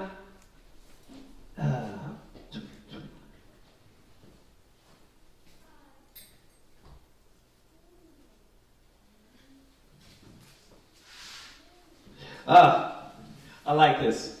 And I do this sometimes to understand that word plain. It says here in the annotated, be not confident in a smooth way. You thinking what? Oh, it's safe. But watch, what scripture goes with that? No? Come on. What scripture goes with that? When you think, oh, it's smooth way. Take not any matter. Let's go there. Right? Let's go there. See, this is what that goes with. In a plain way. Like you think everything's fine. I don't need to get advice. Right? This is a no-brainer. But a man of counsel will be what? Considerate. Oh, wait a minute. I'm entering a place I don't. It looks smooth, but let me just ask just to be safe. Let me just ask. Right? Where is it at? Ecclesiasticus 5. Go there. Read that. 5 to what? 15? Yes. Go ahead. Ecclesiasticus chapter 5, verse 15. Go ahead. Be not ignorant of anything that is great. Be not ignorant of anything in a great matter. Right. Or a small. You see that? So you can't take, oh, it's a big matter now, and you're looking at it like, well, it's not such a big deal. It's a small matter. It's like, that's not such a big, bro. You got to look at things with clarity, wisdom, and understanding and say, hold on a second. Hold on a second. Yahweh was a master is a master tactician. How do I get to Yahweh's level? Well, being amongst the gods, right? I got to judge and get wisdom amongst the gods. I don't know everything. Right? Could some of y'all say that? I don't know everything? Go ahead, read. Is that it? Okay, so y'all get that, right? Okay, read on. Come.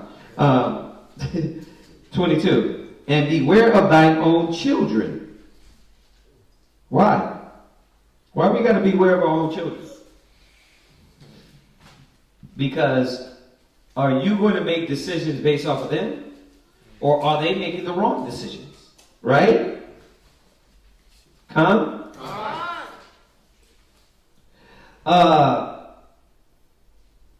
Here, the word that is replaced, to keep it in context, it says paths. And give heed to your paths. Right?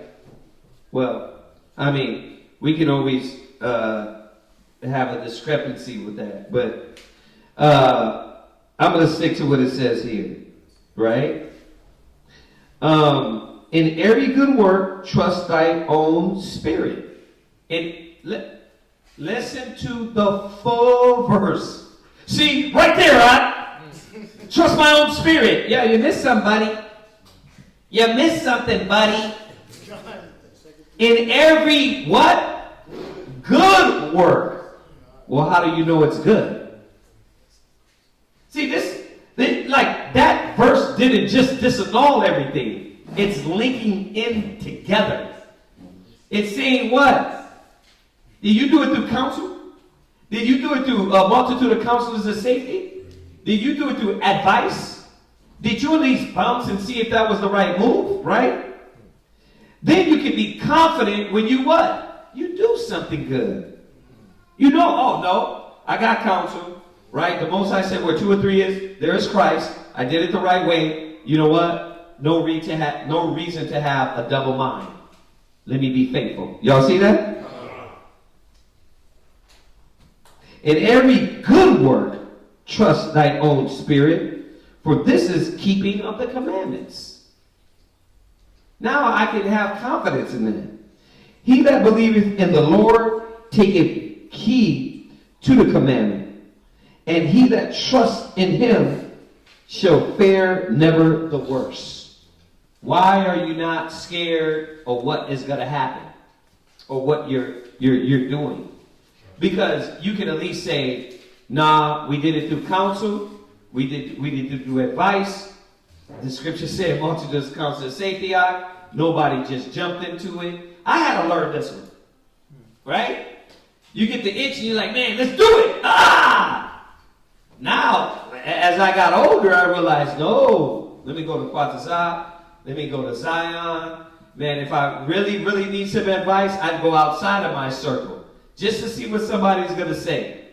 You know what I mean? I'd go to Shaquat, right? I'd go to these men with wisdom and understanding and say, hey, what you think about that? What you think? Just to see. You know what I mean? But you can't have around you yes men. That's the most important thing. Because you'll end up calling yourself the comforter and everybody will be down with it. You cannot have you around you yes men. You know what I mean? And that don't mean because you're not a yes man, you're disrespectful, you're out of order, but you got to have somebody that's going to tell you like it is.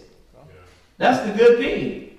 You know what I mean? That's Quatazah. He's the disgruntled Benjamite, right? He's the angry Benjamite. You know what I mean? One thing I know is he's going to tell me the right thing. You see, now, my ribs will tell me the right thing too. But there's a whole nother situation with that. Right? Will they be able to contain themselves, right, when they do tell me something and maintain their order? So I might not, it depends. If I go to them, I got to be able to know that they're going to maintain their order and act like they're not going to come off and be like, you know what? See, I ain't telling you nothing no more. See, that's not acceptable. And that's why if I'm going to go to men of judgment, I'm going to go to men of honor and judgment. Very important. And I'm saying that for you men. You can't go to your rib. And I'm not saying my ribs don't do it. I'm just saying that you can't go to your rib if she thinks she's the leader now. She usurps authority now. She's supposed to know, hey, I'm giving my advice, and my Lord, he's going to take it from there. You see? Because I know brothers ain't going to do that. You know what I mean? I know brothers ain't going to do that. So, y'all get this, right? That's a lot, ain't it? That's that meaty. Anything online? Any questions? That's going to conclude the reading. That's it. We didn't do it. We didn't do a binger today. We didn't do a binger. 8 o'clock binger. What's that? What's your question, on? Leviticus 24. I know you want to know what the trumpets. Let's go there. Let's go to Leviticus what? 24 and what?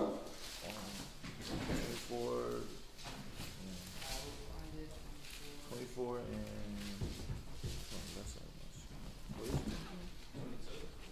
no, that's 22 and verse 25. No, it's 20. Oh, hold on. Whose question is it? It's actually both of our questions. Oh, that's what I'm asking. So Leviticus what? 22 verses 12 about the stranger. We should see which stranger it is. Okay, read it. Leviticus chapter 22 and verse 12. If the priest's daughter also be married unto a stranger, she may not eat of an offering of the holy. Okay, let's be right at this. Let's start this out right. Come on now. This is a priest's daughter, right? This is an Israelite woman. Who were they marrying now? Yeah, this stranger's talking about an Israelite that is not a Levite. An Israelite that is not a Levite, right? Remember, there's certain sacrifices, things that only the Levites partake in, right? So she wasn't gonna do this, partake in this priesthood, right? And then somebody else take that. Watch, read on. The reason why we have read this so many times. Go ahead. Verse 13. But if the priest's daughter be a widow or divorced and have no child and is returned unto her father's house, as in her youth, she shall eat of her father's meat. but there shall no stranger eat thereof. Right. You see why? No, there were certain things that were there for the priests, his house. Nobody else was going to partake in that. Yeah. So is that the Levites' inheritance? Would that be? Right. You're talking about, remember, everything the Levites partake in. You know why I like this? It shows you that being a priest, your family is part of this. Right. So think about it. When the priests didn't have a home, was that home for them or for them, their wife, and their kids? You see that? So now we're seeing that the priesthood, the wife, the kids were partaking in that as well. Right. Yeah. All right. Yes, sir. I had the same question, but it was in verse 25. You have the same question? The question that was answered, or do you have another question? It's another question on the same topic. It's about the stranger. Okay, go ahead. Okay. 20, what? 22 and 25. Go ahead. Neither from a stranger's hand shall ye offer the bread of your God of any of these, because their corruption is in them, and blemishes be in them. They shall not be accepted from you. 22 and 25. I'm over here. I don't know why I'm in 25. 22. And you're going to read 22.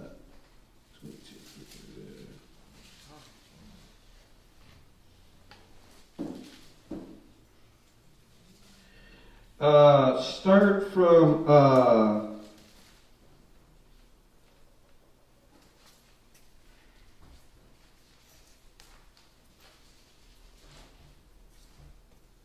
wow.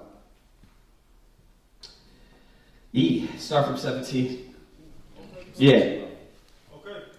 Verse 17. And the Lord spoke unto Moses, saying, speak unto Aaron and to his sons. Right. And to all the children of Israel, and say unto them, whatsoever he be of the house of Israel, or of the strangers in Israel. Pow. Oh, okay. The end. Next. No, I mean, it answered the question. The strangers in what? In Israel. In Israel. Go ahead.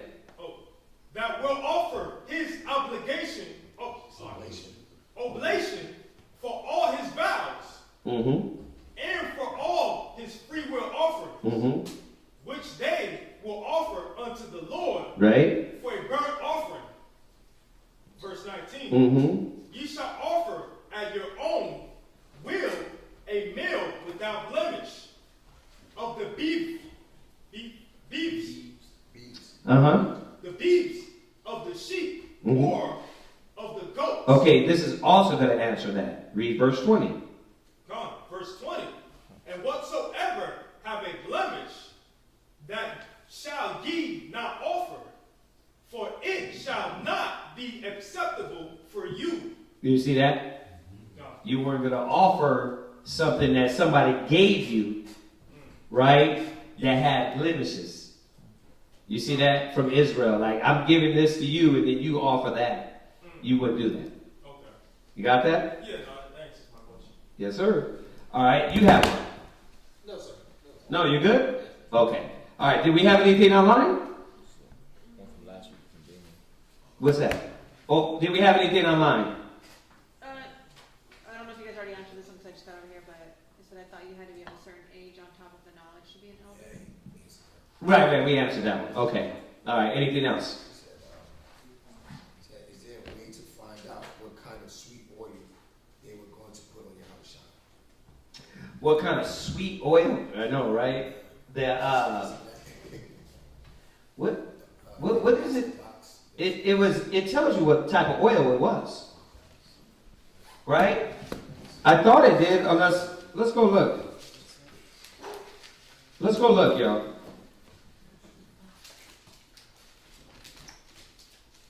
They want to know that good oil, huh? Where is it at? Matthew 26 and 7. Matthew 26 and 7. Matthew chapter 26 and verse 7. Uh-huh. There came unto him Alabaster. Alabaster box. Oh, right. So it doesn't tell the oils. I mean, it doesn't. Go ahead. A very precious ointment. Right. It doesn't say it, sis. Go ahead. And poured it on his head. Oh, it does, right. It does. The spikenard. That's the mark one. Okay. So look up spikenard oil and go to Mark 14:3. Mark chapter 14 and verse 3. Uh-huh. And begin in Bethany. Come on, read it. In the house of Simon the leper. Right. As he sat at meat. Uh-huh. There came a woman having an alabaster box. Right. Of ointment. Right. Of spikenard. Spikenard. So look up spikenard. There it is. I stand corrected. Spikenard oil. What you got? This is the Webster chapter, 1828. Uh-huh. A plant of a genius Nazarus. Okay. Let somebody else read it. Where is it? Spikenard oil.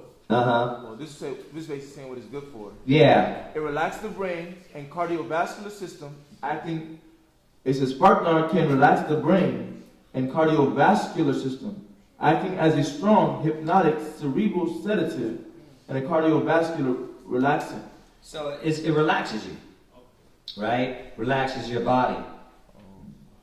It can be used for inflammatory conditions, pulling excess heat out of the head and upper body. Check that out. So that's the oil, sis. Mark 14:3 says it. Huh? It said she poured it upon his feet. Yeah. As ointment. Right. Right. So it was spikenard. That's a good one. That's a good question. Spikenard, what? So like when you look it up on Amazon, Yeah. it says it's an anointing oil, like the actual spikenard, and it says that it's based on natural Galilee or Jerusalem virgin olive oils, and it's scented with flowers and herbs, essences that are mentioned in the Bible. Okay. So it's like a mix of different. Well, that might be somebody's trying to sell it Well, as an anointing oil. Well, that's a lot of them are like that. It's like not just one flower; it's a mixture. Of Oh, really? Yeah. Okay, we're going to have to look into that. I can truly say I have not looked into spikenard oil. As we are apothecarians ourselves, there's a lot of oils we know, but spikenard isn't the one. You know, the funny thing is that Quatazat and the brother,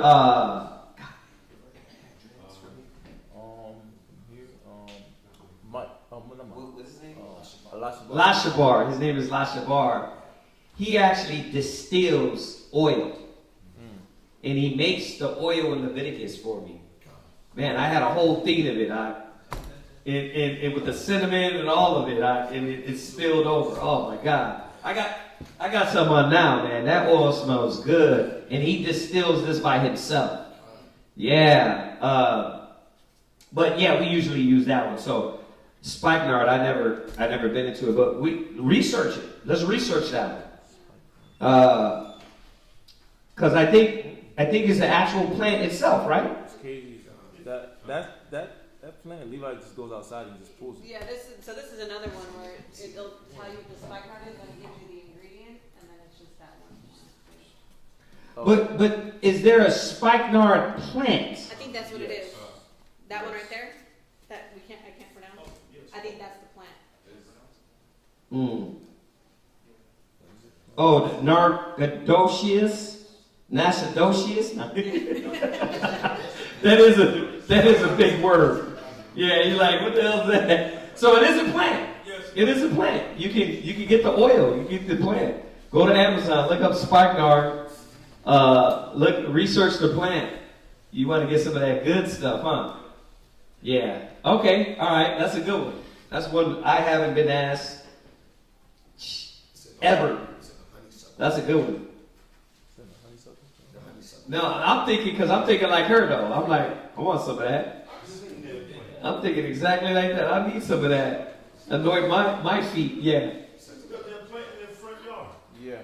You got the plant in the front yard. When I go to homes, I see that same plant in people's front yard. Really? Yeah. Huh. So it's a common plant? Yeah. I didn't know that. I didn't. Yeah. Okay. All right. Good one. Good one. Any other questions on there? Solomon. I think that's it. That's it? Okay. Let's finish up the prayers. Good Shabbat reading, y'all.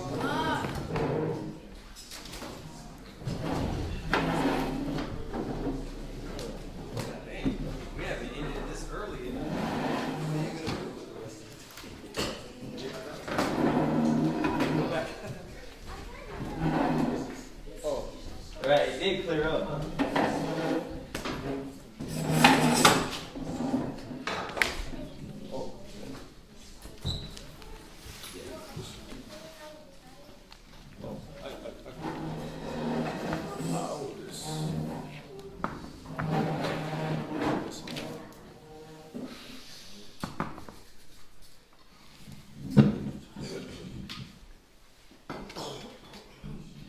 Barakatay Ho. Barakatay Ho Shai. Bawadi Ho. Bawadi Ho Shai. For this day. This Sabbath. We thank you for your wisdom, knowledge, understanding, faith, patience, kindness, and long suffering that you have with your servants. We ask of you to fill us with the fruits of the Holy Spirit. Increase us with your patience, your love, your compassion, and mercy, so we can be to others examples and shine as lights in these last days. For what Yahweh, with your mercy, your grace, we ask of you to raise up prophets, raise up teachers, raise up women that have been in your name, and reward them that wait for you, Yahweh. And let thy prophets, let thy servants be found faithful. Please make the time short. Remember the covenant, and let them declare thy wondrous works. Raise up indignation and pour out wrath. Take away the adversary and destroy the enemy. Please make the time short. We beg of you. The water. Aman. Barakatay Ho.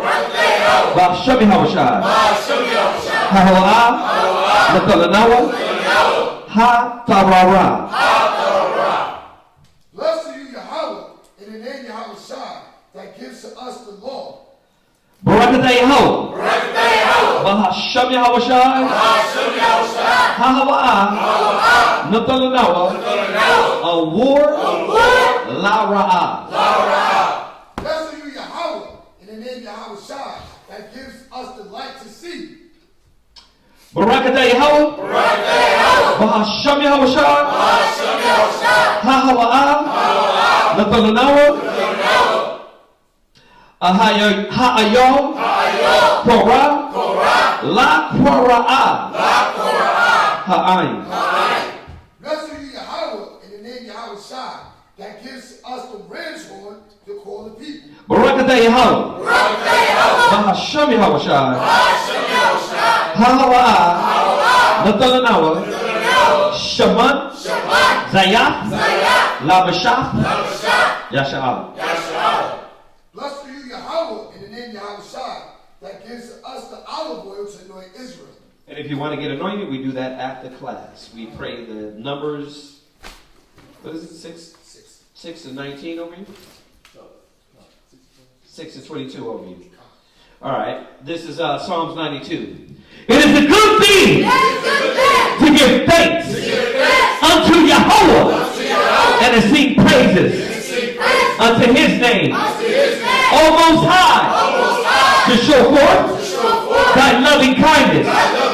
in the morning, and thy faithfulness every night, upon an instrument of 10 strings, upon the psaltery, upon the harp, with a solemn sound. For thou, Yahweh, has made me glad. Through thy work I will triumph in the work of thy hands. O Yahweh, how great are thy works, and thy thoughts are very deep. A brutish man knoweth not, neither doeth a fool understand this. When the wicked spring up as grass, and when all the works of iniquity do flourish, it is that they shall be destroyed forever. But thou, Yahweh, art most high forevermore. Below thy enemies, O Yahweh, below thy enemies shall perish. All the workers of iniquity shall be scattered. But our horn shall thou exalt like the horn of a unicorn. We shall be anointed with fresh oil. My eye also shall see my desire on my enemies, and my ears shall hear my desire of the wicked that rise up against us. The righteous shall flourish like the palm tree. He shall grow like the cedar in Lebanon. Those that be planted in the house of Yahweh Shai shall flourish in the courts of the Most High.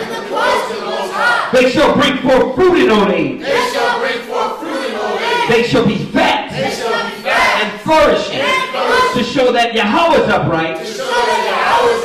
He is my rock, and there is no unrighteousness in him. Ba'ashem Yahweh Shai. This is Psalms 133. We said it in Hebrew and then repeated in English. Shayar, Hamalawat, Lalawad, Hana, Matawad, Wama, Na'ayam, Shabbat, Achim, Gam, Yachad, Kashaman, Hatawad, Ayo, Hara'ash, Yerad, Ayo, Hazakwan, Zakwan, Aharan, Shayarad, Al-Panya, Marawathyawa, Kato, Karawan, Shayarad, Ayo, Hariyah, Tazayawan, Kaya, Shum, Tazawa, Yahweh, Ap, Habaraka, Hayayam, Ay, Haywalam, Aman. This is Psalms 133. Behold, how good and how pleasant it is for brethren to dwell together in unity. It is like the precious ointment upon the head that ran down upon the beard, even Aaron's beard, that went down to the skirts of his garments, as the dew of Hermon, and as the dew that descended upon the mountains of Zion. For there the Most High commanded the blessing, even life forevermore. Ba'ashem Yahushua. Ba'ashem Yahushua. The one. God. The God. Amen. All right, circle up.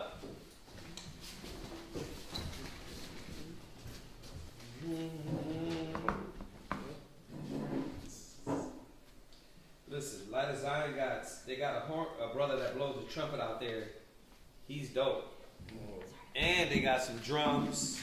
They be getting down, man. We need that. We need a sister to sing something for us. Where's all the voices at, man? Huh? We gotta get the sisters that can sing. She sang. Oh, dude, what song was that? I gotta remember. She sang a song, and it was dope. You know what I mean? So we gotta get our prayer game. You know what I mean? What? What? She said, water only fast is coconut water. No. If you're gonna do a water only fast, then it's just water. You know what I mean? It's not coconut water. Coconut water got, some of them got sugar in it. Oh, yeah. You know what I mean? Remember, that water fast, that's just H2O, nothing else. It affects you in a whole different way. So, yeah. No, and remember, your fast is your fast. What are you doing the fast for? When you talk about the Day of Atonement, it's no water, no food, right?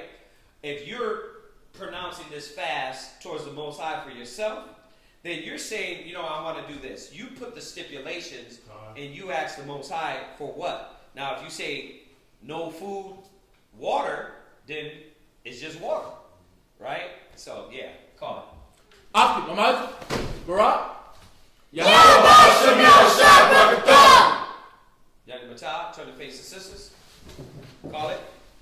Salute now the daughters of Zion, men of Israel, Ahmad, Barak,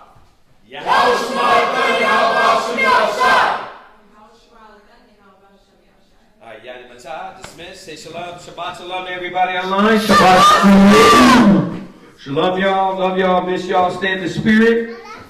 Stay in the spirit. In the flesh. Walk in the spirit. And you should not fulfill the deeds of the flesh.